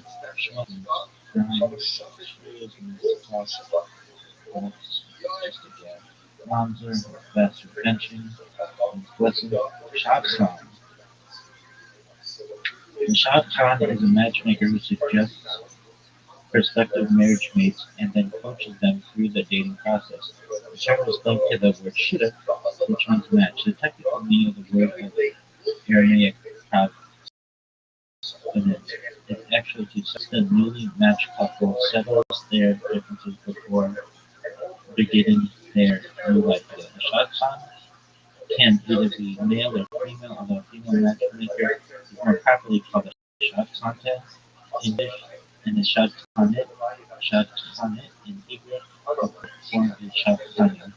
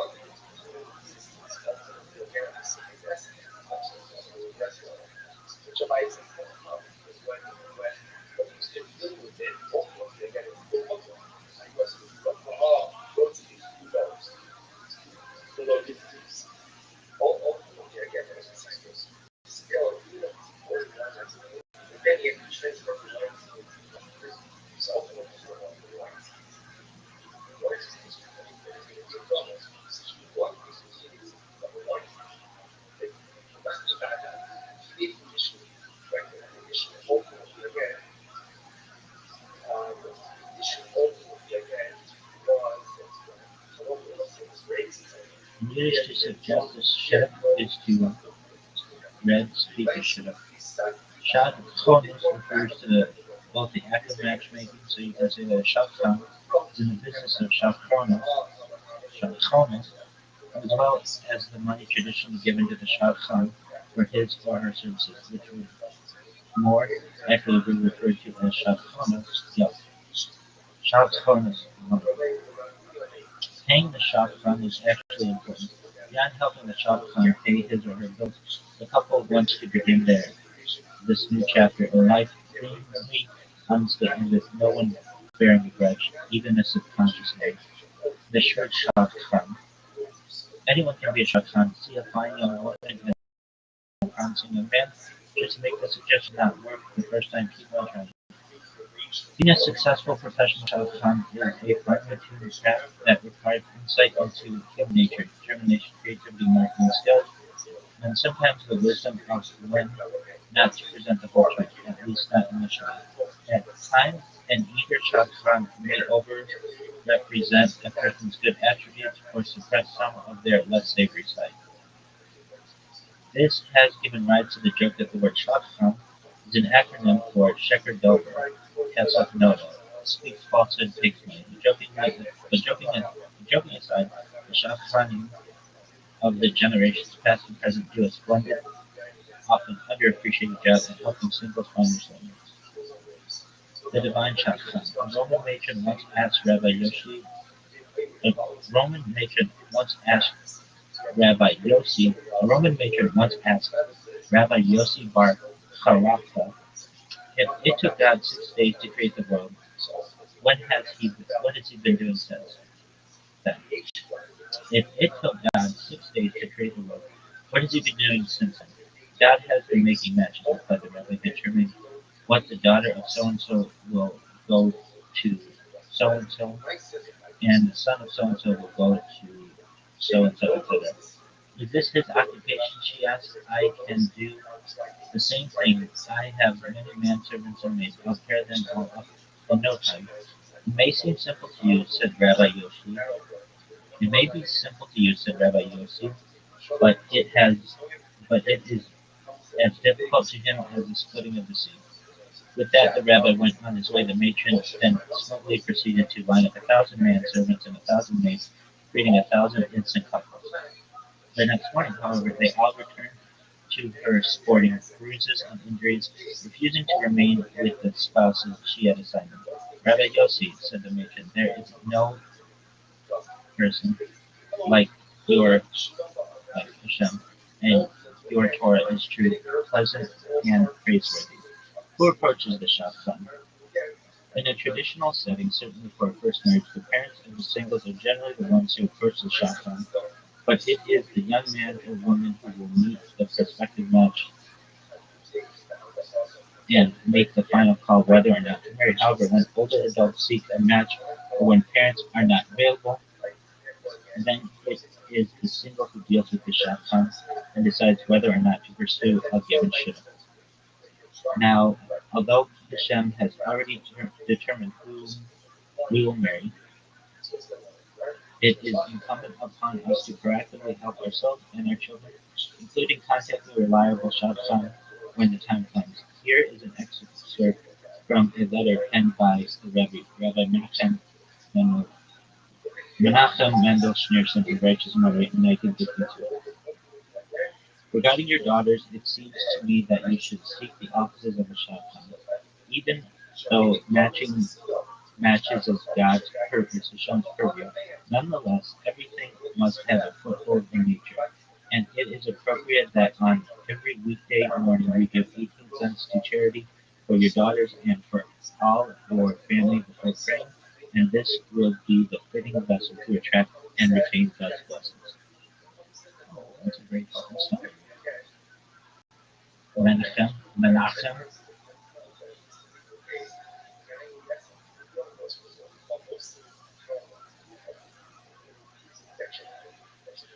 All right.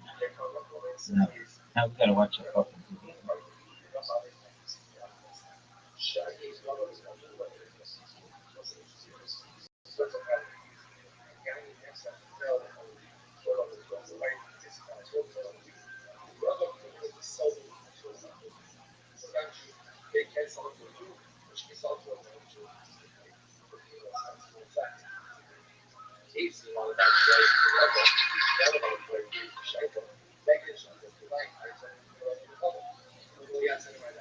Stupid. Kaddish is a prayer we say when we remember an incident with life, death. And that is a way of bringing us comfort that the living brings faith, innocence, we reconnect with life. The following is the Lord's Kaddish. It is said when there is a minion or attendant at the tail of the land. First we should stand with our feet together and say, we wait for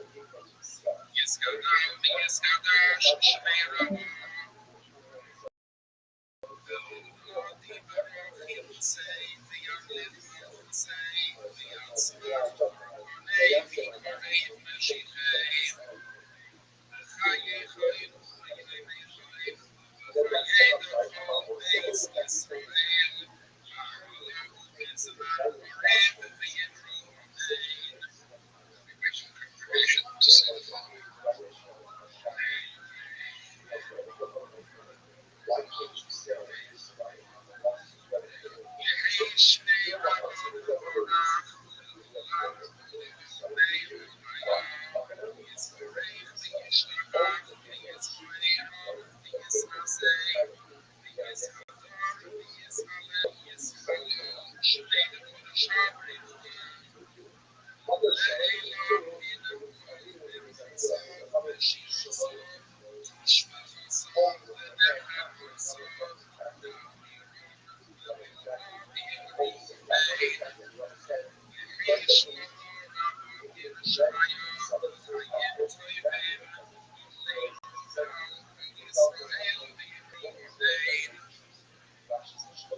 Then we take 3 steps back, with the feet together.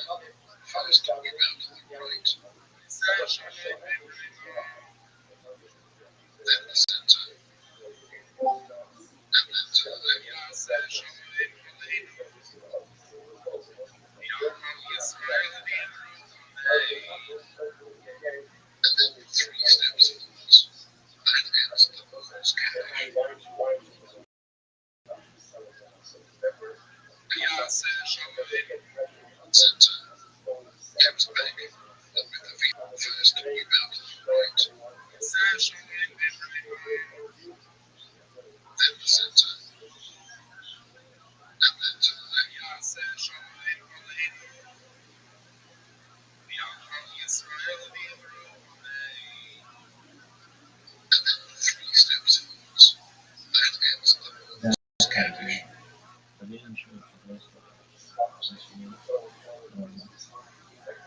Right.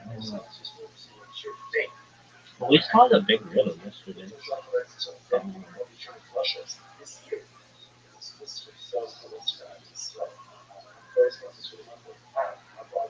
Yo, dog, yesterday we saw the really big riddle with the red heifer and how all of Israel could become purified from the state of impurity. What is 10 other riddles out there that are real and practical solutions within Judaism? Riddler, baby. Para Aduma Engineering. The Cohen paradox. Already met the deeper version from Torah. Number 19. The ashes purified impure but make the pure impure. How?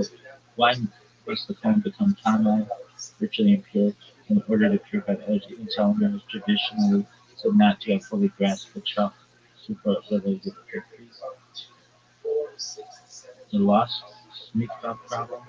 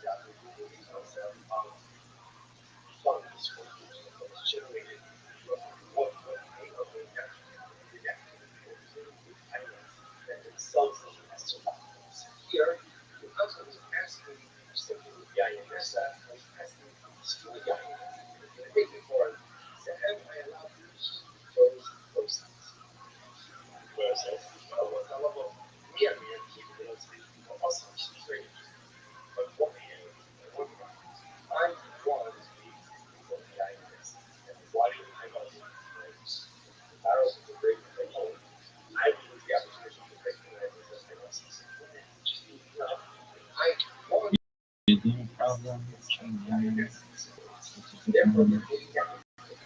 Application enemy. Careful answers and but who is animal today? What is the defense of the poor budget and all the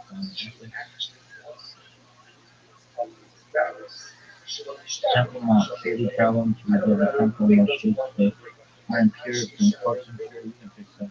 Access to certain areas requires purity. Exact temple location boundaries are debated. Shabbat, electricity is not in the Torah, so let's open this with fire and AI writing or smart homes violations. What about brain computer interfaces? All comments without educated singularities. This will only intensify and fix that one. Free will versus divine foreknowledge. If God knows everything arbitrarily free, the tension appears around them and many others. So there was stuff goes off the underzone and it flows up. Resurrection mechanics, resurrection of the dead. When the dead are revived, what body do they get? What about cremated remains? What about organ transplants?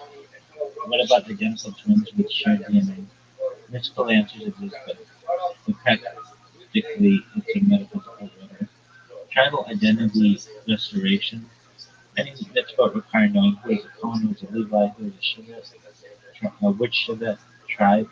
We rely on tradition, but genealogically, certainty is largely lost. In a temple era, this becomes a serious administrative puzzle. Conversion standards in a global world. Who is Jewish, who is Orthodox, and other shit. The lack of universal recognition creates galactic fragmentation. Garnish the Shmita of the universe from sacred heart to Muna. Are we in one cosmic cycle among many?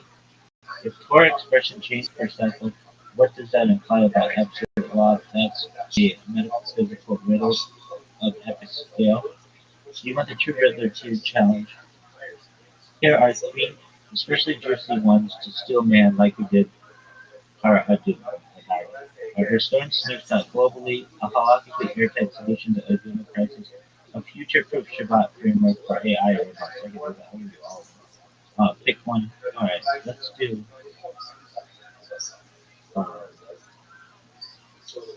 Smicha.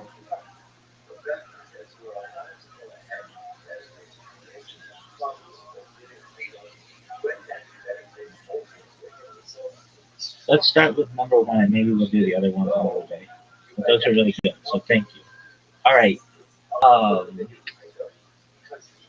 so we had rabbis starting with basically Moses, and Smicha was passed down like a formal laying down of hands through Joshua and the sages up until the like second century of the Common Era, generally when the Romans made it illegal, right? Okay.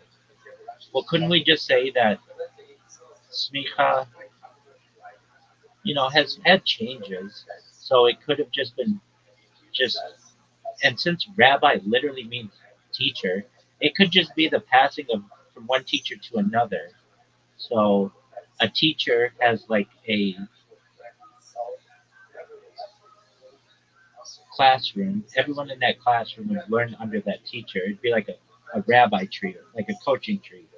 And then that would continue. And then I know it was tried to be restarted in the sixth ever, but it didn't even necessarily need to be restarted. It's still going. There's an argument to be said that at its core word, rabbi just means teacher. So we've had rabbis consistently, Jewish teachers, since the fall of the temple and the Roman mandate to end it. So we could just say that rabbi sometimes has more additions with the laying on of hands and the different kinds, but at the core it just means teacher. So because we've continuously had teachers this entire time, smicha never really ended.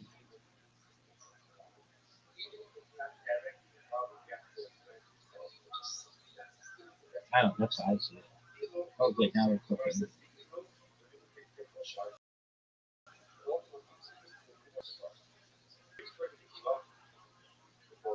I mean, that's how I see it. And that's how I've stated it to rabbinical colleagues. At the core, it doesn't mean anything but teacher. You can say that it means other things. That's cool. But at the core, it means teacher. Your move, Riddler. All right, riddle me this.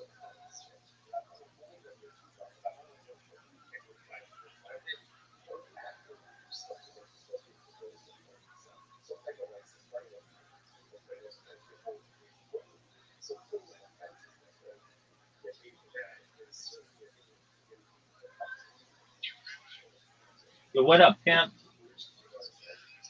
I'm in the middle of a class right now, so I can't talk. How you living, baby? Okay, excellent. Very well.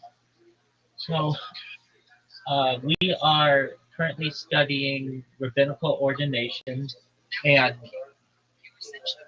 um, so there's an argument to be made. So traditionally, as rabbis, the first rabbi we trace back to Moshe Rabbeinu, Moses, our teacher, and he passed his teaching to Joshua, and Joshua to the sages, and basically this process of formal, what we call smicha, rabbinical ordination, continued until the second century of the Common Era. However, the Romans made it illegal after the fall of the Second Temple in 69 of the Common Era. And there's this major point of contention that we do have rabbis today, but it's not necessarily the same rabbis that we had in the second century because of the rabbinical ordination becoming illegal. However, I think there's a pretty easy argument to be made that rabbi simply means teacher. And we have continuously had Jewish teachers going back to Moses, our teacher, Moshe Rabbeinu, and uh, rabbinical ordination has been tried to be reestablished again in the 16th century and in the more modern age. But I think that that's unnecessary. The fact is that the heart of the word rabbi means teacher, and it could mean other things too. So I basically, for the last like 45 minutes, went through some Yiddish overview and some Kabbalah overview, and then at the end of my classes, I um, go with AI. I basically use AI to be able to make the different arguments. And like yesterday, we reviewed the uh, red heifer, which is like a sacrifice that was done during the temple temple period. And so, if you pardon me, they didn't do it recently. They have the cattle there.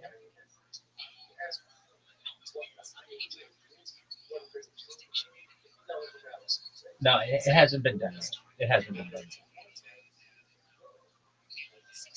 Yeah, exactly. So basically, the candidate has to be a female cow. It cannot be yoked. It cannot have been milked. It cannot have been calved. So meaning like it can't have reproduced.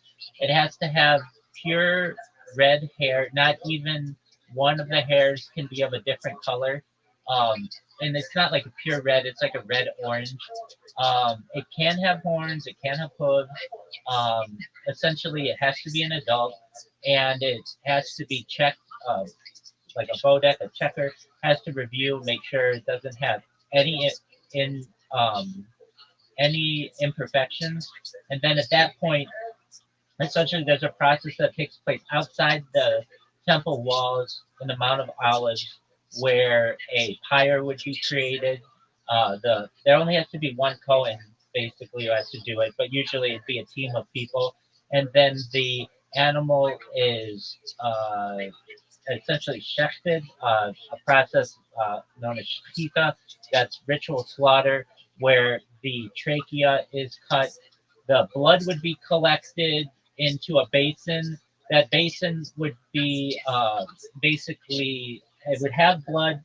The Cohen would take hyssop, which is like a type of plant, and times spray that or like flick that blood onto the altar. But it's different. It's a different altar. It's not even. It's really just a platform that's outside the walls of the temple. And then from there, the pyre would be lit. It doesn't need to be lit in any special way. It doesn't have to be from a like a heavenly source. It can just be lit from regular fire. And then that that heifer essentially would be burned to a crisp, even the horns, even the hooves, and everything. Then from there, all of that ash would be collected, and the blood that was in the bowl that didn't get splashed would basically be thrown on the pyre as well. Everything would be burned and in its entirety, um, and then all of that ash is collected, and then the collection is kept in a safe place, and basically then there's a process where people are considered um, they're considered impure if they are in a like they make contact with a dead body, and so essentially it's known as tame, the impurity. So basically, there's a process that a Cohen can use hyssop with what's essentially amount of an olive's amount of the ash of of the heifer, mix that with light water, so like water for source, and then flick that essentially to the people. So basically, like let's say you make contact with the dead body, you're like, Rabbi, I need to become purified. What do I do? So basically, uh, from it's a 7 day process, but you would basically wash. On the third day, we would spray this ash water mix on you, and then again on the seventh day, and then after that, you would ritually wash in a mikvah, which is like a ceremonial bath that uses living water. When I say living water, it comes from a natural source. and then from there you would no longer be tamei. Basically, you would be pure. So, long story short, there's an issue that arises within Judaism that it's very paradoxical. Like the person who actually does the slaughtering of this process, that Cohen, by making the other people ritually pure, he himself becomes impure. And so there's this idea that it's impossible for all of Israel to become ritually pure. However, using, I mean, I came up with a solution yesterday, where if you had two pyres and two heifers and two kohanim, basically they could ritually purify each other. And so these are not questions that are normally discussed. They're pretty advanced. But long story short, that's what we reviewed yesterday. And then today we're reviewing just the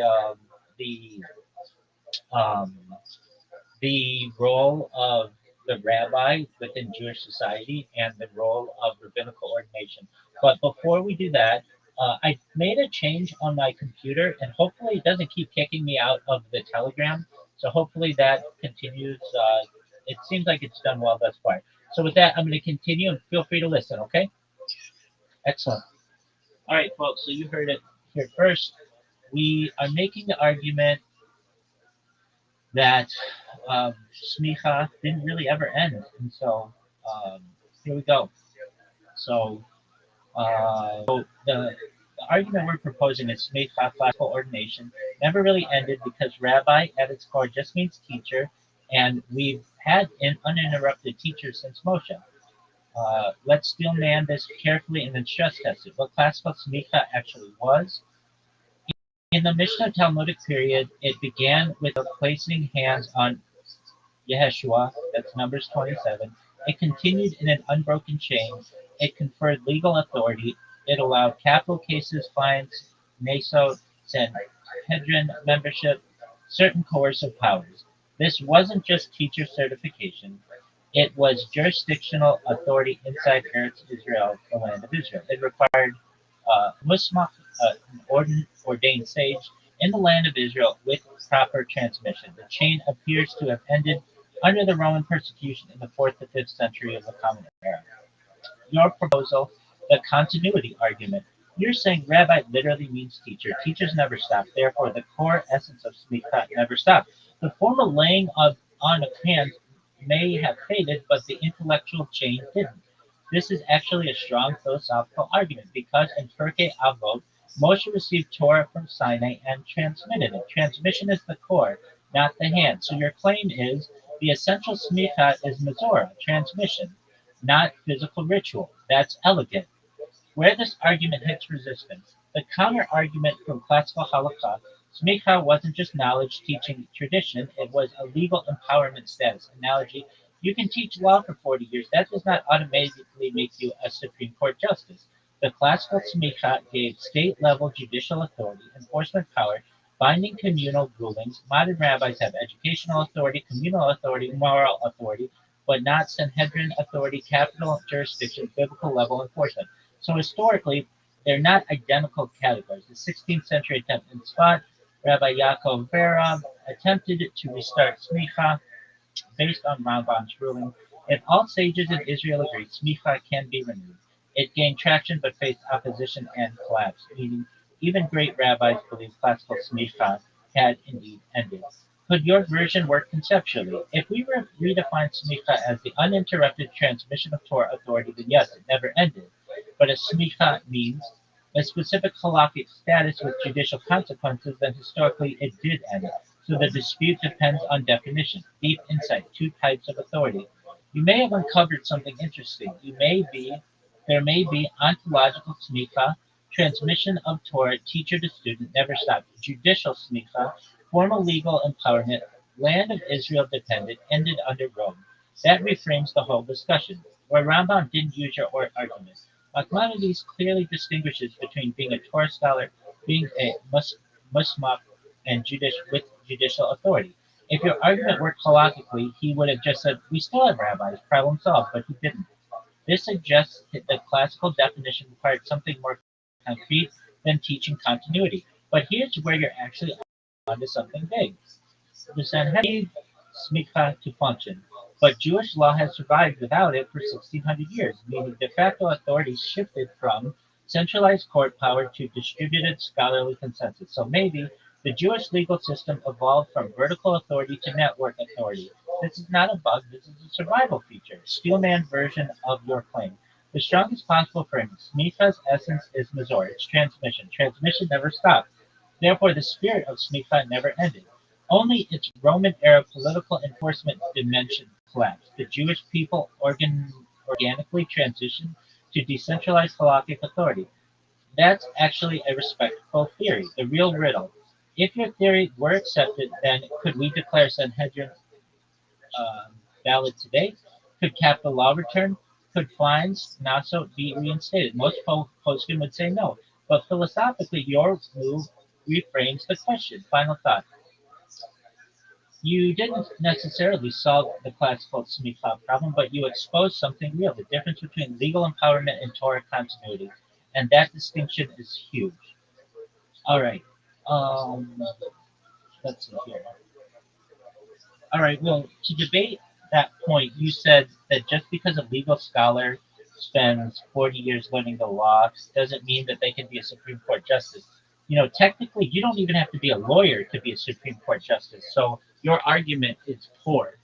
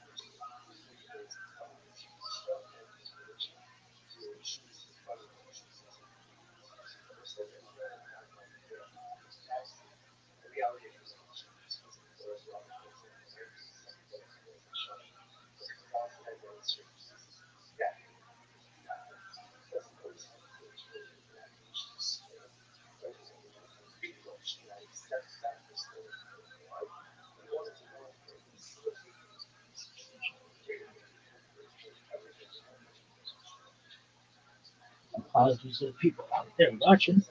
I had to use the restroom. All right. Uh, so your argument is for additionally,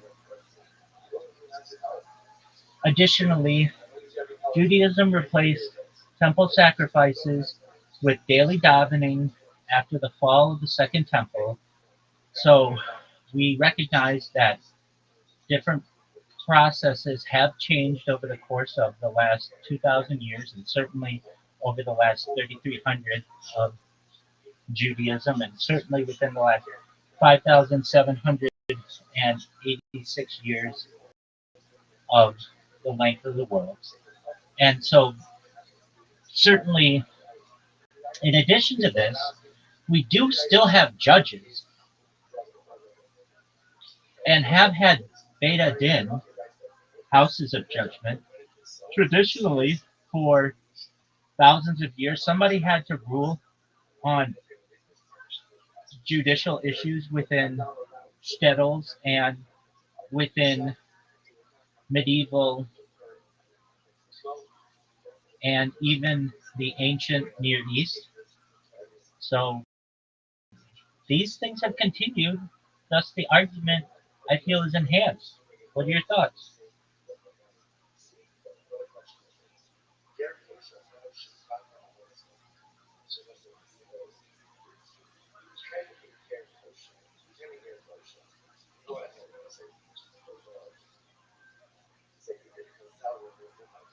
All right, folks, here we go.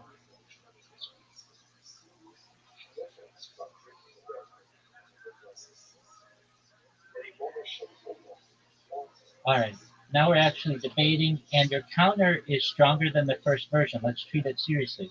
You're basically arguing authority structures evolved. Judaism has replaced major institutions before Carbonate to Tefillah. We had Beit Din, rabbinical courts continuously. Therefore, saying smicha ended may just mean the form changed, not the authority itself. That's a much more sophisticated claim. Let's pack it carefully. The Supreme analogy. You're right. You're right. There is no constitutional requirement that a U.S. Supreme Court justice be a lawyer. So the analogy I gave wasn't airtight. Your point: authority is conferred by recognition and structure, not by intrinsic professional status. Good catch. But here's where the analogy still matters. In Judaism, classical smicha wasn't merely communal recognition, it was a specific halakhic category with defined powers. That's the key difference. Sacrifices were replaced. Important distinction. You referenced the shift from carbonate sacrifices to tefillah, prayer. Here's a critical nuance. Prayer was not a legal replacement for sacrifices, it became a functional substitute in exile, a spiritual parallel, a temporary structure. But halakhically, sacrifices are still binding mitzvah, of course. If a temple stood tomorrow, korbanot would resume. So, uh, do not say prayer abolished sacrifice. I did not say that. I just said they replaced them on a temporary basis. So the institution changed in practice, but not in law. This distinction is massive. Massive. Continuous beta din. Your strongest point. You're absolutely right. We have had beta din continuously for 2,000 years. Someone ruled on marriage, divorce, conversions, monetary disputes. So judicial authority clearly didn't vanish. But here's the technical distinction. Post-Talmudic Beta Din functioned under delegated communal authority, rabbinic power, enforcement. They do not have biblical capital jurisdiction, authority to impose no, naso, horrifying, Sanhedrin level national sovereignty. In other words, they are courts but not sovereign courts. That difference matters halakhically. The real core question, your deeper claim, is actually this. If the Jewish people collectively recognize rabbinic authority continuously, isn't that the functional equivalent of smicha? Now we're talking. Because this reframes smicha as authority derived from national recognition, historic continuity, practical governance, rather than a mystical laying on of hands claim, a mystical laying on of hands chain. That's a serious philosophical position, where the classical objection stands. The Talmudic model of smicha required transmission in Eretz Israel, land of Israel, from someone who himself had smicha in an unbroken legal chain. When that chain broke, the category ceased, not because Jews stopped teaching, but because the legal condition ended. It's like a corporation charter expiring. You can keep doing business, but technically the charter status is gone. The radical path your argument opens. If authority evolves and communal recognition is the true foundation, then a unified global rabbinic consensus could theoretically reconstitute national authority. That's essentially Rambam's minority proposal. If all sages in Israel agree, Smicha can be restored. You're pushing that logic further. Maybe it never truly disappeared. It's decentralized. That's bold. Here's the deep structural issue. Judaism distinguishes between Torah law that is eternal and fixed and rabbinic systems that can adapt structurally. Sacrifices to prayer, that's adaptive mode. Smicha to decentralized scholarship, that's adaptive mode. But classical smicha carried specific Torah level powers. Those powers have not been exercised since. That's the sticking point. Where your argument actually wins. You're correct in this sense. Jewish authority did not collapse, it transformed. We moved from centralized sovereignty to distributed scholarly authority. That's not absence, that's evolution. In fact, the survival of Judaism arguably depended on this shift. The unresolved question is smicha Is smicha defined by legal, technical chain continuity or ongoing national Torah authority? If A, it ended. If B, it evolved. The Talmud leans towards A. The Jewish history seems to demonstrate B. That tension is real. Final assessment.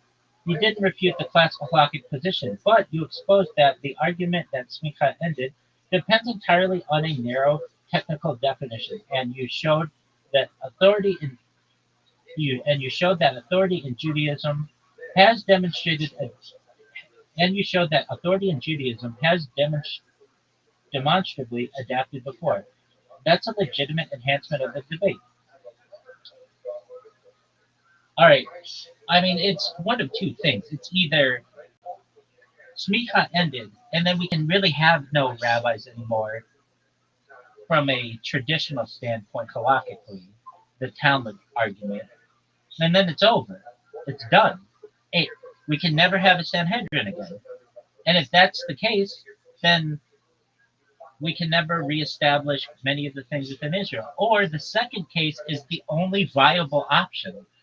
Therefore, the second case has to be the solution. And it is legitimate, and there's an argument to be made. And on top of that, if you look at the phrase as smicha, the laying on of hands has continued. The teaching has continued. Torah transmission has continued. Talmudic transmission has continued. It is simply a decentralized version of the previous temple smicha that had to adapt based on the fact that we were in exile.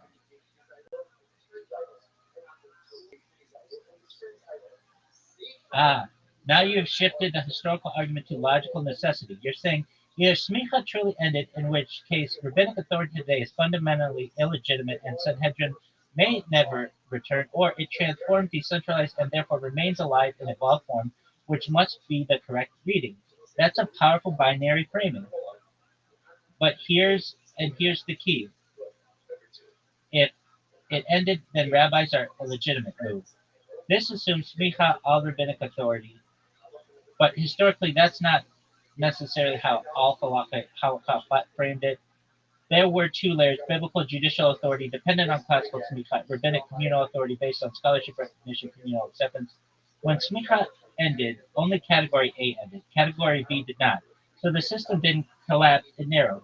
Can we never have a Sanhedrin again? Not necessarily. This is where Nachmanides becomes critical. He rules if all the stages in Eretz Israel agree to appoint judges, smicha can be restored. That means even in classical framework, that's just his opinion. That means that even in classical framework, the door was never permanently locked. It requires consensus, not mystical chain continuity. So the system built in a reboot clause. Your decentralization thesis, you're proposing something deeper. Smicha didn't disappear, it transformed, transitioned from vertical chain-based sovereignty to horizontal network-based authority. That is historically observable. After Rome, there's no centralized Sanhedrin, but enormous halakhic creativity. Talmud compiled, Geonim ruled, Rishonim codified, Achronim refined, Acharonim refined, Torah authority flourished. That supports your decentralization theory, but here's the crucial distinction. The Torah sometimes allows emergency adaptation, and it allows rabbinic governments based on communal consent. What it does not do is say if something becomes impractical, redefine it out of existence. Sacrifices weren't redefined; they were suspended due to conditions. Smicha wasn't redefined; its highest powers became dormant. Dormant does not mean extinct. The hidden third option. Your reframing was either it ended forever or it evolved and continues. But there's a third model. The biblical sovereign authority ended, but rabbinic authority continued in a different category, and restoration remains theoretically possible. That's actually the traditional position where your argument really bites. You're correct. You're correctly sensitive. Judaism survived exile because authority became distributed. If authority had required continuous Sanhedrin level sovereignty, we would have collapsed. So yes, this is adaptive elasticity built into the system. But elasticity is not the same as ontological continuity. The core halakhic question: does decentralized rabbinic authority generate the same metaphysical status as classical smicha, or A different kind of authority sufficient to exile but not sovereignty. Most classical sources say A. Other intuition says most classical sources say B. Other intuition leans to A. That's the real debate. The philosophical depth. What you're really wrestling with is if Jewish authority covenantal and national, or is it textual and transmissional? Is Jewish authority covenantal and national, textual and transmissional? Temple model, national sovereignty; exile model, textual sovereignty. We moved from land-centered authority to book-centered authority. That's enormous. Does logical necessity force option two? Not necessarily. Holocaust is not purely logical, it's covenantal. Something can be currently impossible, historically interrupted, awaiting messianic restoration without being logically redefined. Judaism tolerates suspended institutions. Final assessment. Your decentralization thesis is historically strong. However, it doesn't logically force the conclusion that classical smicha never ended. It may mean classical smicha is dormant, while rabbinic authority evolved into a parallel system that preserves both historical integrity, exilic adaptability, and keeps the rebuild door open. Now, here's the next level question. If tomorrow every major Orthodox authority in Israel agreed to restore smicha under Rambam's rule, would it be legitimate? Yeah, we are ready to go there. Yeah, but that's just Rambam's opinion. And frankly, we don't follow a lot of what Rambam says. That's just one man's opinion. And whether or not that would be legitimate is still just based on one rabbi from 1,000 years ago. Who's to say that it has to be in Eretz Israel? Who's to say what that even means? Does that mean the borders of Israel? Could that mean the the settlements? Could that mean all Orthodox shuls in the world? What does Eretz Israel really mean? I know it means the land of Israel, but that isn't very well defined.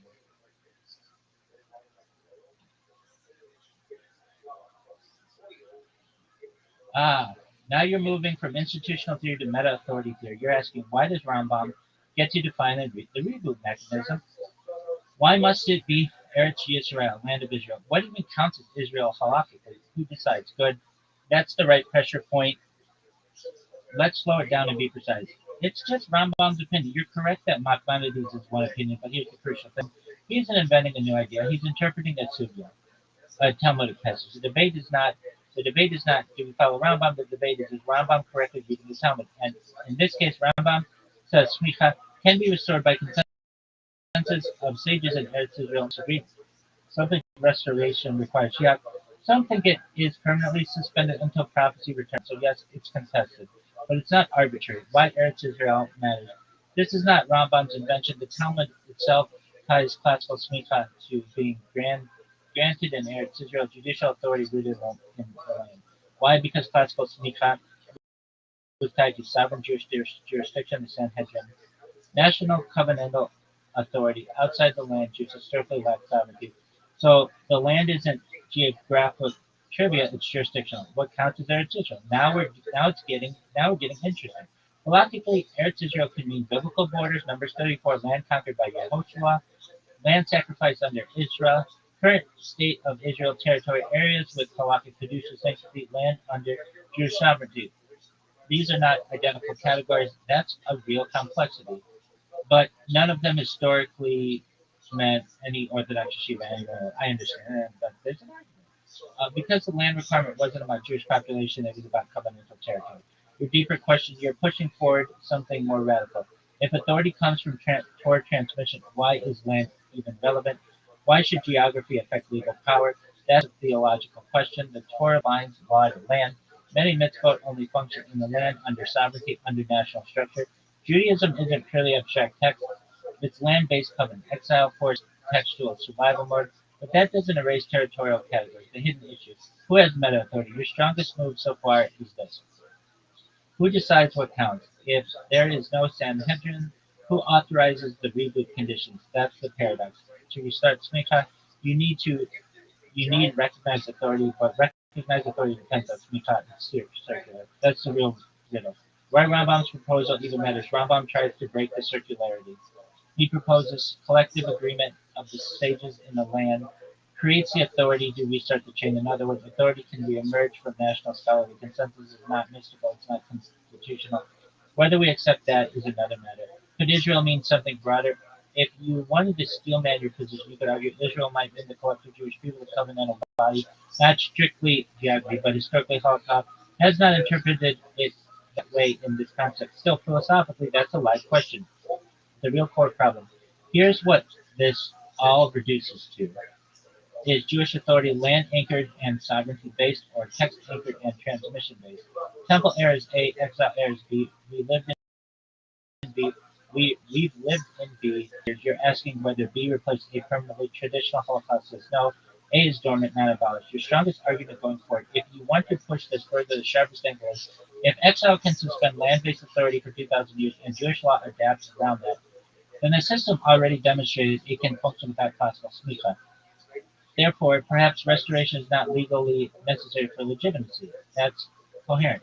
But it doesn't prove restoration rules disappear, only that survival doesn't depend on them. Where the real explosion is. Here's the dangerous version of your question. If Israel today is a sovereign Jewish state, if Israel today is a sovereign Jewish state, does sovereignty itself trigger dormant categories? That's much more destabilizing than redefining Israel because now the land plus sovereignty combination is partially restored, and that brings the whole smicha discussion back into practical territory.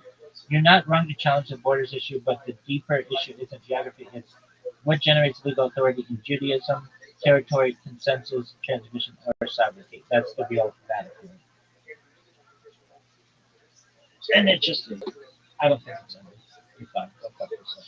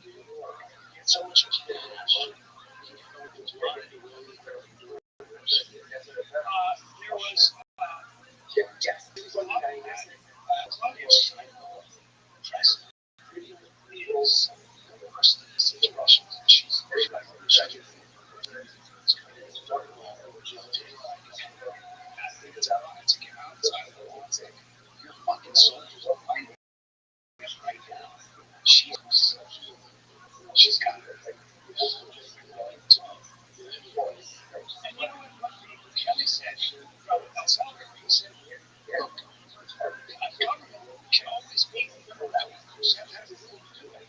Not if they're involved with it. That's it. They are the government. Yeah, now the politician.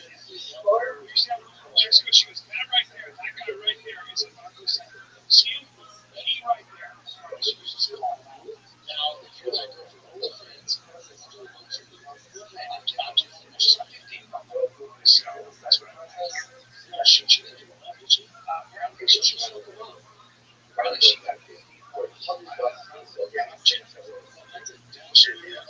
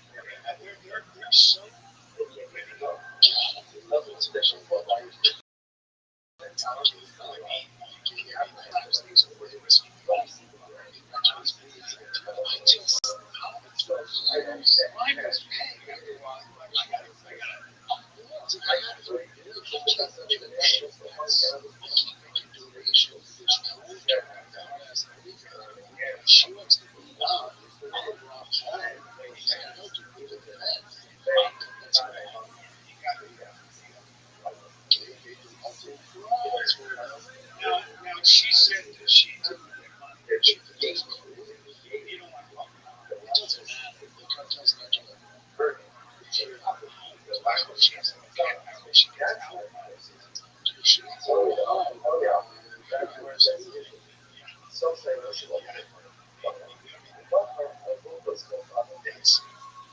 she definitely understands. She's fantastic. And save her home. Try to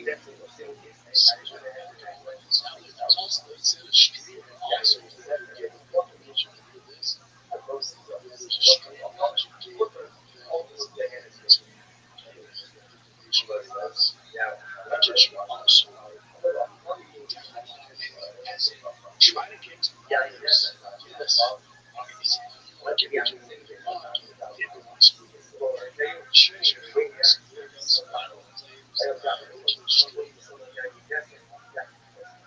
That's really well, here's my thing.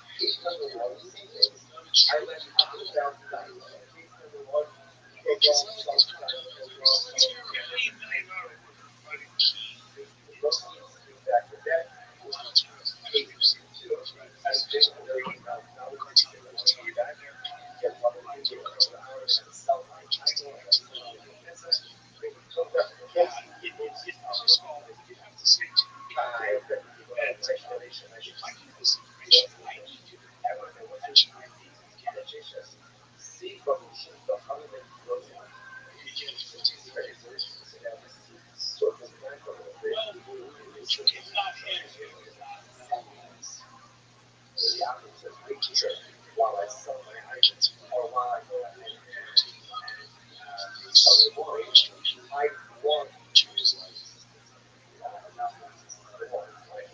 just feel lucky. Yeah, it's not stuff. But the other thing about the cartel is people don't realize is that they also need as the government to provide food and medicine. So apparently, they take that role because the government in those areas sucks. The Mexican government is a lot more and that's where they provide jobs. They do so. It's crazy. Apparently, they're making thousands on the table. That's a fucking long time. Once trillions. The question is, what happens now? I think the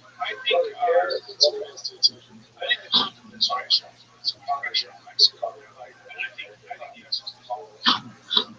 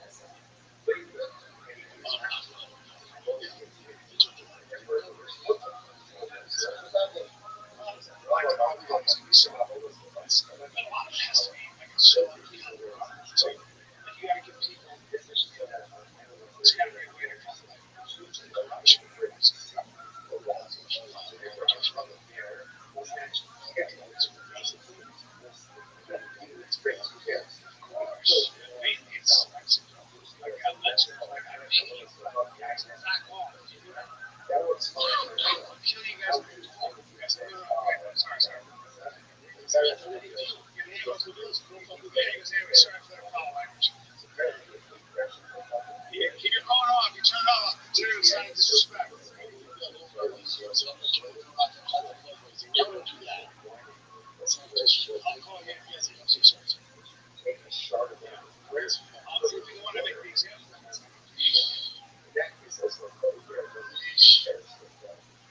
Guys, take a little break. Look, man, if you are somebody who is part of parties, okay, if you're a car novice and you care, if you are a car freak, by the way, auto parts are important. Things break is where you walk out because they have auto parts that you need. They have all your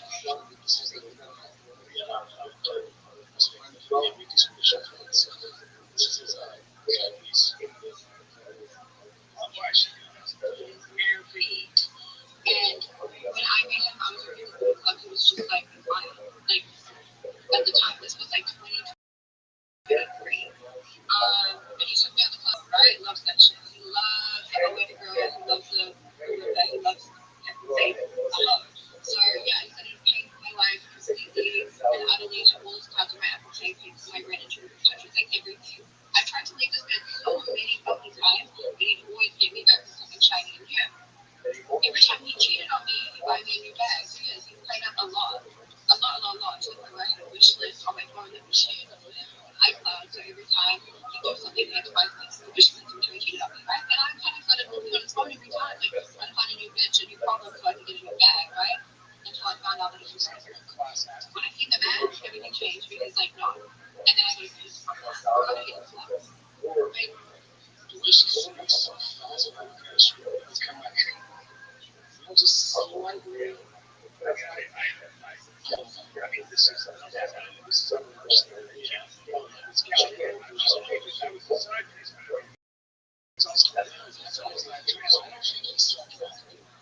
it's also like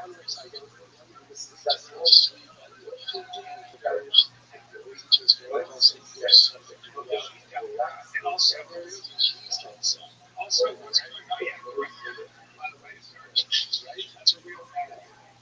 Also, what is she doing? What is this get back into a couple of things they both this year with culture? Yeah, you know, it's not very much like sworn is like very crazy things. She doing it for me. She won a league. I do this for the money. She was a big time couple. Just trying to say that, obviously. Yeah, but I'm just saying she everything she does is money. She at least she is doing. She knows that. By the way, and then we also brought Dan Rivers' wife's dad, amazing. That's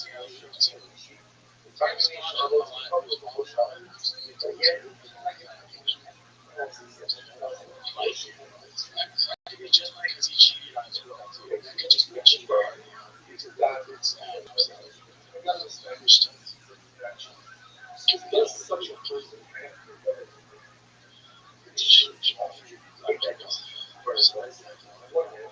It was like, guys, the Jackson, he has like sex with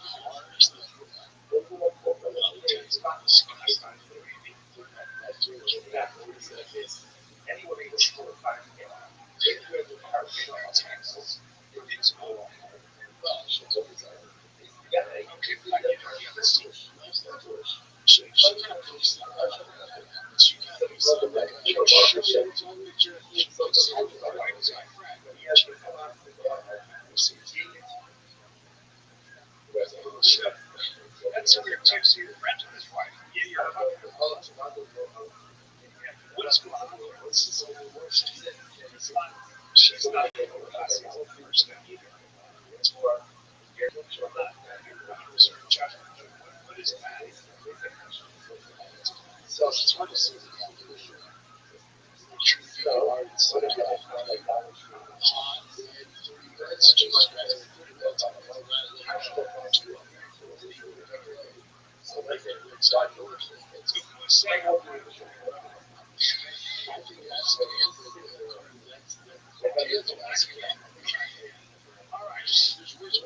all right, I'll make sure to give you a card and suck your teeth. That's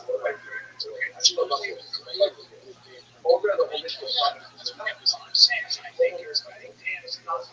That's why I said, yeah. How do we know? Why would we assume that he's the great? Dan can say, that's what I do. Wow.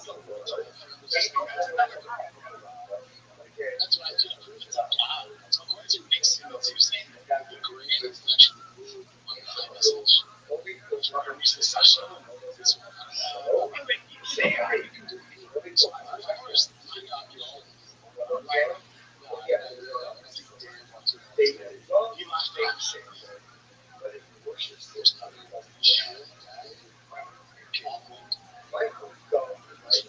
There's not the word God. Maybe this is very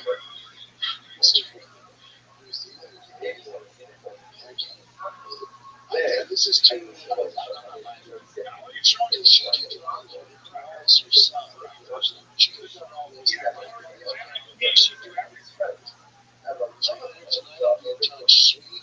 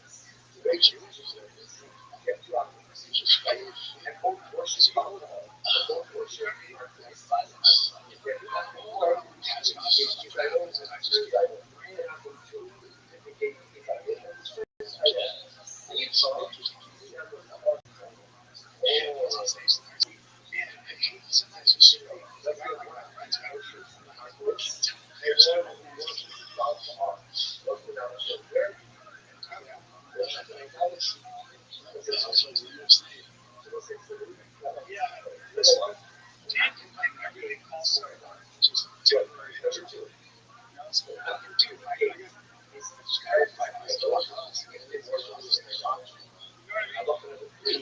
It's like Kanye West was like, oh, dude, the reason I was a Nazi is I'm bipolar. It's like, now I'm taking my anti-Nazi medication.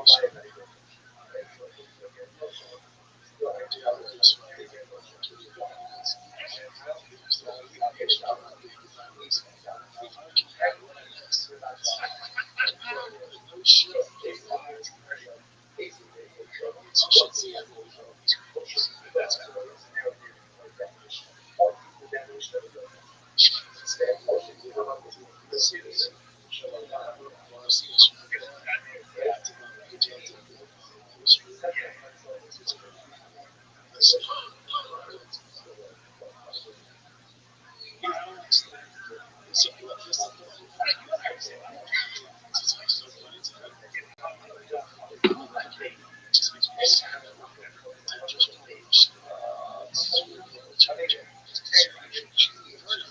That's she's clearly hurting.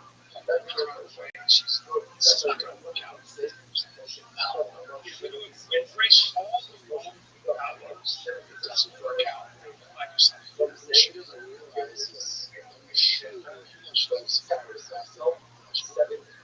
I'm sure she wants this is such a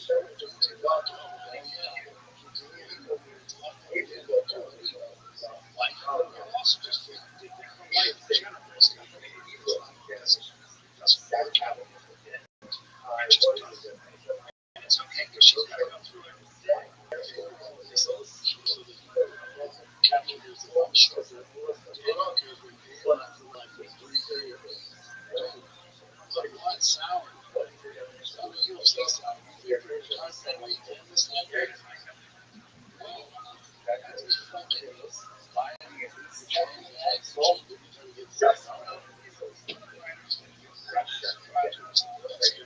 Now let me ask you this: anybody that's ever shepherds, is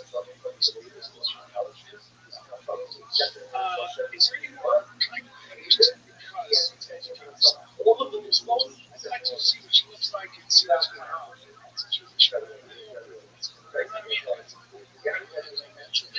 what I mean? That's all. We just gotta make sure everything's up. Now he doesn't seem terribly worried about the fact that they're picture. So maybe there's a whole thing with his wife. Exactly. None of my business. And one day, for me, and it is what it is. The funniest thing, I'm not going to try to. Just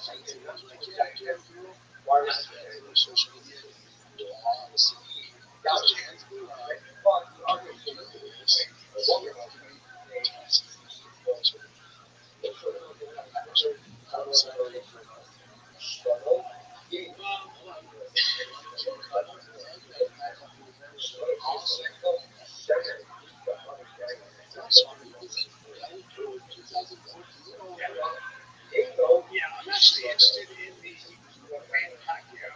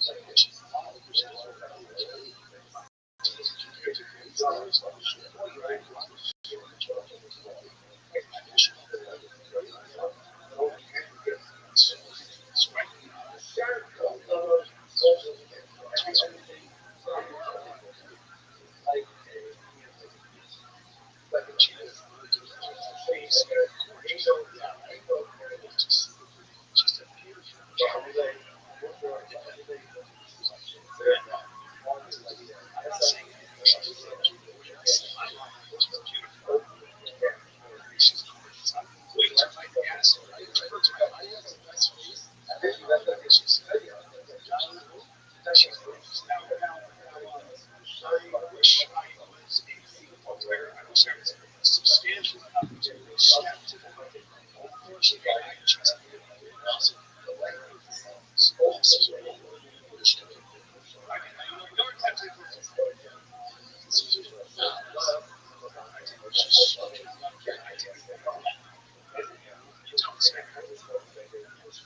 here's a question.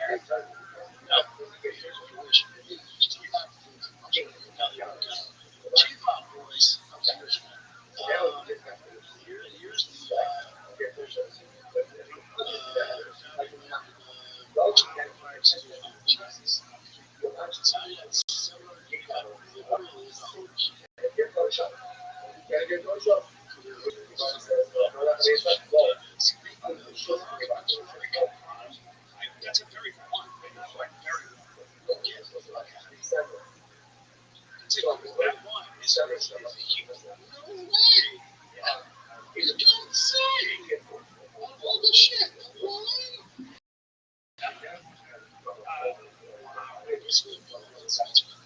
Now, here's the thing. She's awesome. Here's the question. She didn't pay for Netflix or someone with you on most she's wonderful. I'm sure that's it.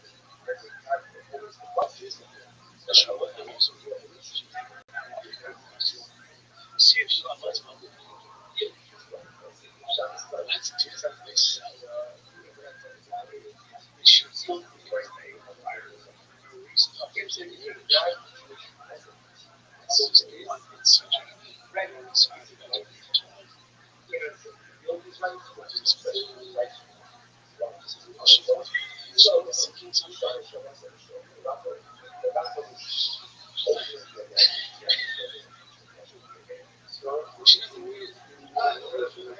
maybe maybe this is zero there. Also, that's pretty good. It's actually your family.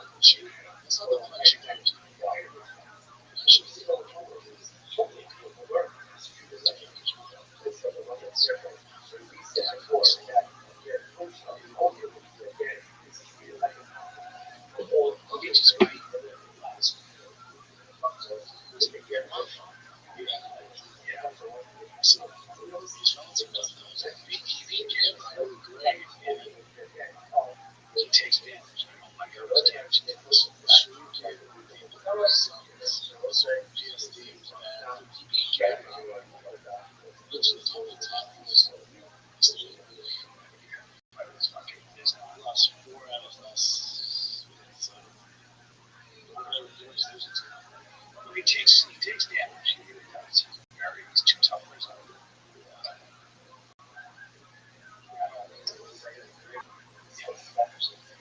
Smart part of the problem. People like the fuck cops and your family is our language was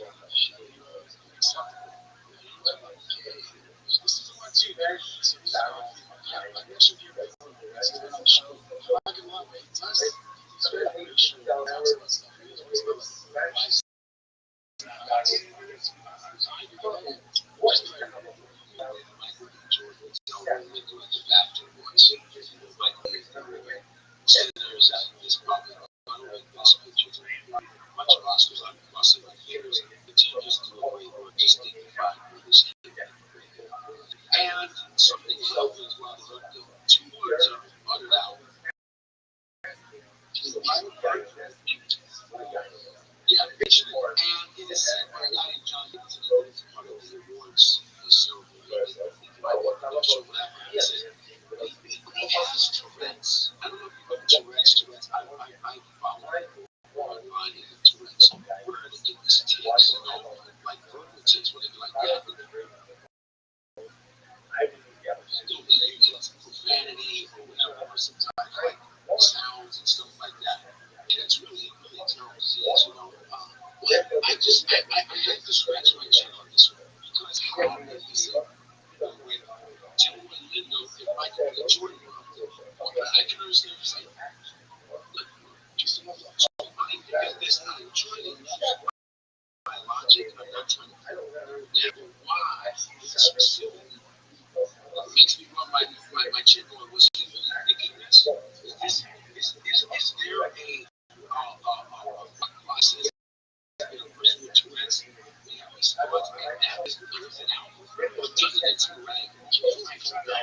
I'm trying to be very logical with this. I'm really going to feel it. I don't have to, I don't know what it's like. I don't know. Once again, it's our person trying to suppress it. I don't know about that was crazy. I mean, they say where's your pass? Not a pass. You need a check. You need an apology for that. That was crazy. Is that what he was really thinking? But I would say sorry. Makes you say it out loud. It's just I'm just saying. He said some crazy shit. What would happen then? And he said some I don't know. Is this what it's on the JK? I'll tell you what happened. I said to a region of Mexico.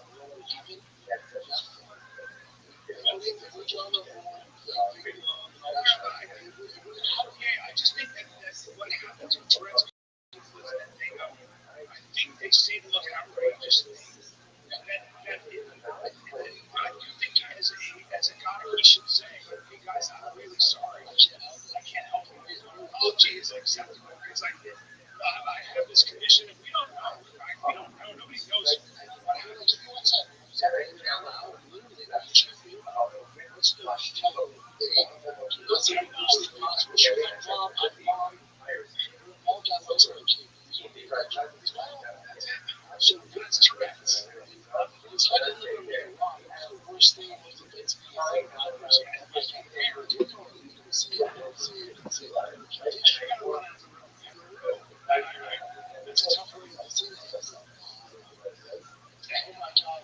so offensive. You deserve an apology. It's not giving to well, I think he would probably say sorry, right? So that's the main part of it. Because he didn't necessarily apologize. He just said stuff like this is what I want, this is my thing, this is what happens sometimes, that kind of thing. So I mean, maybe once it's the same thing. None of us know about Tourette's. I'm sure you deal with it every single day, so you can't apologize. You know about it every single day. And I would assume a similar person with that. And I like you said, it could be the way it says other people have himself as well. Yeah, that's great. I'm very sensitive. So this guy in the condition was still fine. It sucks all the way around. Yeah, I know. So anyway, so people are saying that they should have the bikes that are around the audience area, they will somebody has condition, they should have just like obviously hey, that condition, dude. Get the fuck out of here. You can't be in the room. That's the thing. All these co-workers, you can't be in the room. This is one of the judges that thought people to quit because they're like, no, we actually can't entertain this. I'm going to quit. I'm not allowed to do that very quick. The guy with condition said something. Your purchase.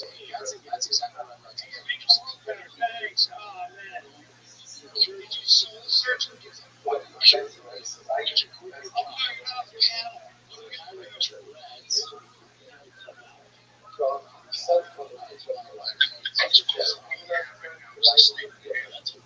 So let's talk about the stories. So it turns out this is other benefits of cannabis.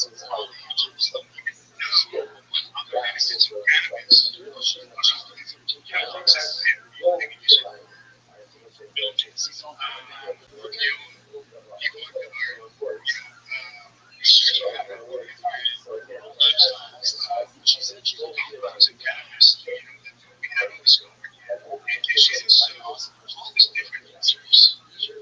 That are different aspects of cannabis. Engage each other. And then they she went buying it all up. It's a different organization, different audience. Spread that word much better. Much better. She'll tell you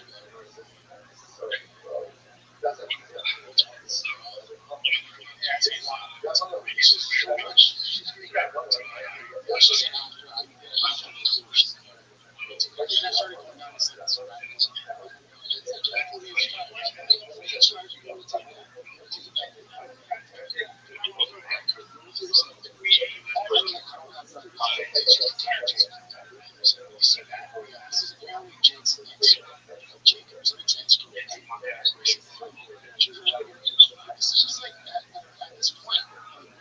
Is that what is happening? And that's what you're mixing up talents.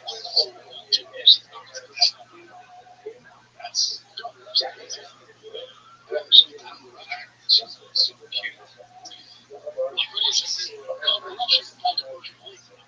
Let me ask you this.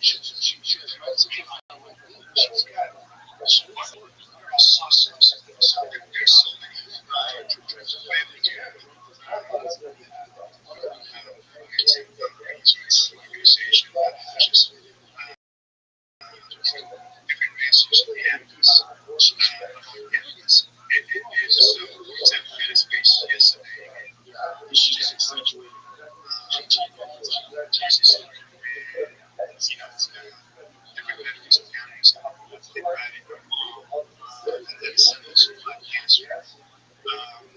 She did, they were doing cheese, and she's never seen one ended up getting it. And also, my chick did, she's a famous woman kid. She was close to, and she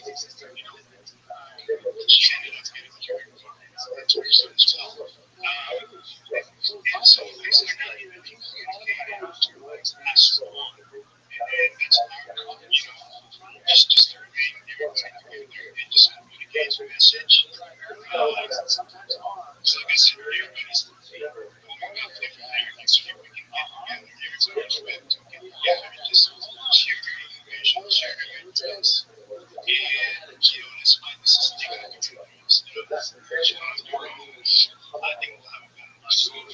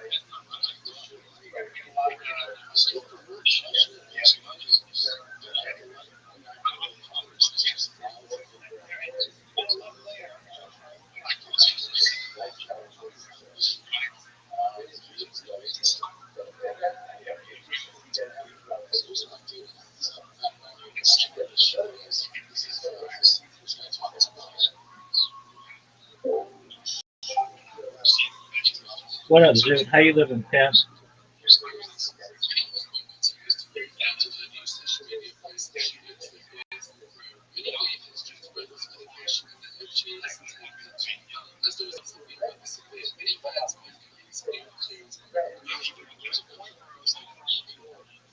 What up, dude? How you living, Pam?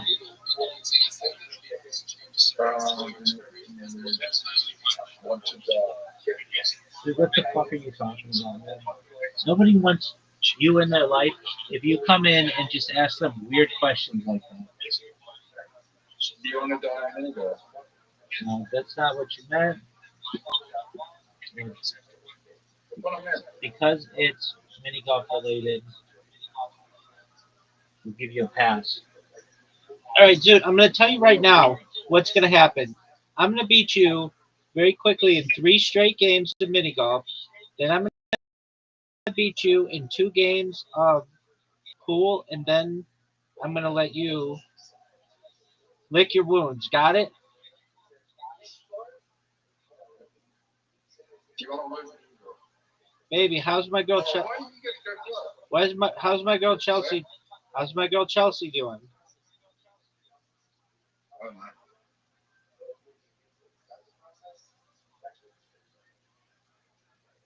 I think she did a show last night. All right. Did she do well? And no, she's been doing this new fucking skip for the last 6 months. Is one of them the Tinder skit?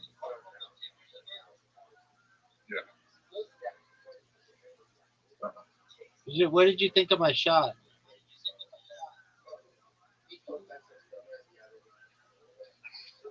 Have you watched all the interviews? I've watched some. Interviews of what?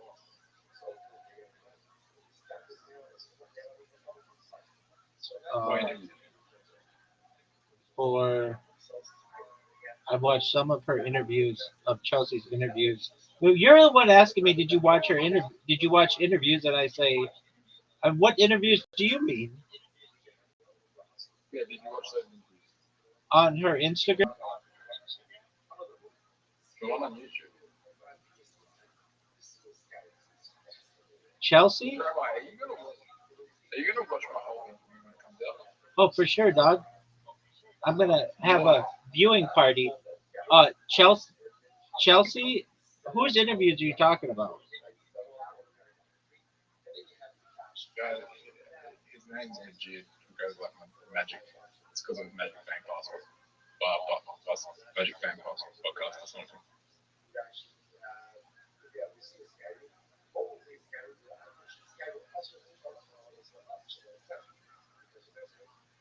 Looks how good that shot was.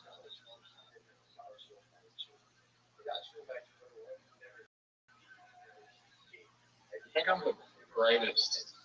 You're This is the terrible. greatest shot of all time. Dude, you're absolutely dog shit, dog. What would you rank that shot out of 10? 0. I would give it a 0. Alright, that's a cool story. Do you know why it's a 0.5? No, why is that? Because that was an A. Okay. Would you agree that that was a good shot? No.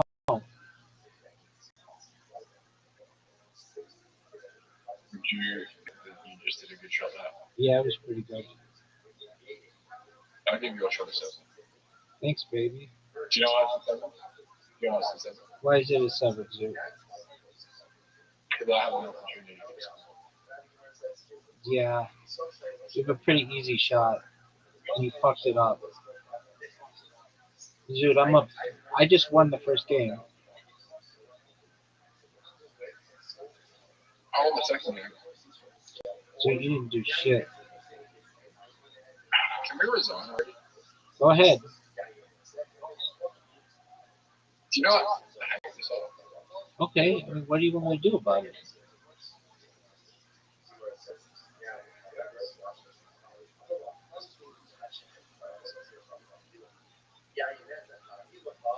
Why would you rank that shot out of 10?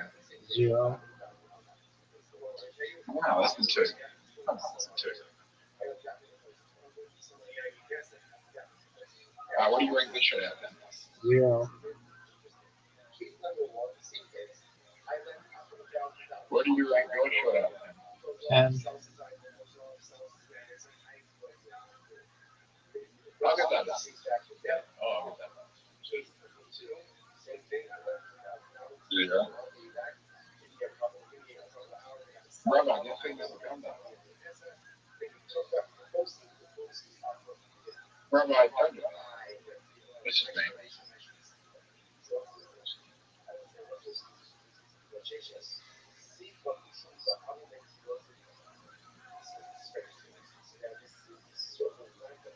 Rabbi, Yeah, baby.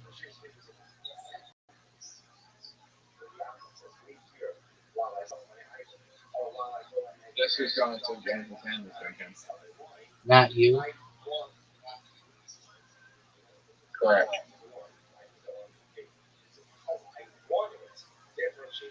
Have you seen James McCann before? On Joe Rogan and on Kill Tony. Have you met him? No. Who's the most famous person you met? Dog, you ask me this question all the time. I'm not answering them anymore. Think back, because I answer your question all the time. You just talk to hear yourself talk. You literally just flap your lip.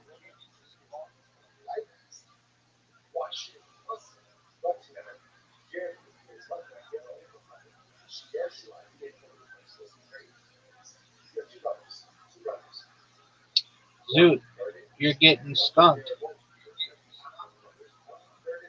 Okay, I'll ask you another question. Have you ever met a murderer? Perhaps, who knows? Who knows what people do behind closed doors?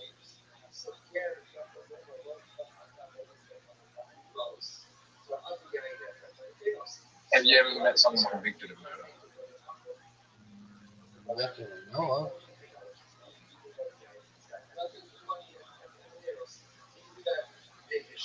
Oh, yeah.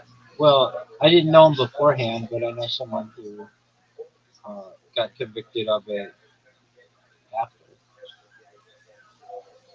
I didn't know them at the time though. Oh, what kind of shot is that, Zoot?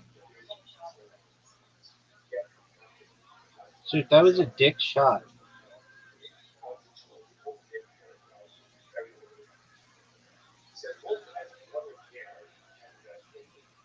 That was a big shot there. Go in the water. Go in the water. I actually think I did the greatest shot of all time. Rabbi, greatest shot you've ever seen. Ready? Yep.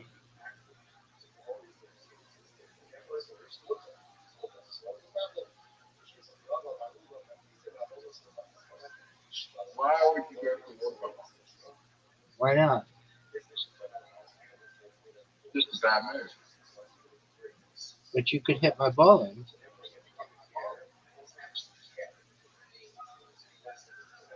Yeah. Are you serious? Zoot, perfect game. You have to make this to stop getting skunked. You got skunked, Zoot. 5-0.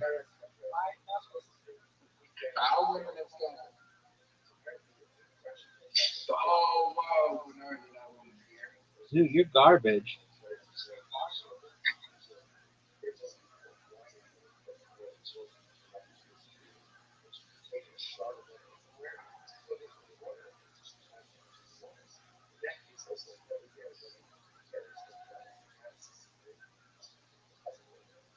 I will spend 100 years in Zoot, just some really bad place. how about you just hit the shot?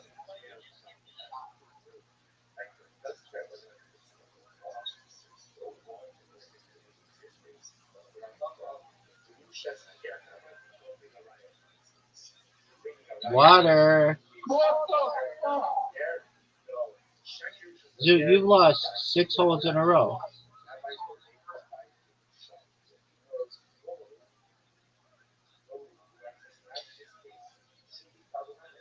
Rabbi, what's a fictional place that no one would want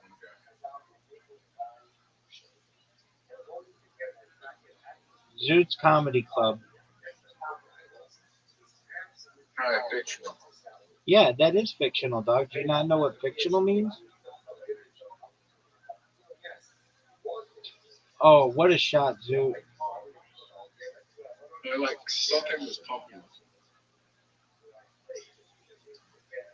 How is it popular and fictional? Oh, that would have been one of the best shots I've ever had. Like a popular work of fiction place that's in popular work of fiction. Zoot's Popular Comedy Club. I will spend 100 years in.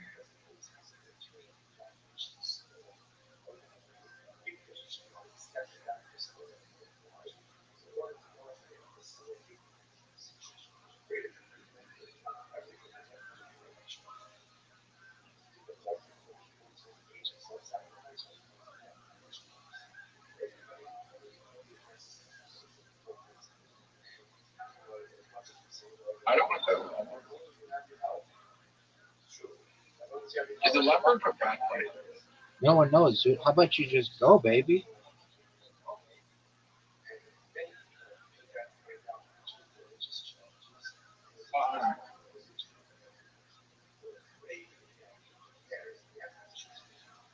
Zoot, what did you think of my shot?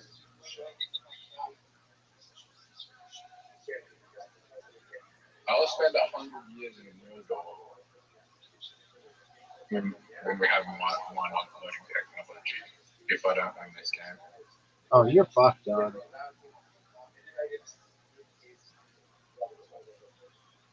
So I'm going to Mordor. Perhaps. That is not a good place to be for 100 years. Why? What happens there?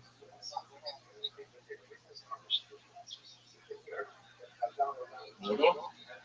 Word.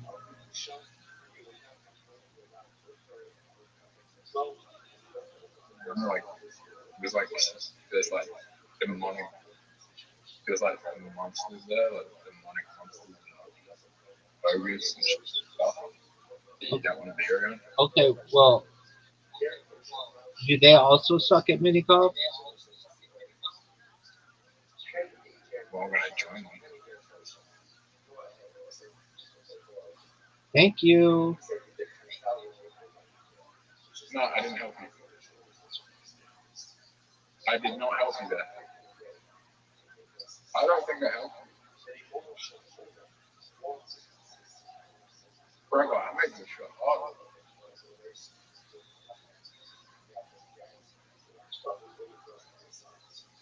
yeah, hey. Take it. Zoo, quit with your issues. Don't hit my ball, dog. Double water bump? No. Oh, forever. You got love. Baby, you're done. You can't hit this shot. You need like the greatest shot we've ever seen. There's no way you hit that. No way. I wanted you to wake that, but you didn't. Forever. Yeah, baby. That was a 7 out of 10. All right. Well, I appreciate your evaluation of my shot. I'm doing exactly what I said I was going to do, which is beat you in every game. And then I'm going to beat you. Hit the tree. Hit the tree. We got one more game left after this. Oh yeah, for sure, dog. But you're done. I already lost this one. And but I caught up. Fucked up. Oh, no, no, no, no. Rabbi, I just did a terrible shot. It was not good, son.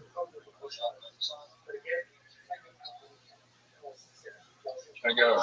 That's a terrible shot, and everybody knows it. You got, Dell? Adele, the singer. Yeah. Yeah. I went to school with her. No, you didn't. I didn't know that. Because she grew up in England, and you grew up in in Oz.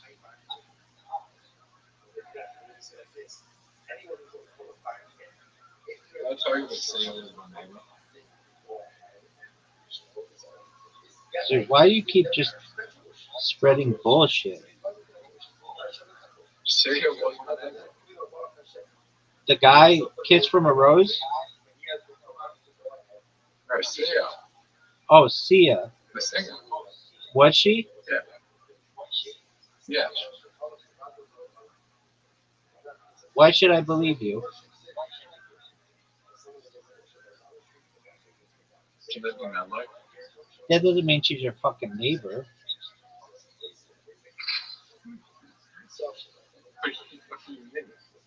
I mean, I can say Kobe Bryant.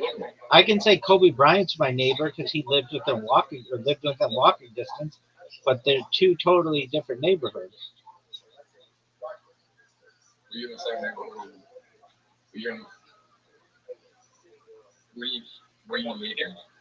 Yeah, within walking distance. Lots of people.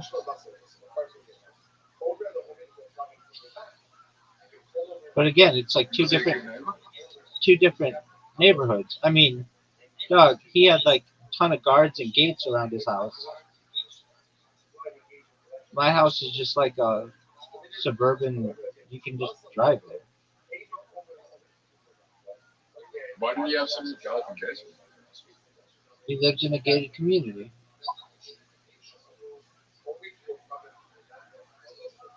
How much does it cost to live in a good In Orange County, it depends on which one, but it's usually $5 to $10 million.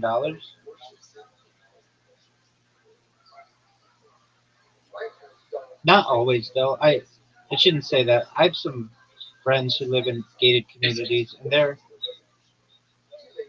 they don't have Is Orange County like, not. does Orange County like have like hills? You walk up? Uh, Generally, no. It's more like beach, but uh, in the like northern part of the county, yeah. But it's You in the northern part of the county? No. no southern. But it's generally pretty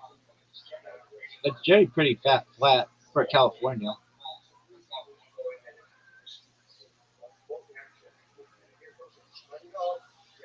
It's all downhill basically. It's like one flat hill towards the ocean. You Look at hate the yourself zoo. for that shot. Zoo. Nobody wants to play with you if you're gonna like just talk stupidly. Oh my god. I thought you were going to miss that shot. Well, guess what? I didn't, baby. I made it. I think you're going to fuck up yourself. Okay. What are you doing? Gonna have the best shot you've ever seen. What if this is actually the way to go? You, you go here. Zoo, you still could win, so don't fuck up.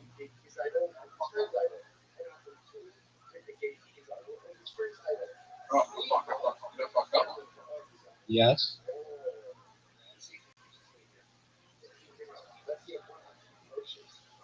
What if You're done, Zoo. Zoo, you're done. You can kiss this game goodbye, son.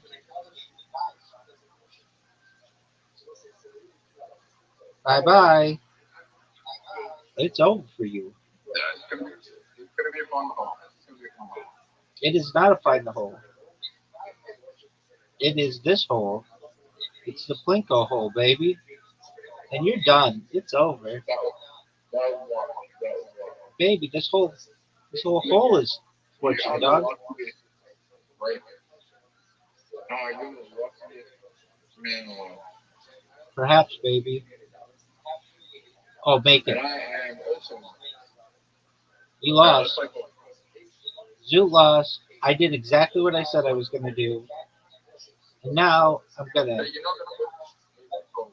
All right. Well, you Zoo choose the rules.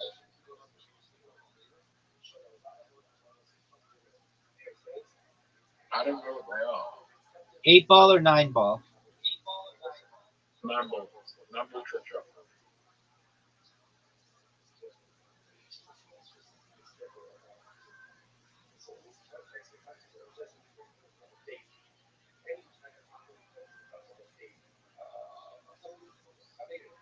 Zoo What level are you at?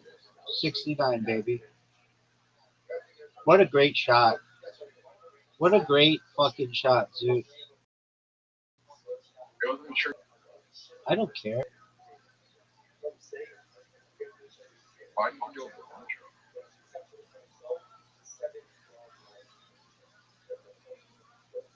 Fucking hell. Rabbi, you have to go for the third.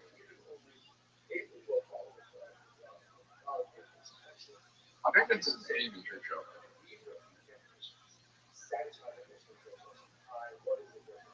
He gets it. He doesn't trick shot.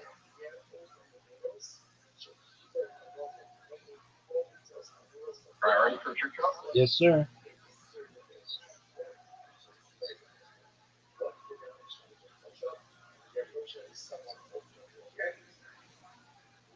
Rabbi.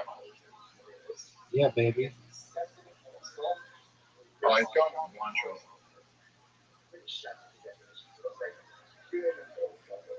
Rabbi, that's pretty easy one shot.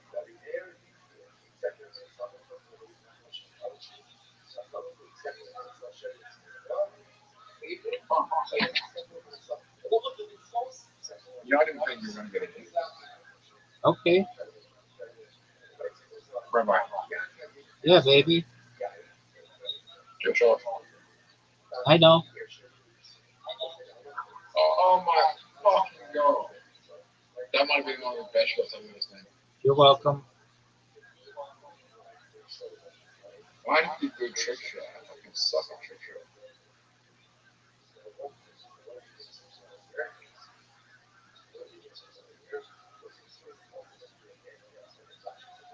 Rabbi, I think I had a winning with these breaks. needed a break, to be honest. You are the gayest. Zoo, you need to control your Tourette's, dog.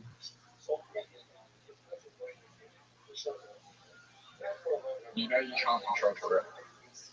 Okay, well, you said that you can through nicotine.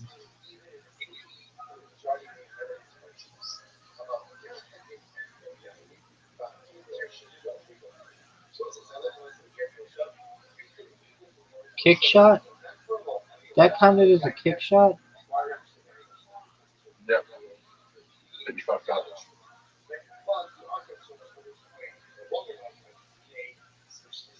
Trick shot. That's not a trick shot. Oh, dude, did you see that? How was on a trick shot? You didn't make it.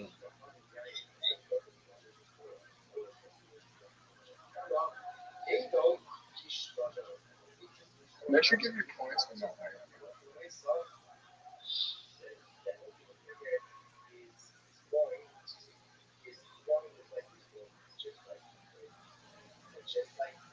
Rabbi, Yeah, baby. I need one of the greatest shots of all time. You fucked me up.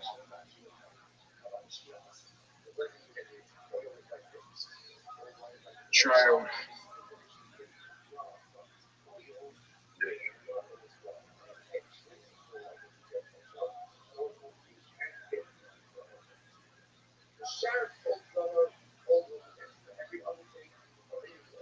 Rabbi, Yeah, baby.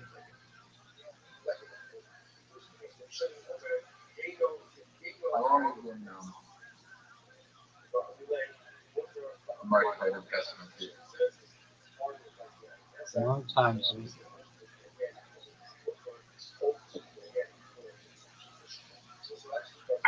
Are you like hated person? For sure, Zoo.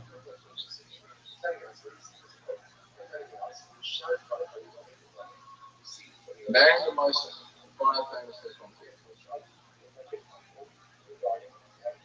XYC,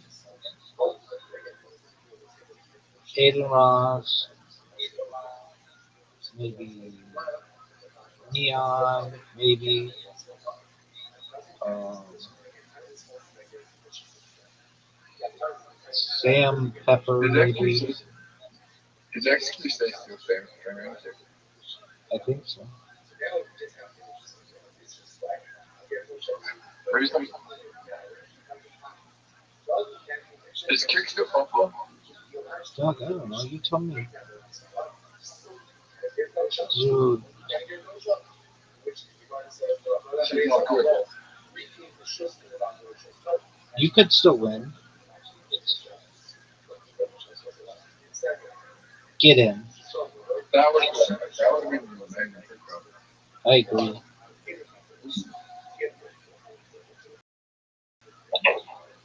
All you have to do, Rabbi, is one shot.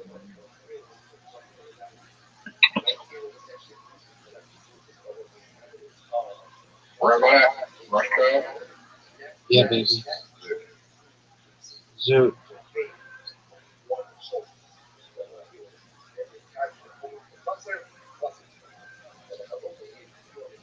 Rabbi,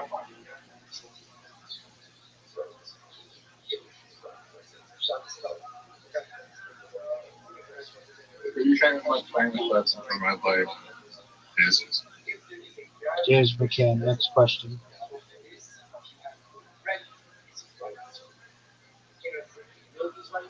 No. Where's Iggy Azalea from?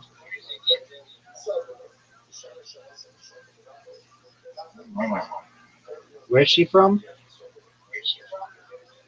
Like some regional Queensland town that no one's heard of. Okay. Did you know she started as a country singer? Yeah. Yeah. Also, are we doing the same thing again? Oh, God.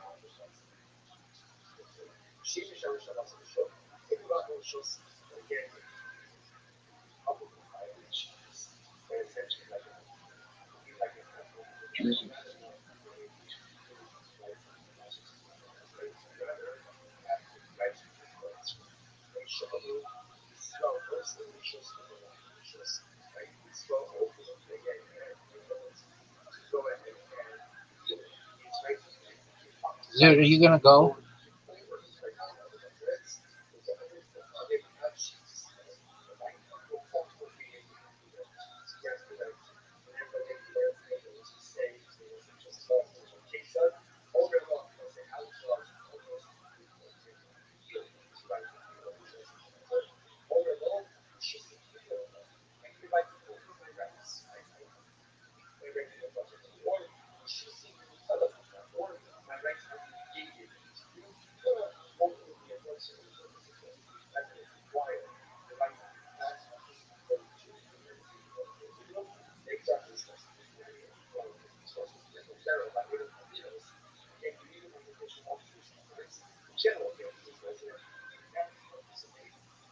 I just call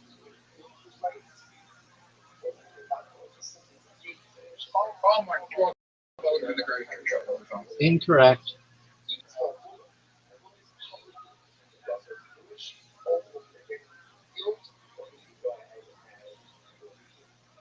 What's the greatest trick have you ever seen?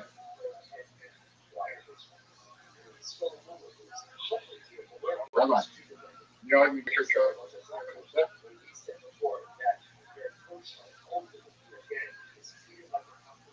Oh, Yeah, baby. that might have been one of the electric ones. What made it? It's pretty good.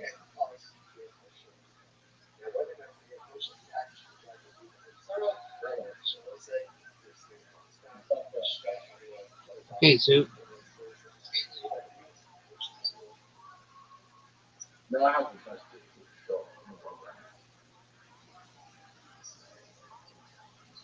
But you agree that my shot is very difficult. Yeah, What do I even do? it's very difficult. I'm just gonna help.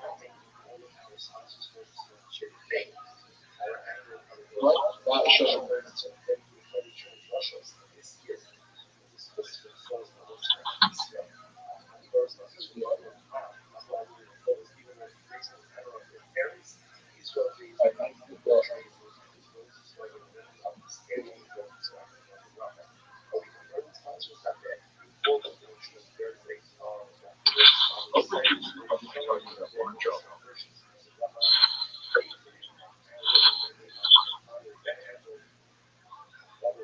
You know, if I didn't tell you about one shot again, could be going for like half an hour. To an hour. Yep.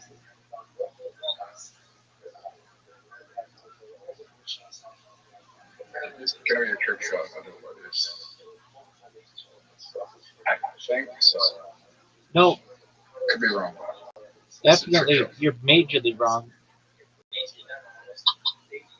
Oh, No. Rabbi, you got the 18 shot. You will. Rabbi, did you know you can still, if you have to hit the 4, but you can hit the 7, and it counts as a double shot?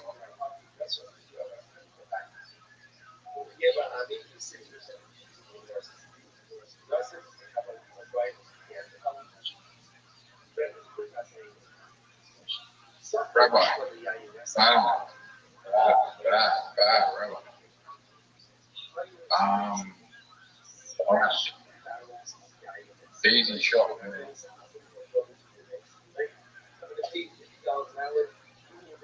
Oh, and Rabbi, Yeah, baby. I'm trying not to say some racist words. You never said a word for no racist. Like that guy at BAFTA. Did you see him? Yeah.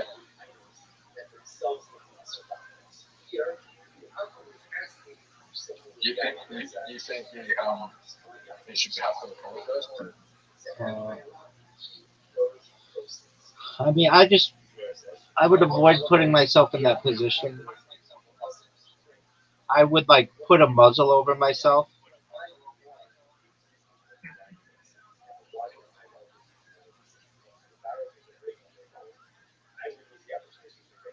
Like he knew it was gonna happen, so just muzzle yourself.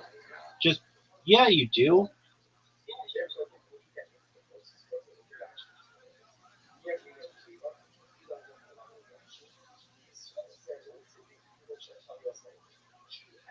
So just muzzle yourself.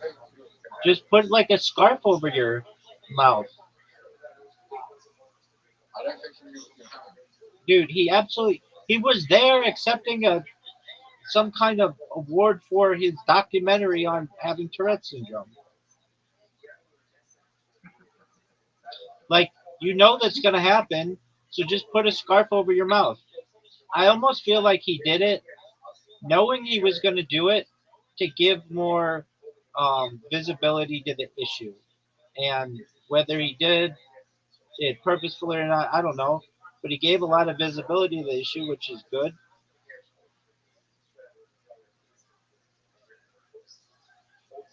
But But if you're saying that should get up on stage next and just start saying the N word. no.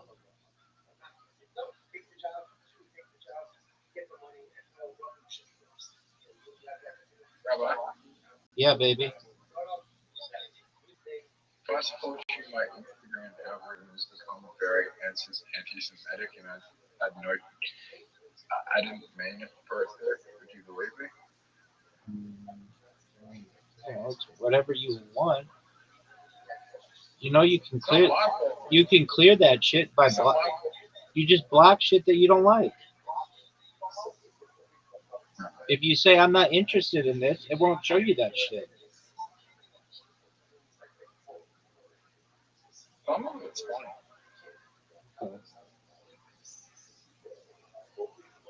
Couple of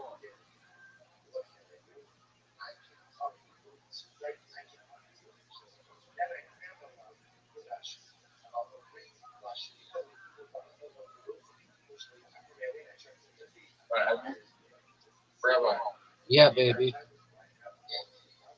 do you ever find jokes about Jewish people funny? Dude, there are tons of Jewish jokes that I love. But what? Like appropriate Jewish oh, But what? like appropriate Jewish jokes. Um, there's one. I mean, you kind of have to understand Judaism to get them, but there are some from the Talmud that I really like.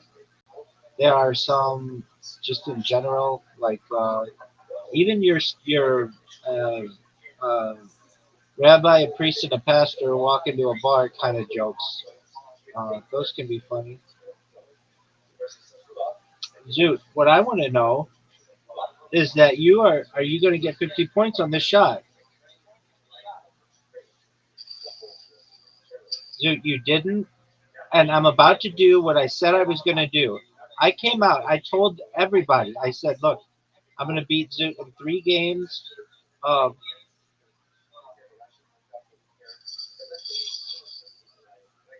3 games of mini golf and 2 games of pool. And I have beaten you 3 games in mini golf and 1 game in pool. And I have a 50-point lead on you in pool right now. Zoot, are you going to go? I'm back with the greatest show I've ever seen. Okay, let's see it then. Let's see it.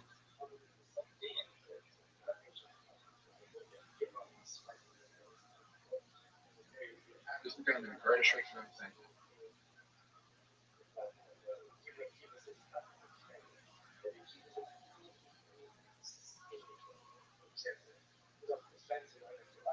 That's a good show.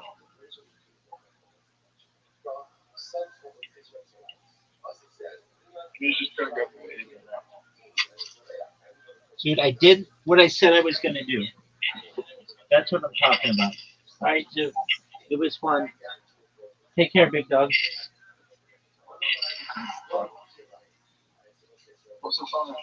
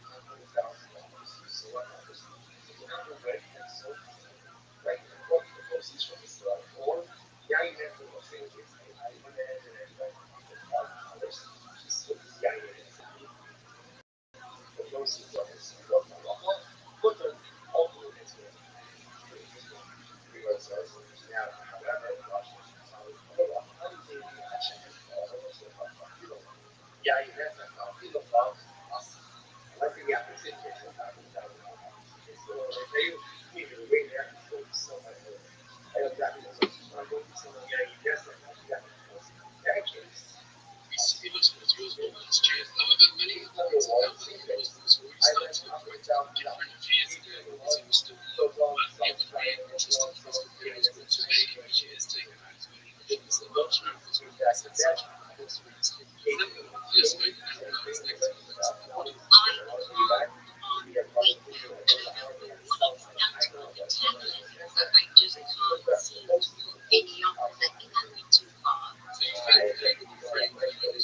to not just seeing resistance, but really knows what's going on here. But it is also sending many fans as well with the strategy and appearance.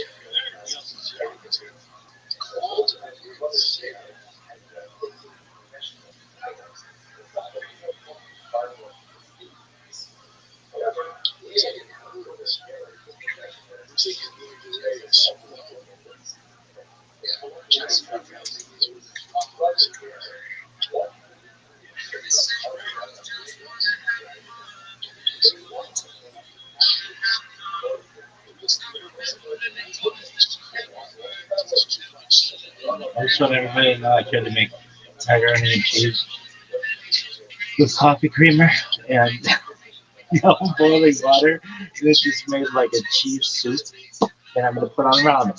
Hooah!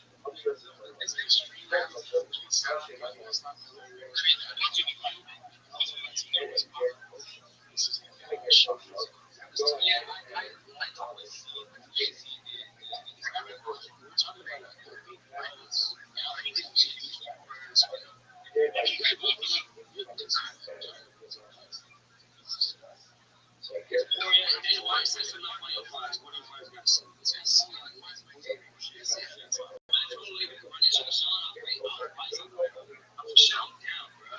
This is legit fighter at the highest. Like,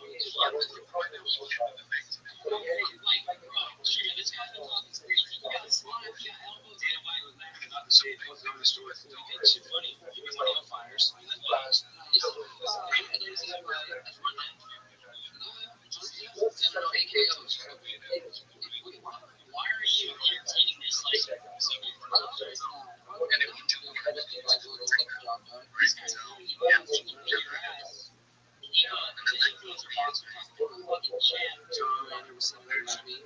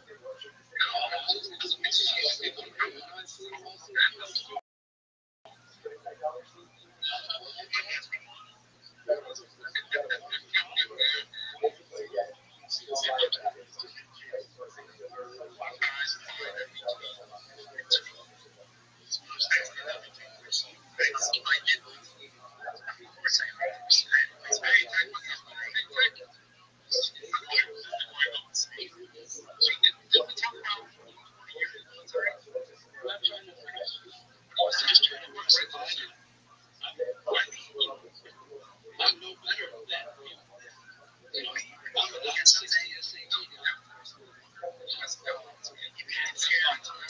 not trying to offend anyone. I'm trying to not call in if you got nice.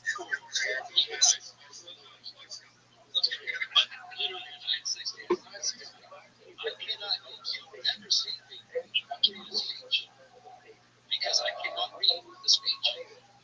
I'm not.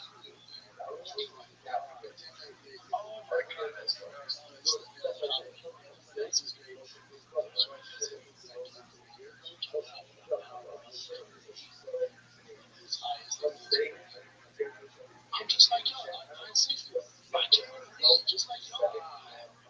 You're so prejudiced, dude. That's so condescending. Just another time. Like, this is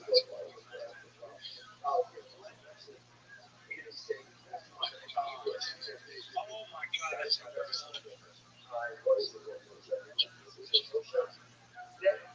I'm not trying to impress you. I'm just trying to impress upon you. I'm like you. I'm no better than you. You know, I'm a 960 SAT guy. And I'm not trying to offend anyone. You know, trying to act all there if you got 940.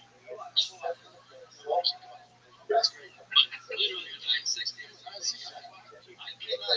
You'll never see me watching a speech because I cannot read the speech.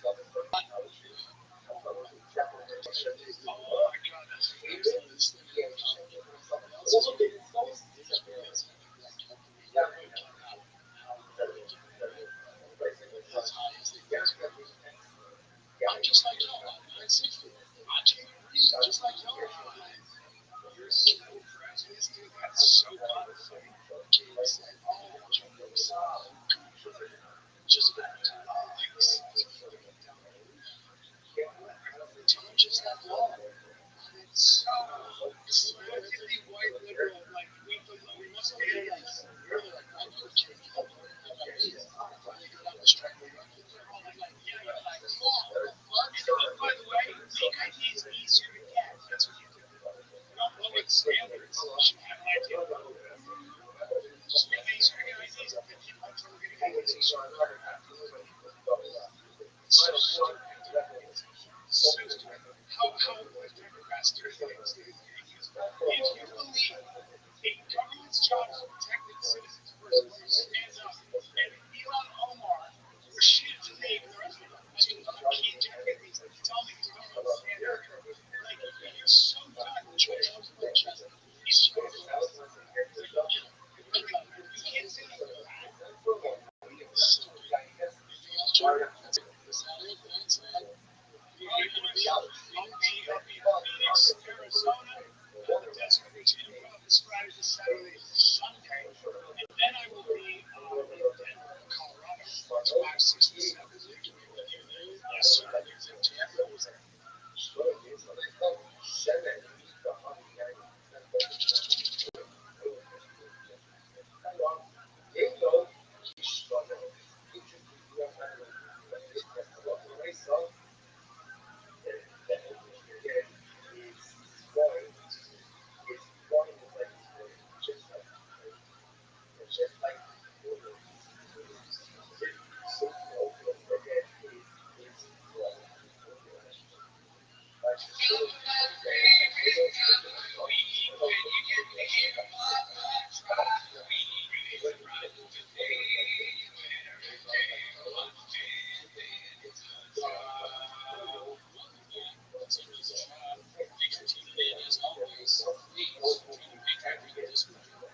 Drinking that. Yeah.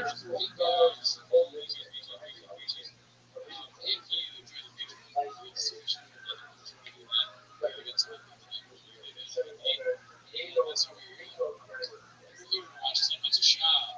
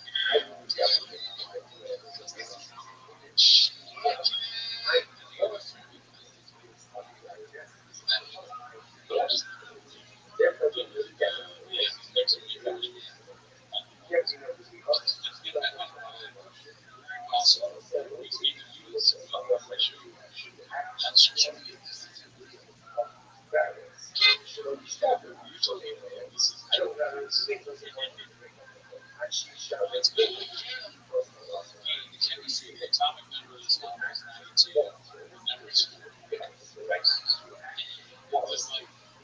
experiments. I don't even think this even know what we were going to. I mean, you're going to get this. This is not even yeah, it is not doing it. I guess, I mean, I'm really not into the numbers. There's uranium. Yes, I mean, that's the end, right? The time of the radium. There's plutonium.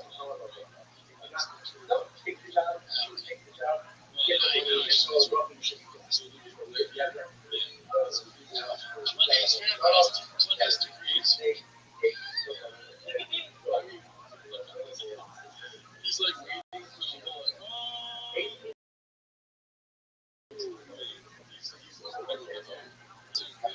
Yeah, that's nice. Really? Yeah, I mean, it's just so funny because the first one is always like, who agrees? That's I don't know. There's a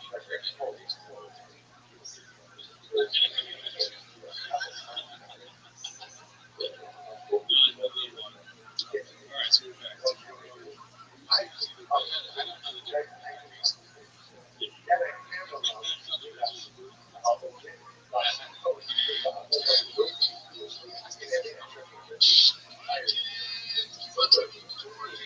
Nashville, Tennessee, January 25th, Thursday night, 2 shows at Zeddy's. I'm in Austin, Texas, January 26th and 27th, at the Step Washington. I don't got my dates up yet. I do have some dates. I'm actually going to be at a real mothership.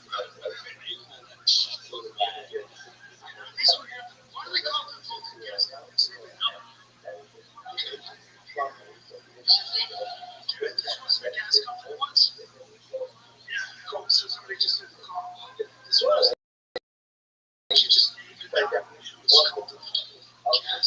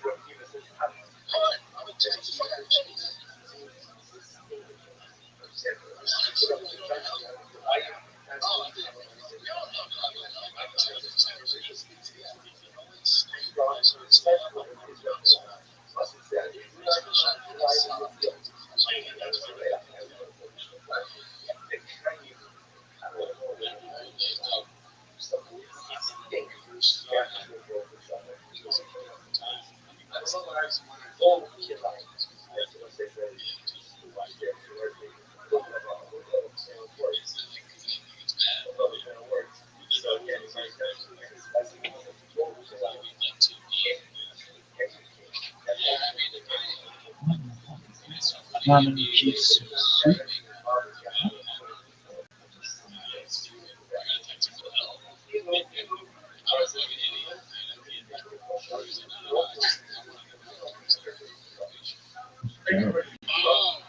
What?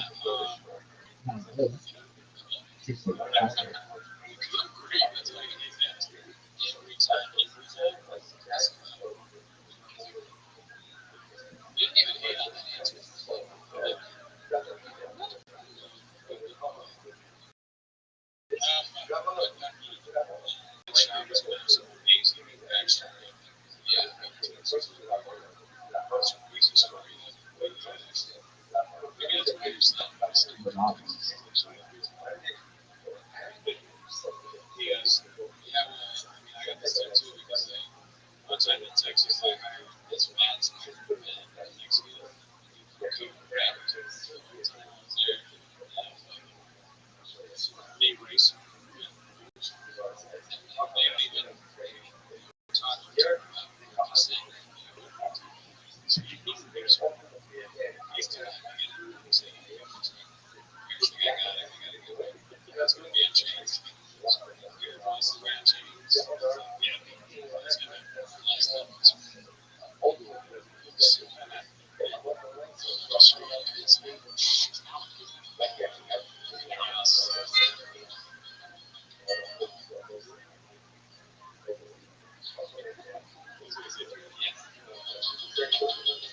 Fahrenheit.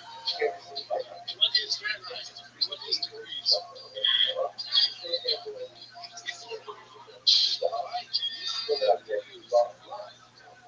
Don't ring him anymore.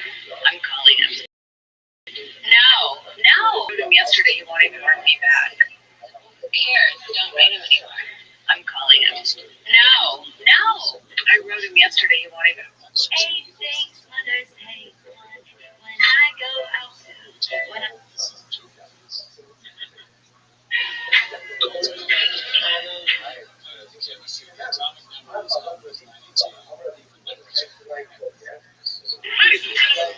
Call me cozy feet. Does he even know what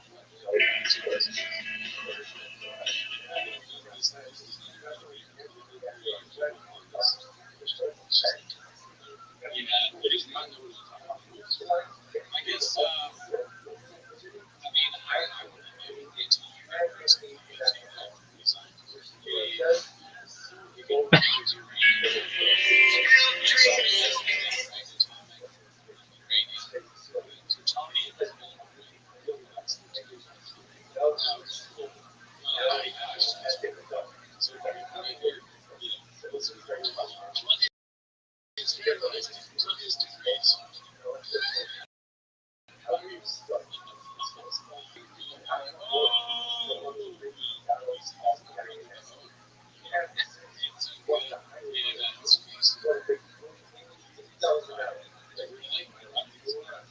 Yeah, I mean, it's just so funny because the first one is obviously far from right? Like, degrees. That's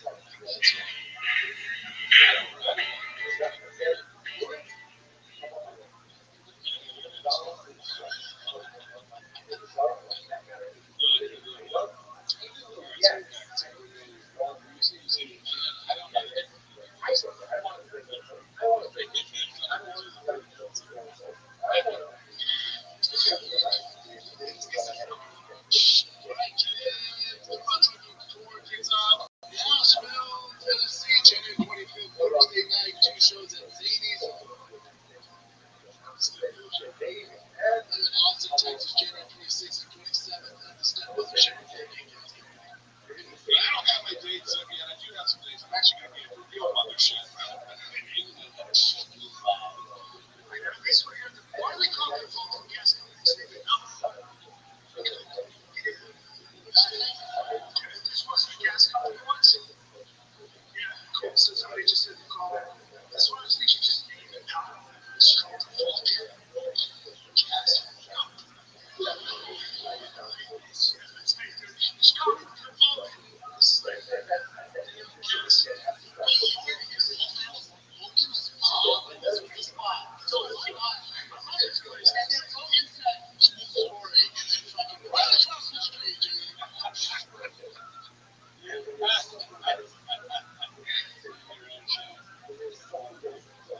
Those guys used to be great. They had a cool stage. Dude, they would never need so stage back before. Now, dude.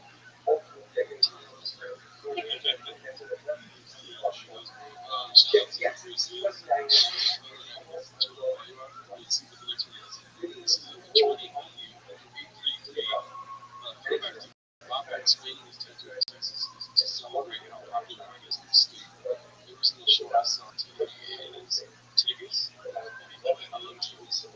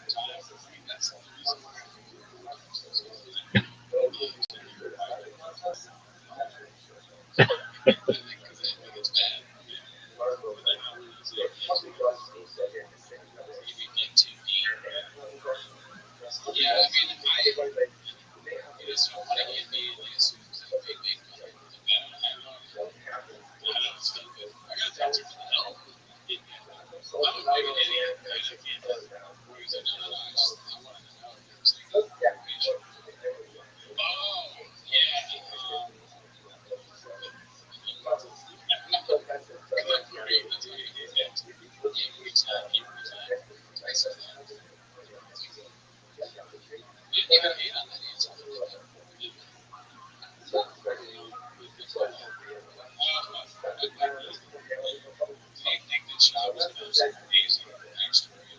Yeah, I mean, it's just this crazy story that we bring out to what you're saying.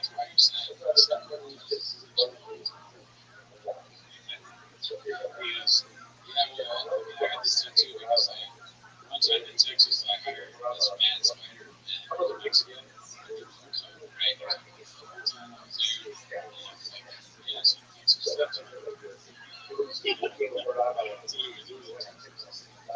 This was the same mad spider people who were reaching out to me, so I'm looking at the yeah, you said it's good for you. I don't know if it's great. A statue to keep you from snacking. Try one of those statues. They're tasting unhealthy. Unbiased or that's the material. Definitely, that is a screenshot or screen grab.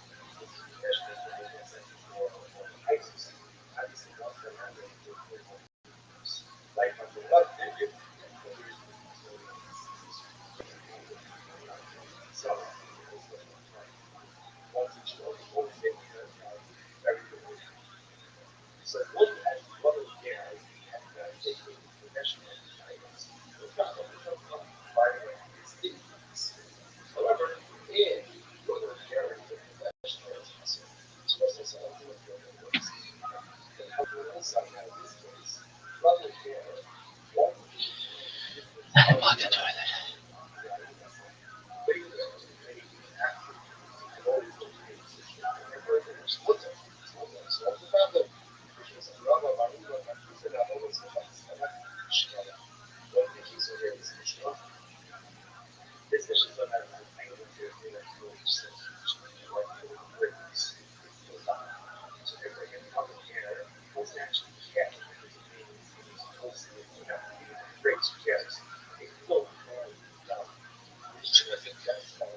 He did that here. I see some baggies over there.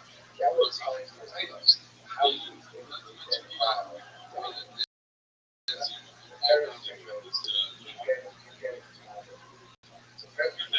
we should have him back on and have him do like this, where X on the face, you got Ben, he takes it back and touches on his face. Let's do that sacrifice of you having the children lives.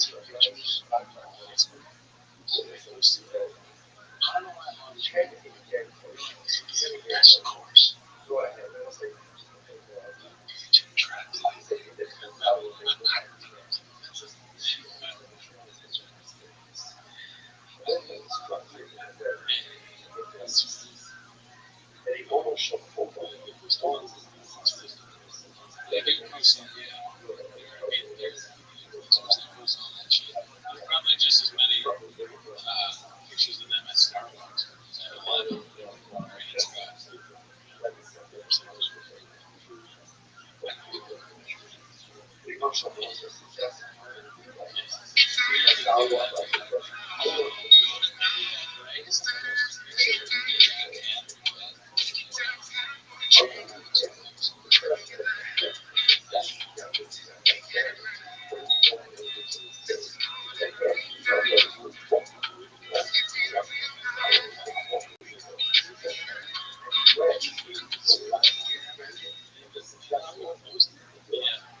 Yeah, and also it's like I think it's funny, yeah, she did this, right? I took a view. How many pictures do you take? Bobby. That's a good question. What is that kind of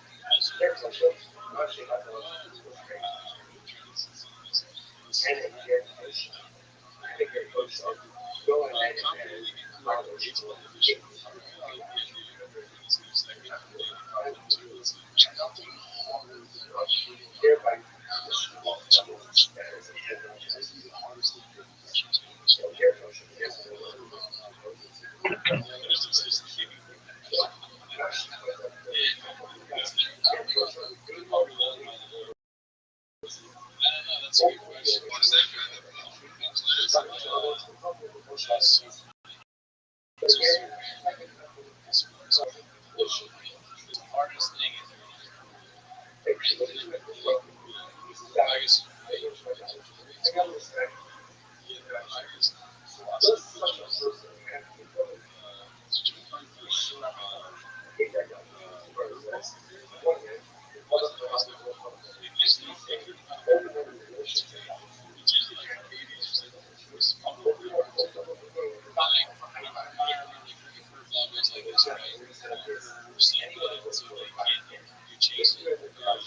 so is it big? You can't go fast because it slows down.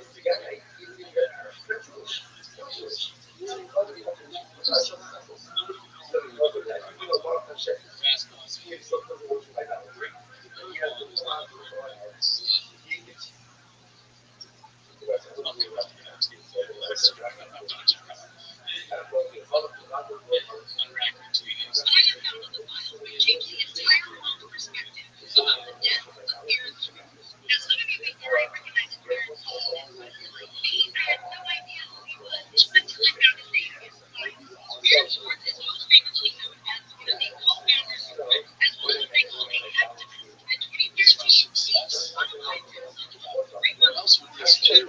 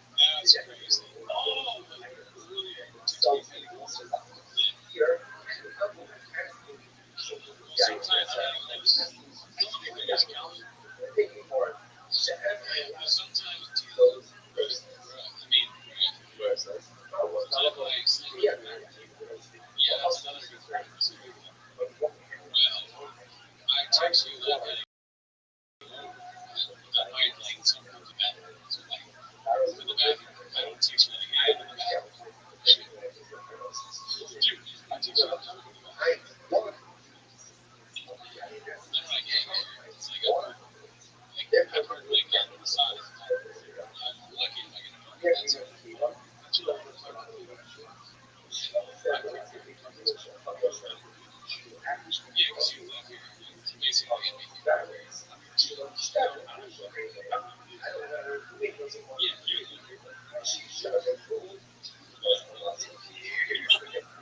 I'm dying out into what they just did. It's a magic combination of our podcast.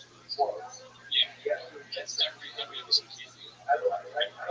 It's just like honestly, some episodes it's hard. It's hard. It's hard. Some of this are really, what you say. It's just it's just I feel like really keep doing this to yourself. It's like you're sick. Also, not gonna lie. That's the issue too.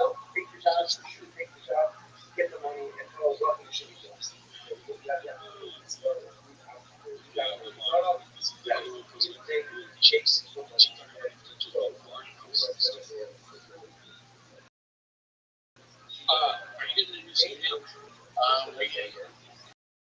So, I said, hey, man, enough of this. I just do that. So I started looking online. I asked them, it's great. We're selling the house.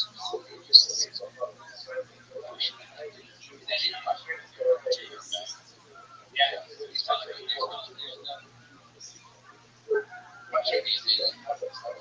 just don't sign up for your lease for your industrial building. That's what yeah, that's very uncommon too. On your lease, it's not hitting up this. We did two years.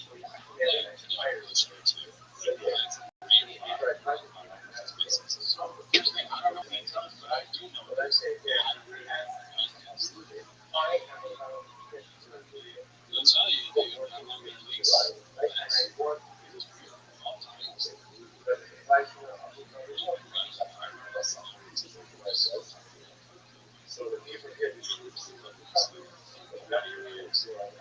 That's funny. That's what podcast did. They took all conversations. It's all going to be laid out. I like the idea of somebody looking at like his kids at day and they want to be like his movies. It's just like describing it. It's almost like Shannon's not too good. I love him. It's kind of a way of making it sound like you know.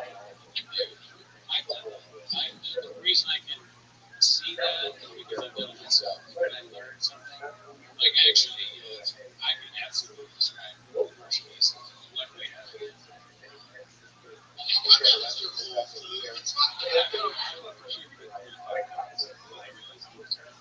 No, dude, you almost got me to do it, you fucker. I was gonna be like, actually, dude.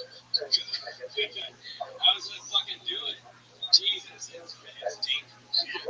Knowledge is deep. I was in your I did start a church. And I know more about let's talk about the more you know that Chad knows not that that's racing. He's not gonna tell you anything. Actually, he's not gonna tell you anything. Just like that. Like advisement, other than I think Brett is one of the best. We all hate it. It's a piece of shit. He's just been there. There's like, it's not good. It's crazy. I did see a clip of you guys in this coverage. I feel it's still like that.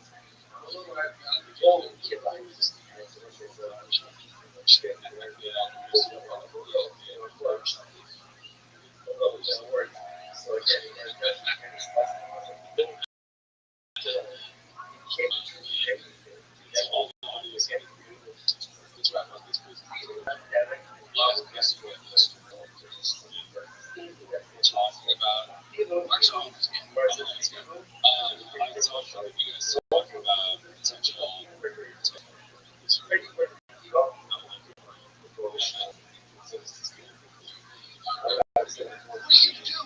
Fall you touch me, motherfucker?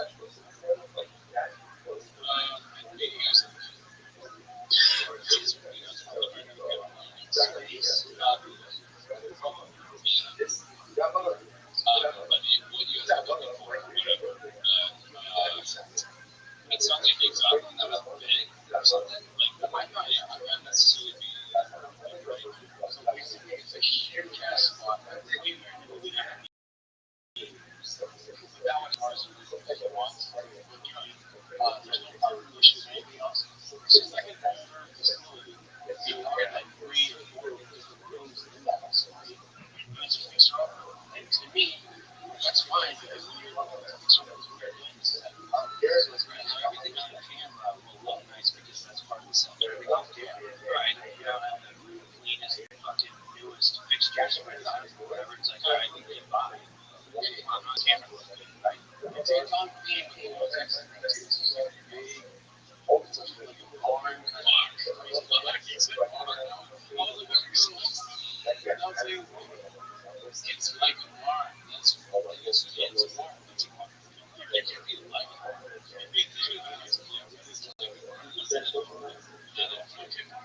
How could it not be loud? Well, I was saying, he's going to buy an abandoned car.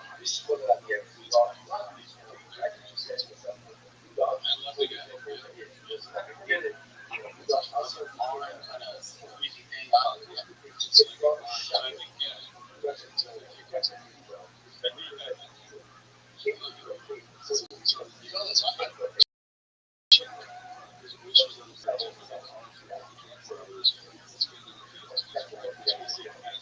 I think, it's a waste of shot. He's sitting in Eric's car for about a day. Real ice, right? What's your ice? Like ice. It's like ice. Okay, so he has something that was like ice. It's a shot.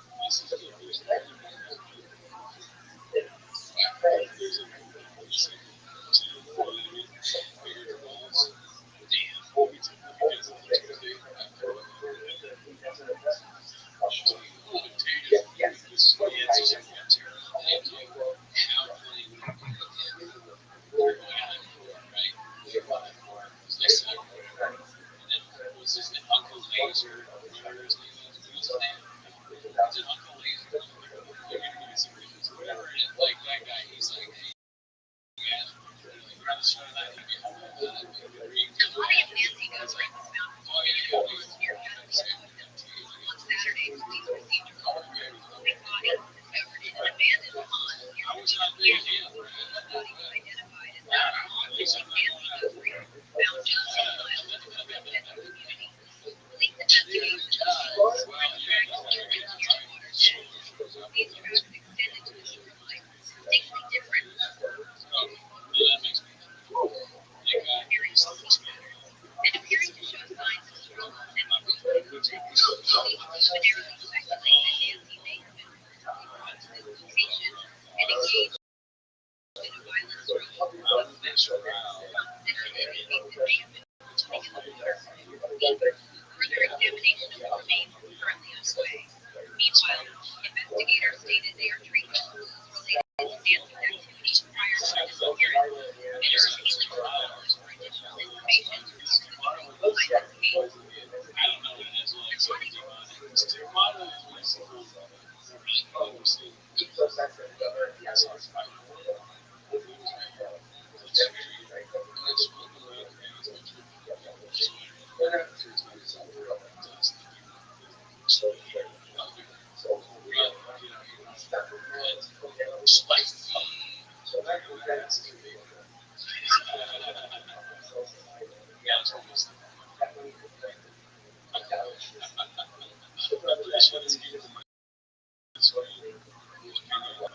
behind this case.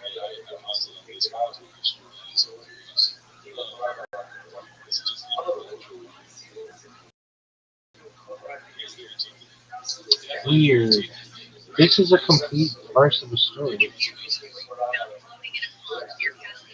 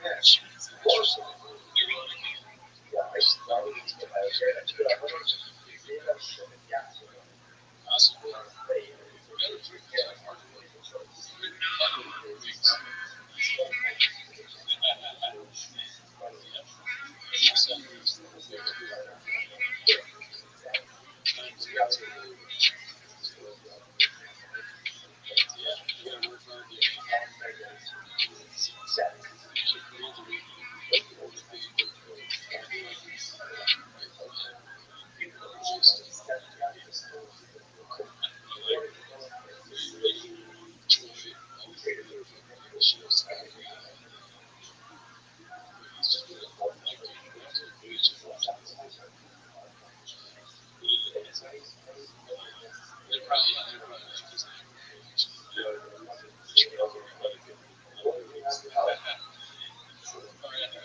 All right, see you next week.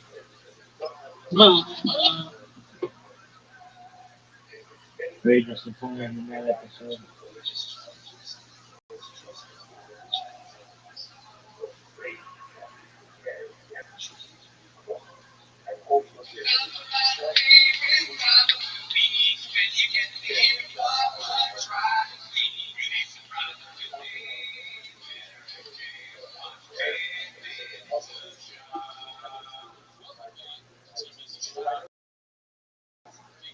And as always, leave this world and take time once a week, guys. Thank you.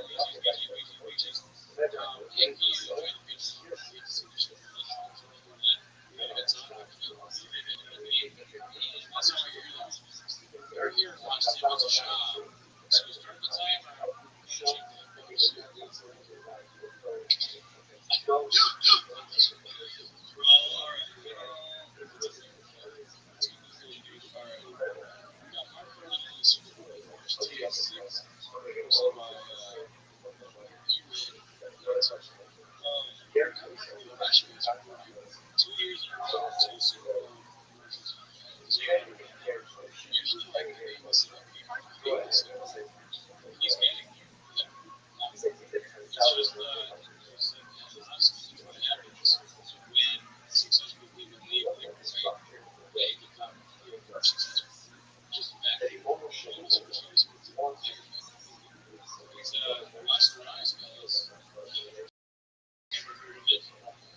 Also, leave a comment below if you were with your family watching this. Oh,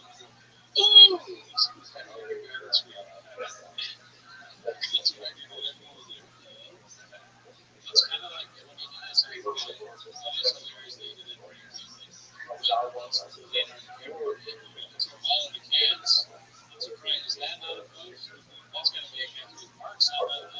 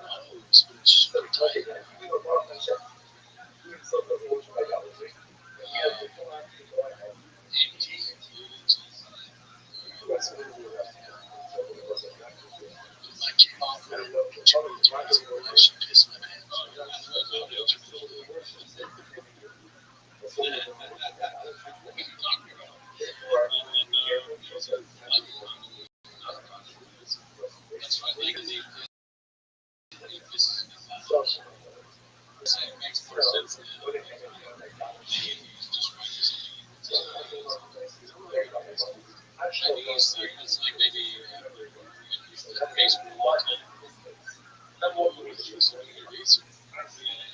We're trying to listen to people and use them for racing the collaboration. So you have to stop. It looks like a condom with your actual height. It's a fucking condom connected to a condom. So it's super tight.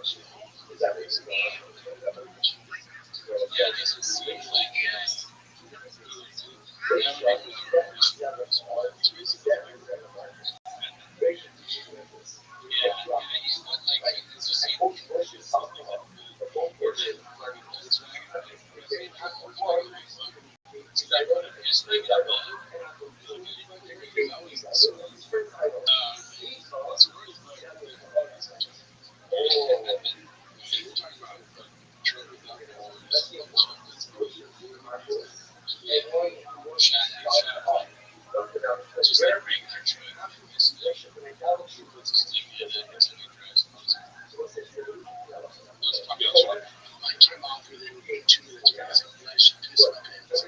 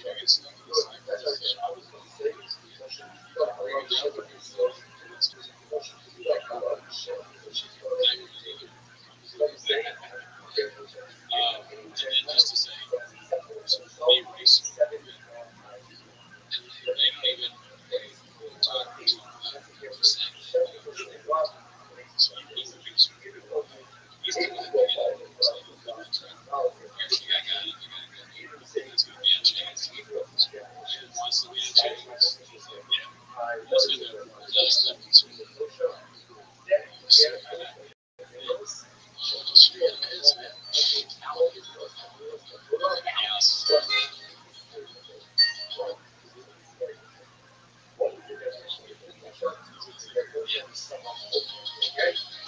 Fahrenheit. 20 is Fahrenheit. 20 is degrees.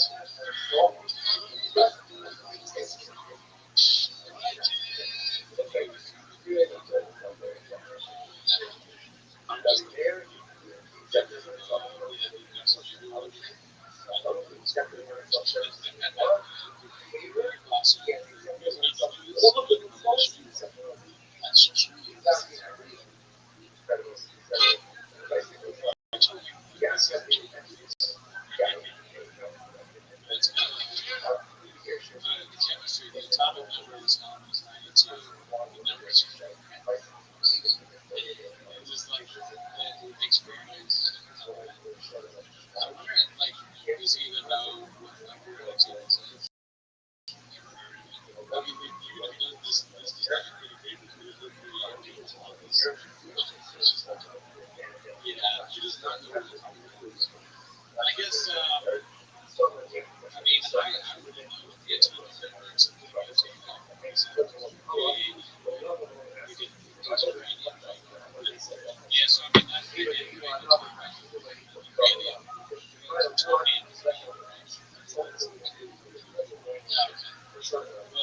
I suppose. What is Fahrenheit? What is degrees?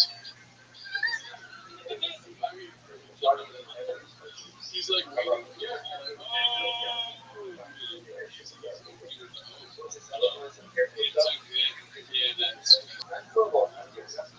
that's really.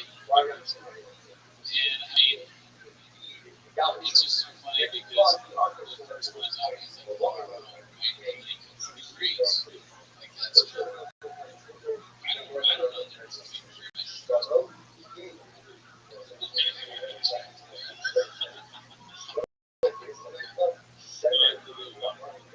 Alright, so we're back to I don't know.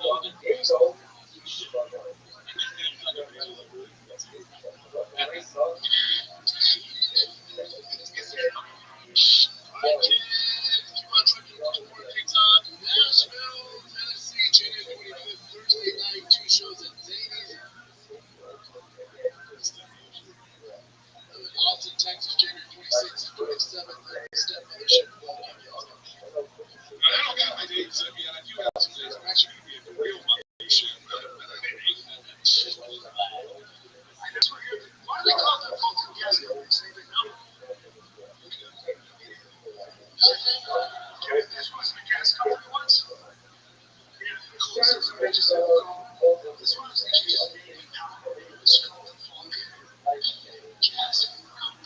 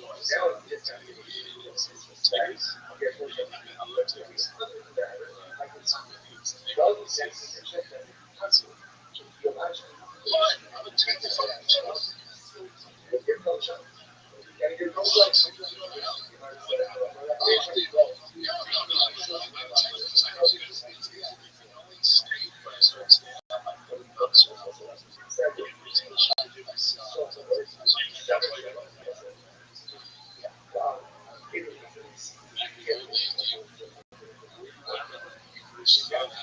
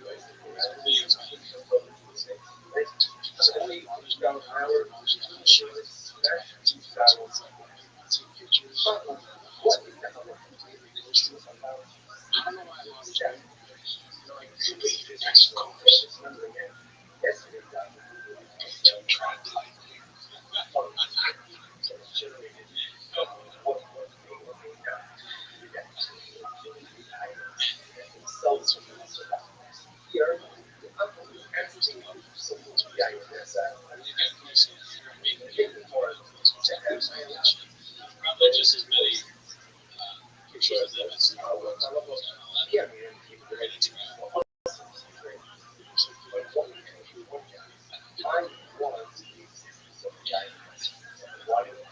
It's weird to do that.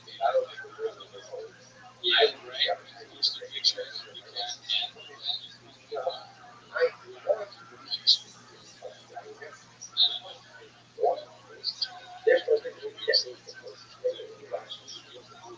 can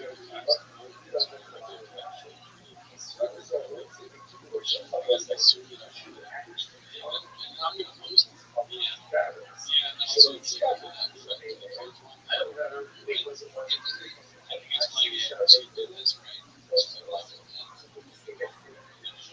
She could be how many pictures do you take?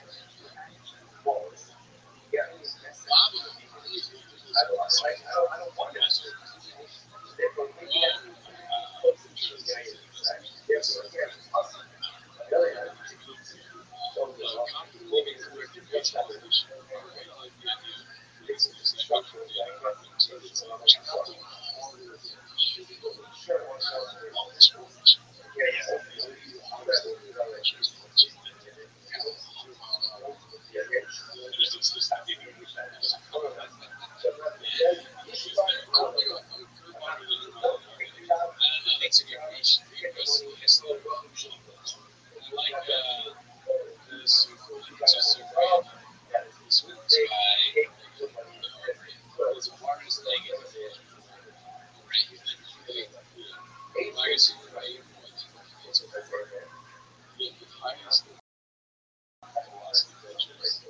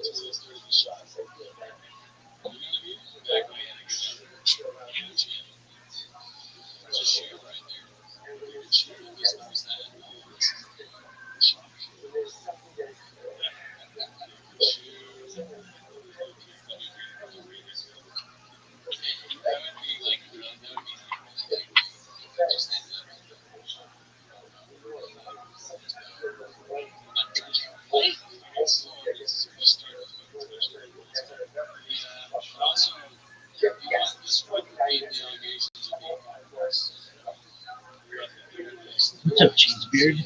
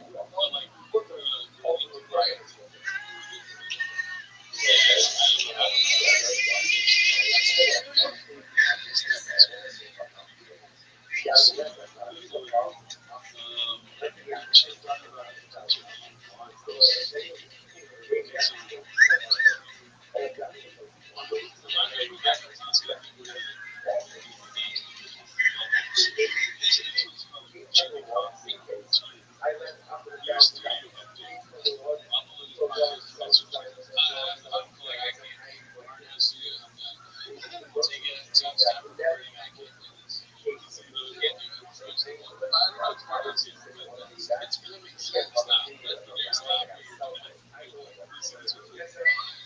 did find some studio. Really? They actually found it. Really? There's no noise. There's nothing at all to herself.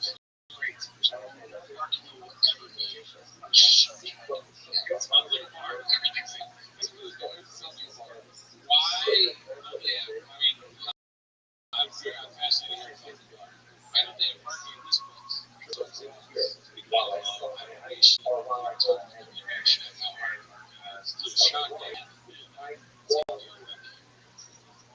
Someone else is like,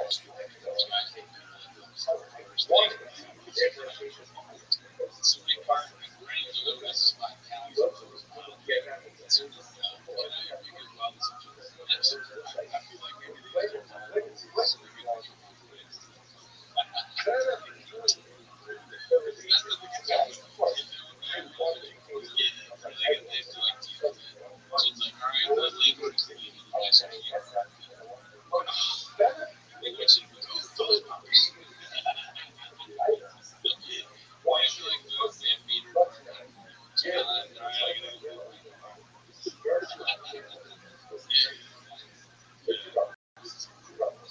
It's right by the lake. It's in a shop. It's beautiful. It's right by the lake. Not the side of this. It's kind of an extra product. Studios are longer than you can sell. That's great.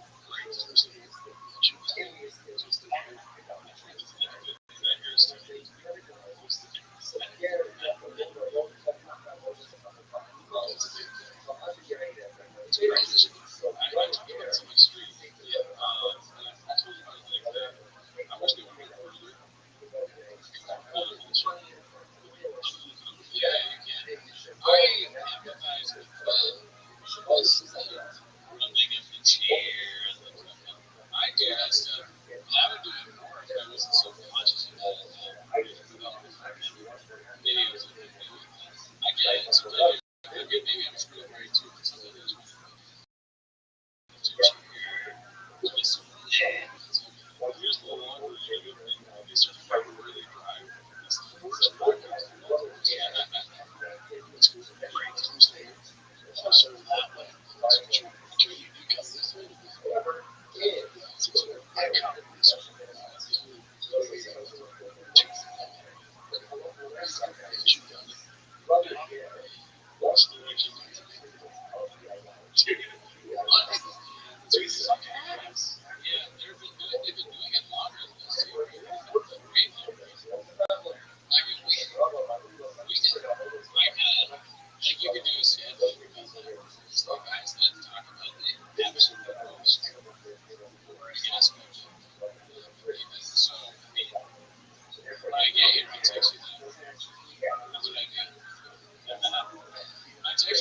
Sometimes I'm like, no, you did.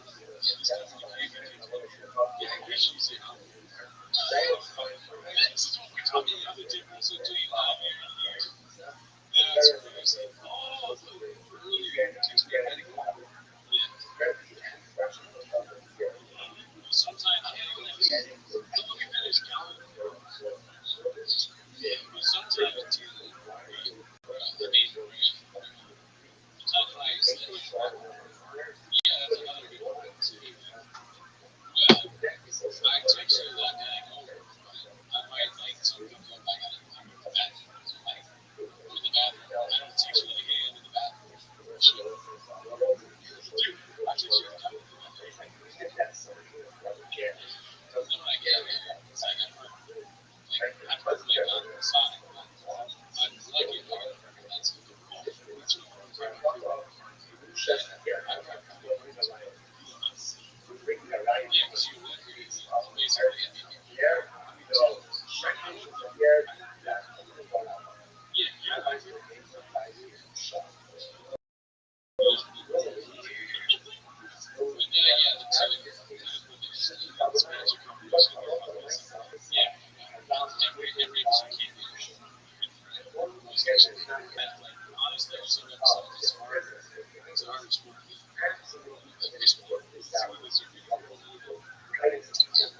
So what you say?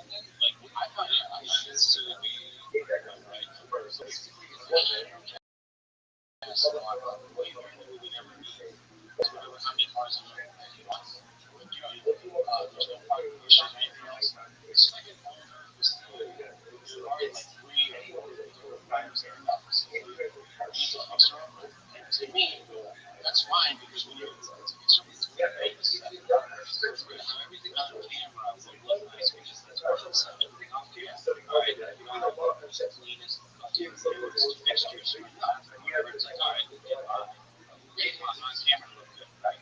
We did on me, but the whole Texas Roadhouse was going to be like hard, crazy, he said, I was like, I was saying, it's like a bar. That's what it's a bar. It's a bar. You can't be like that.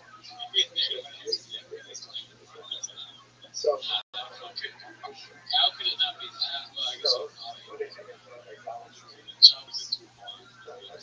He's been a buy a man. That's what I love to go.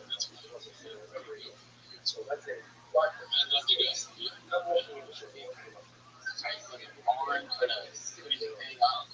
So I think,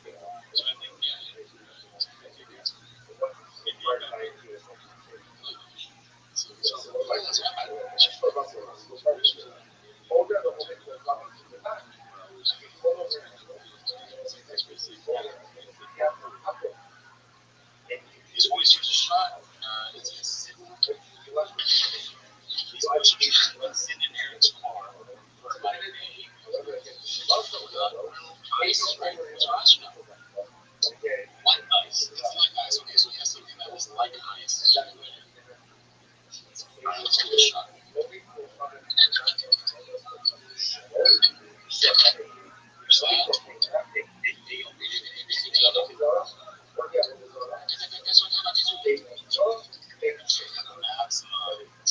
Sauce on this.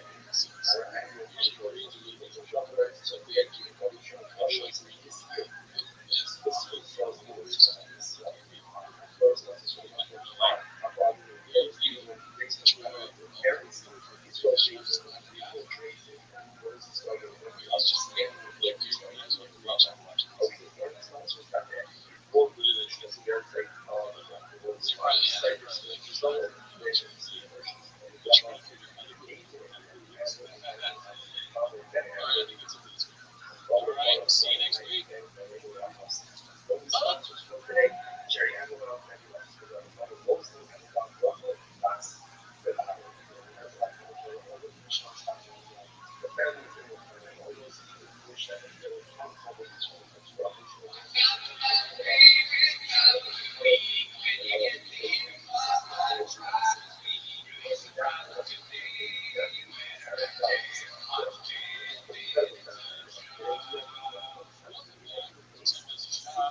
for tuning in. As always, please enjoy the Patreon rest this week. And TikTok is a week, guys.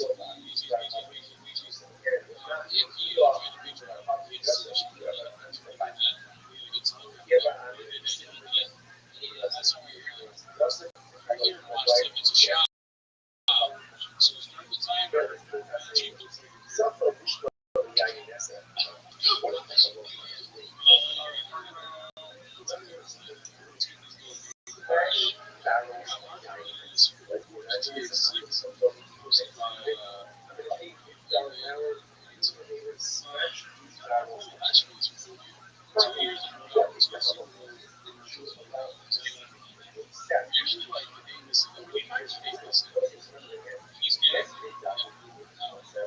It's just it's like us and it's what happens. And successful people they become more successful. Just imagine. Watch the rise, guys. And also get comfortable if you're really watching this. Oh,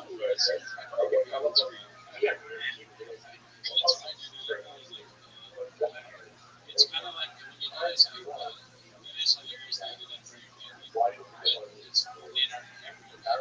All of the cats. Right? Is that not a post? That's going to be a good post. Mark's not that long. That's all I'm saying. Yeah, shout out to you, Mark. So you took some years to go. Joe Camel through the project. It's my dad, Oz, 66. This was their years. Just great.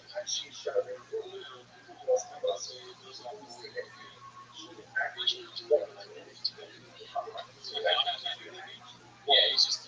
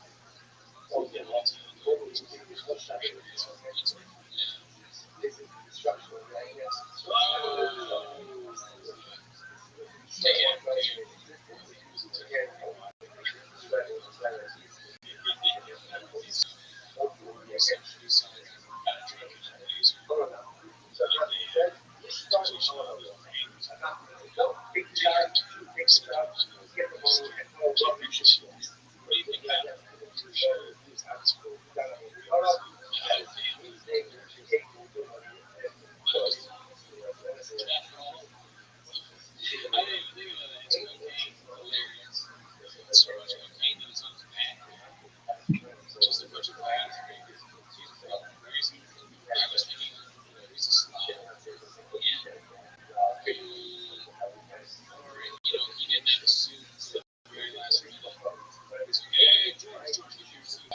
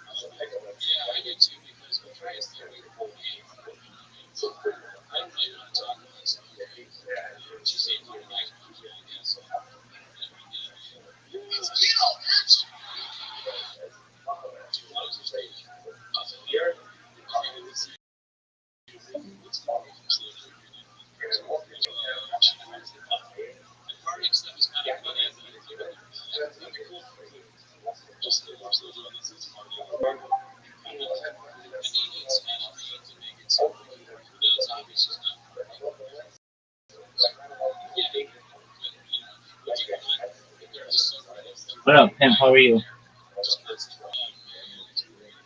Just chilling, baby.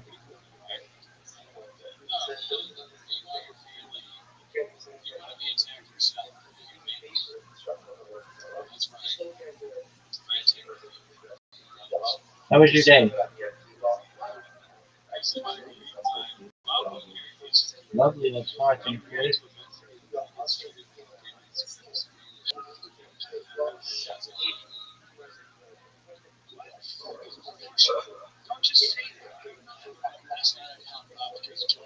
So, do you want to lose, or you want to just jerk yourself off?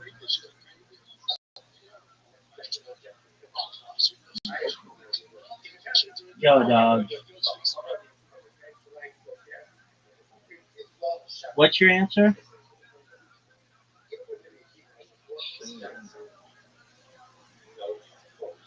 Did they not use please on that fucking island?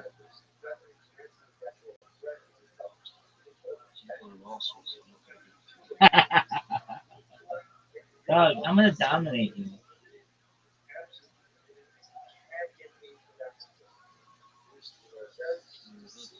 Like this isn't even close. This isn't. I shouldn't even give you the time. I'm dominant in every aspect of this game. You've got your whole list of cheat codes right next to you. You've already emailed the president of Plato. I get it. But look how good this shot is. Maybe one of the greatest shots in the history of humankind.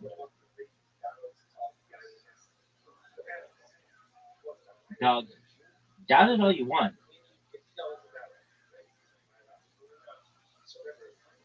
That's garbage right there. Just garbage shot. Just give up already.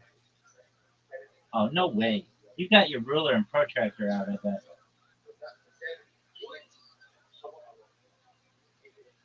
Just an absolute dog shit shot.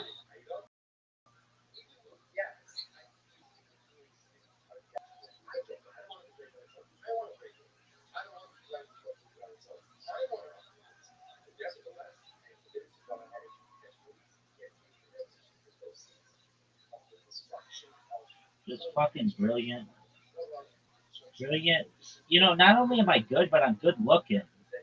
And that's just a killer combo.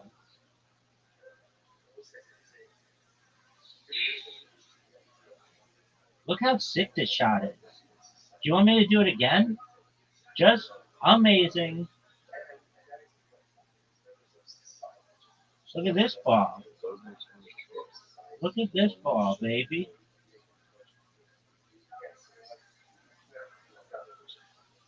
Look how sick this shot is. Just one of the best shots we've ever seen. Now here, this bitch is gonna take some skill, son.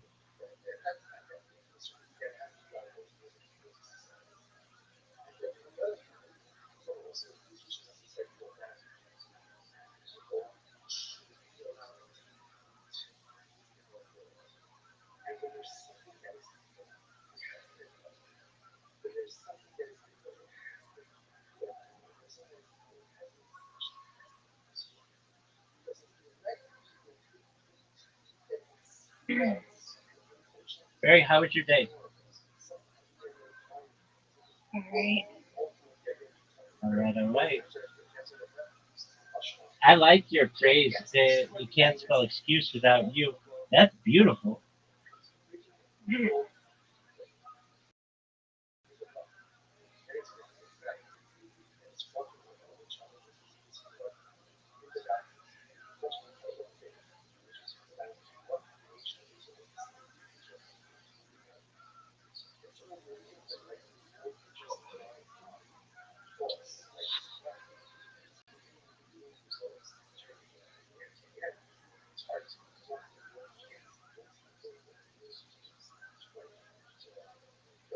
No, I don't think I can make that move.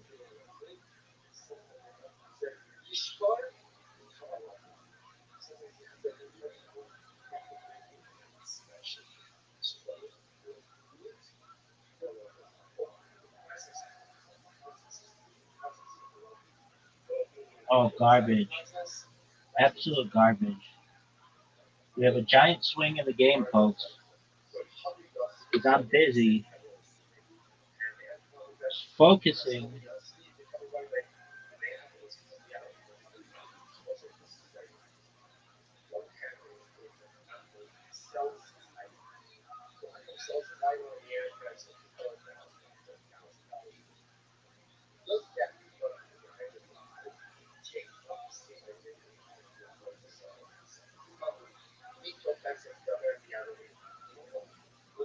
No way you hit this.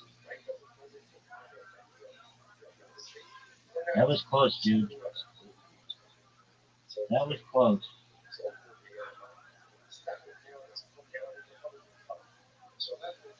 Solid.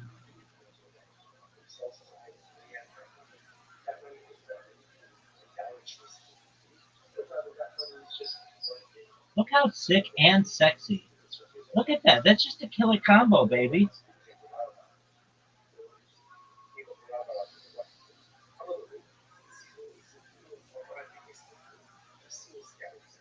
Oh, what a fucking horseshit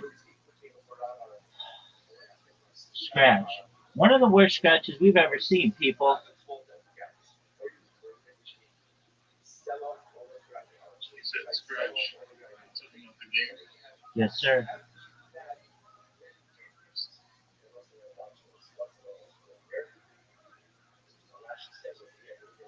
It's time to cheat on my diet. Uh-oh. We get 5 pounds again. Right, yeah. There you go, big dog. You got this for like the next. Yeah, the next. I like churches better. Their biscuits better, but they're too far away from me, and they're much cheaper too. Which another thing I like. But I found a deal on Uber Eats, so I have to take advantage of it. There you go. Trey's way. Garbage. Dog, your shit sucks. Everybody knows this. Terrible shot. Oh, dude. Easy, giving himself the easiest shot in the history of humankind. I'm over here deep in chicken discussion. Trey's over here just plotting. This MFer is plotting. Garbage. Garbage shot.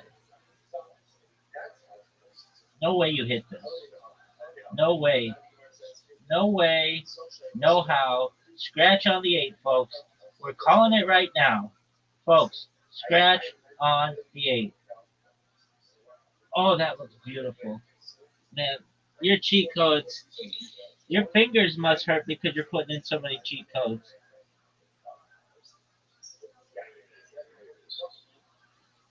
All right, I'm going to let you come at me one more time.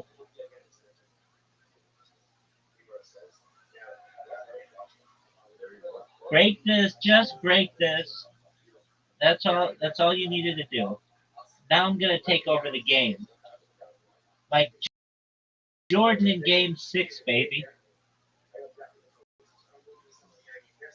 Dog, I actually don't have that shot anywhere. Psych, baby. Greatest shot you bet. Oh, garbage. Still made it. Still fucking made it. Fake shot and a kiss shot. You know that was amazing. Everybody knows that was amazing.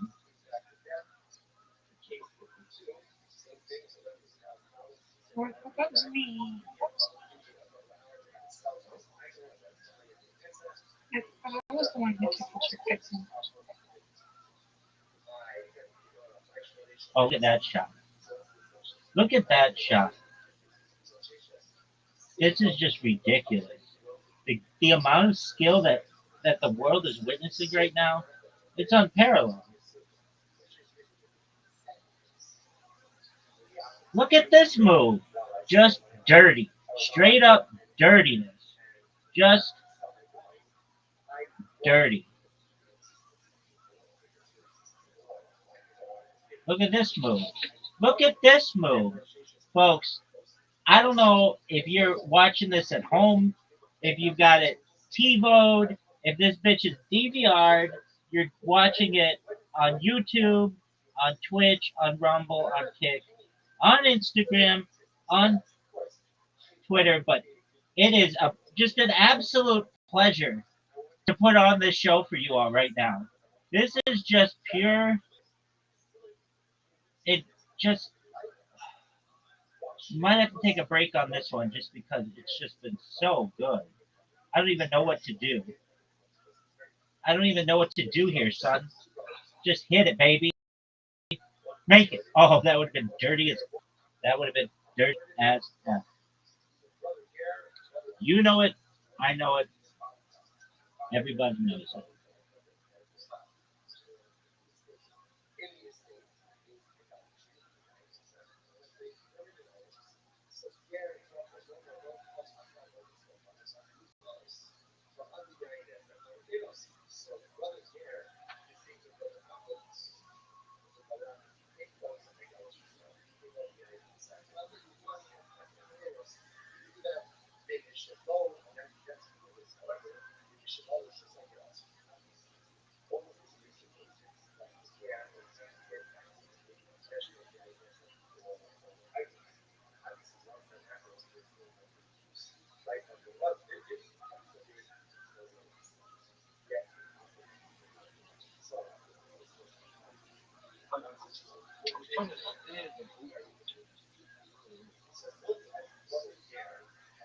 Baby, just for you, I'm gonna give you the shot back because I realized that was not.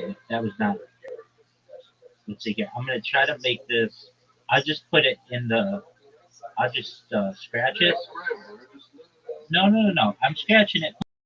Put the ball back. Put the ball back. Put the ball back.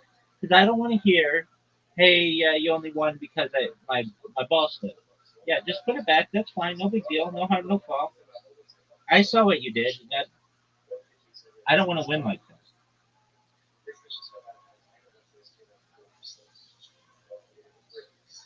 There you go.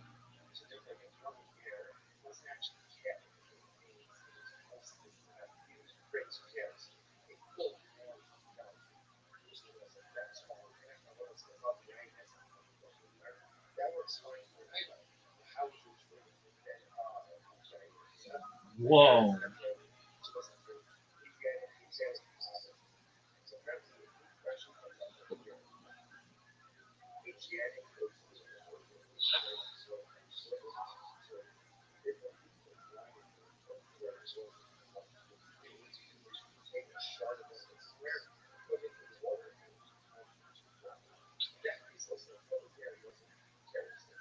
Oh, just devastatingly terrible shot. And we give him the game, folks. We give him the game. It's really unfortunate.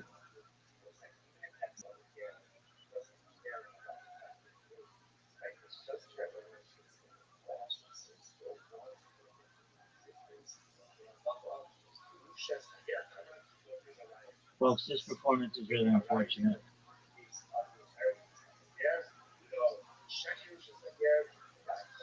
No way. Devastating miss. Absolute devastation.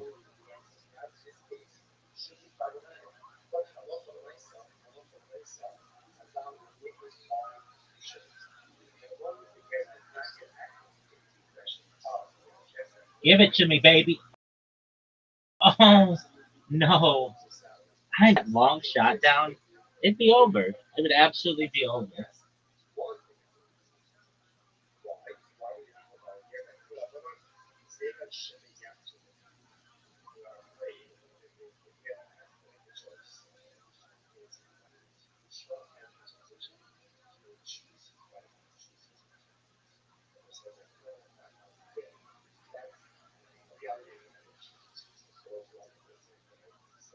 An absolute beautiful shot.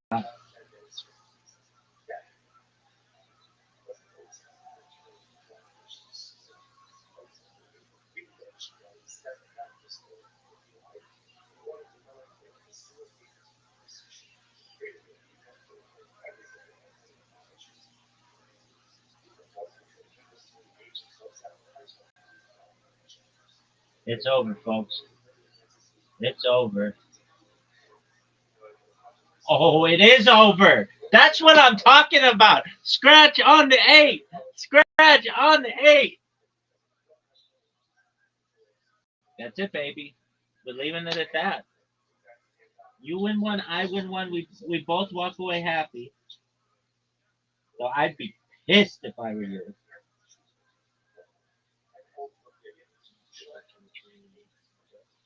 Dude, that was not that was that was not your fault. I hate to say it. You should have won that game, but you didn't, and that's the key point.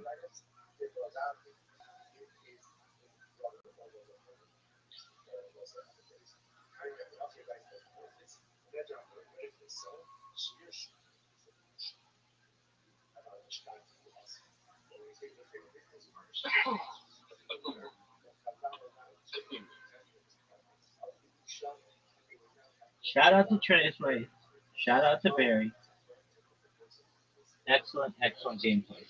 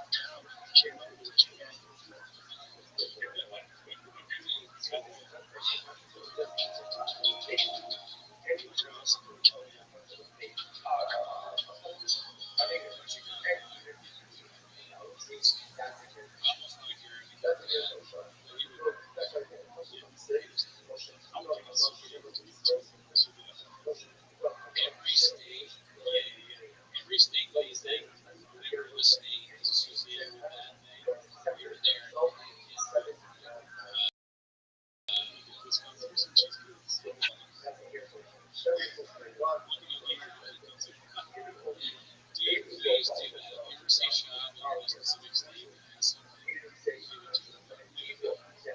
So, Vegas, here's some tips. Free. Las Vegas. Colorado, here's some ski. Big ass ski. Giant skis. Right there. Not gonna go. You will not money.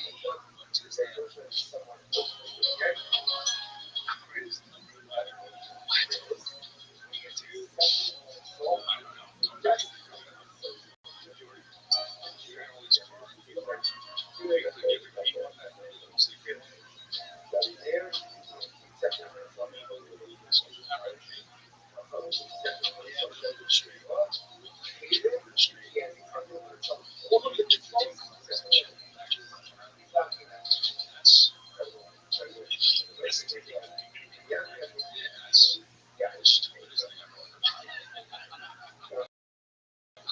just If you want to look stupid in a car, why don't list?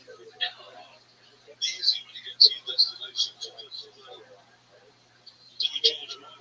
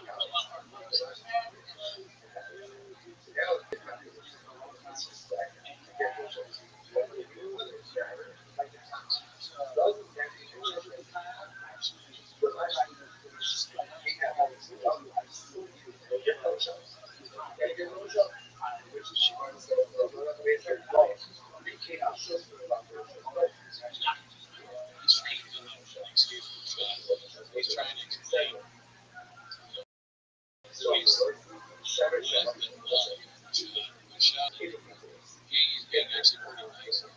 He's also standing in Vegas, right to his face. Oh, listen, we do this all the time. You don't think about what you say. You don't even try and understand what other people do. Just say stupid shit and you look for it to say or you just go for something else. That's what I can remember. So,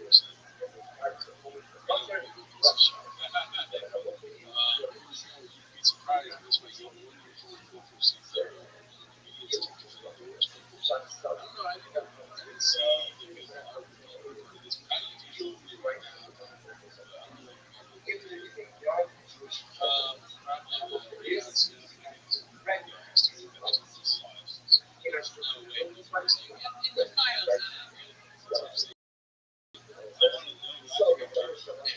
Yeah, they went to Island.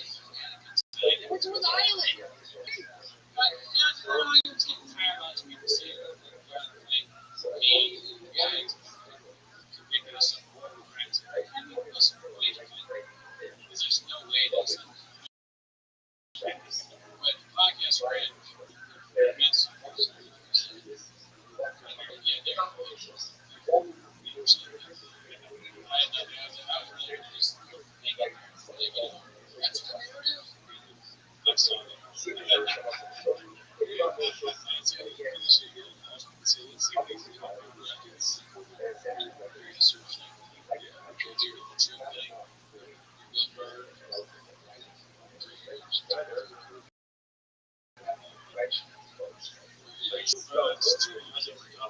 backlash. I honestly don't think he did. And when you stop and take a step back to tell his realize all these things, I don't like that. It's putting over into this actually like, hey, big fridge, we don't do that. Yeah, we don't do that at all.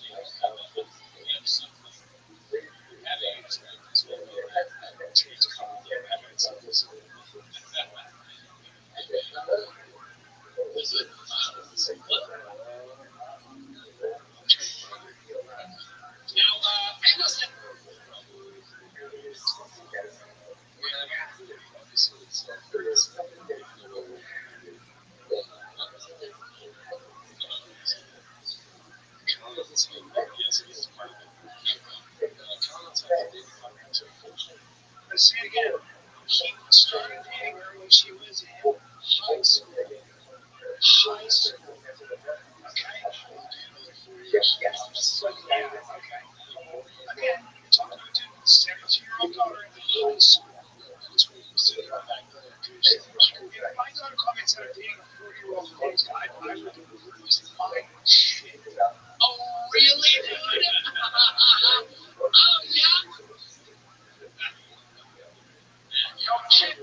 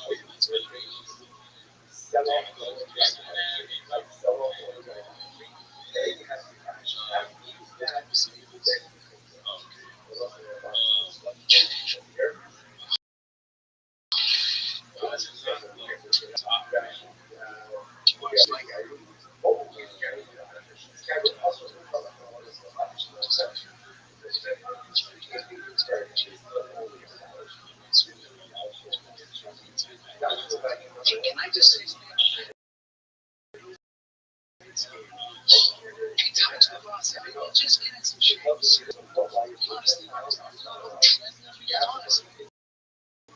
just get the airline bike and let's just practice. I'm not trying to be a dick, but like, talk to the boss. That's what we like to do. 2022. I like that. It's such a fun.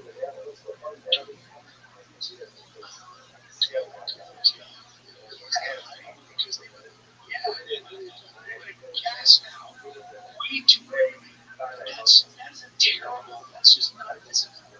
You absolutely, if you want to already told you, it's go back. Here's what you want to watch. Oh yeah, I know those guys. Touch. Correct. Correct. That's just a different things. I mean, I'm sorry. Those are my days too. Those are my days now. We should mention. Those were also the days. Put some miracle in your cereal. But having said that as well, yeah, you're right. It's funny. Just talking with you. But by the way,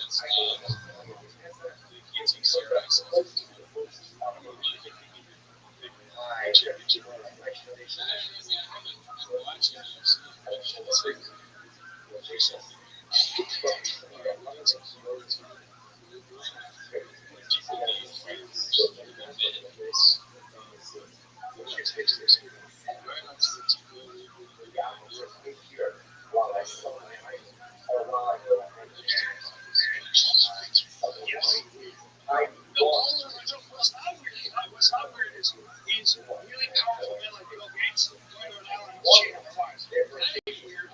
That's going on for 100%. Is it normal to go to an island and cheat your wife? They just do like massage get filmed.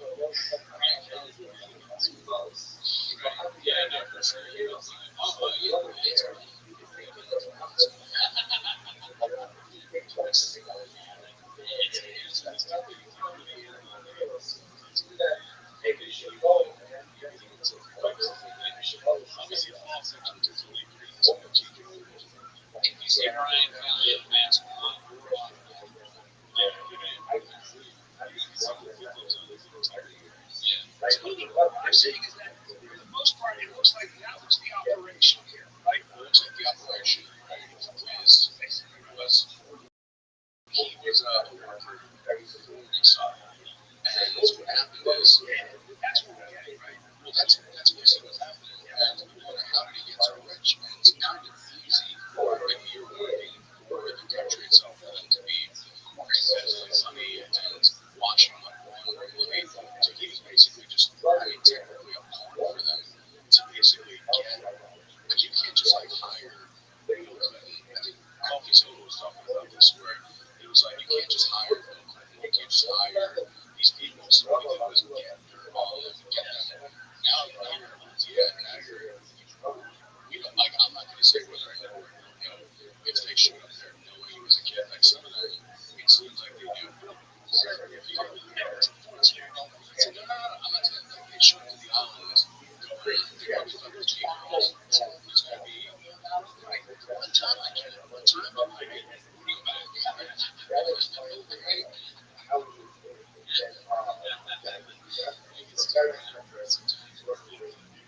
Sean gets a tendency.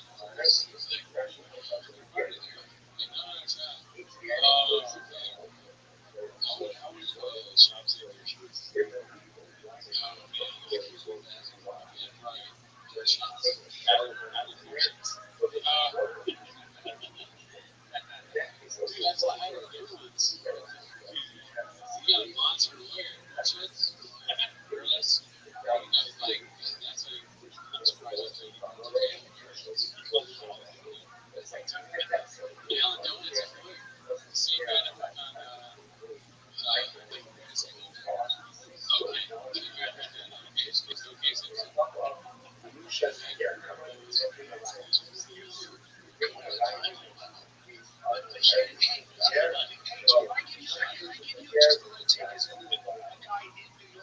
Wasn't in the scene, I wasn't famous, but I saw, like, you would see, this is how things work in person. If you were a famous athlete, if you were a fucking hotel financier, or had any celebrity, all those modeling agents were essentially a conduit of those.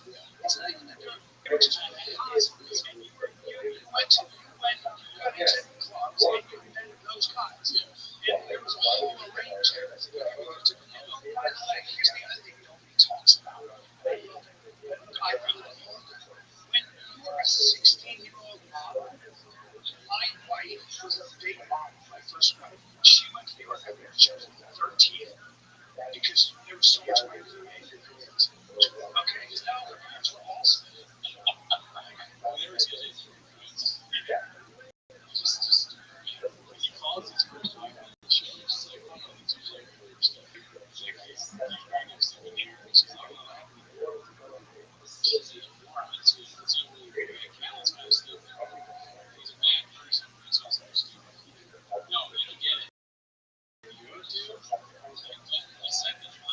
Prostitution. All of that. That's crazy. That's a crazy thing to say. It's bad to say that about the just models. Like, wait a minute, that was a prostitute. That was a model. It's part of its game.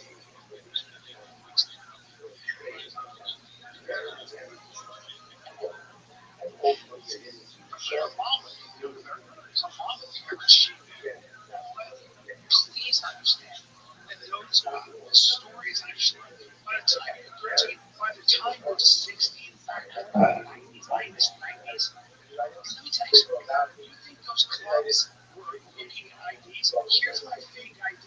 They would provide you with pictures. I know girls that their mom was that in New York City.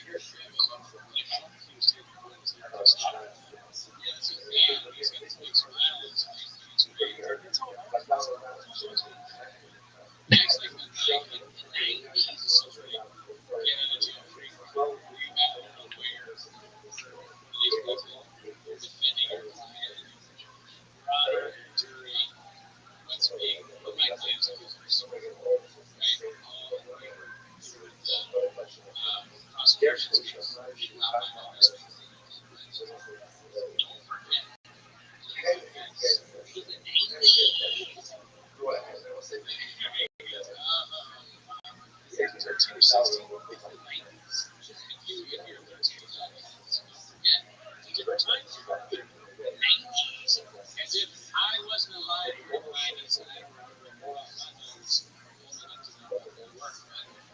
It's not as if we're completely paper. Some people were not. I didn't realize this. To actually employ them. So what they would do is actually give them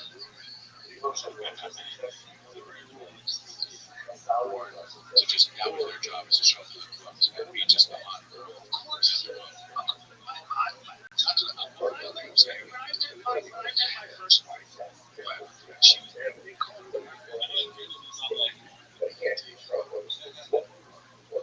like somebody said that's the wife.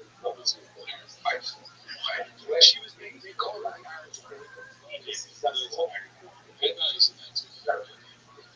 Like somebody said that's the Iron Notice. That's a hot name. It's a hot name because you're not getting the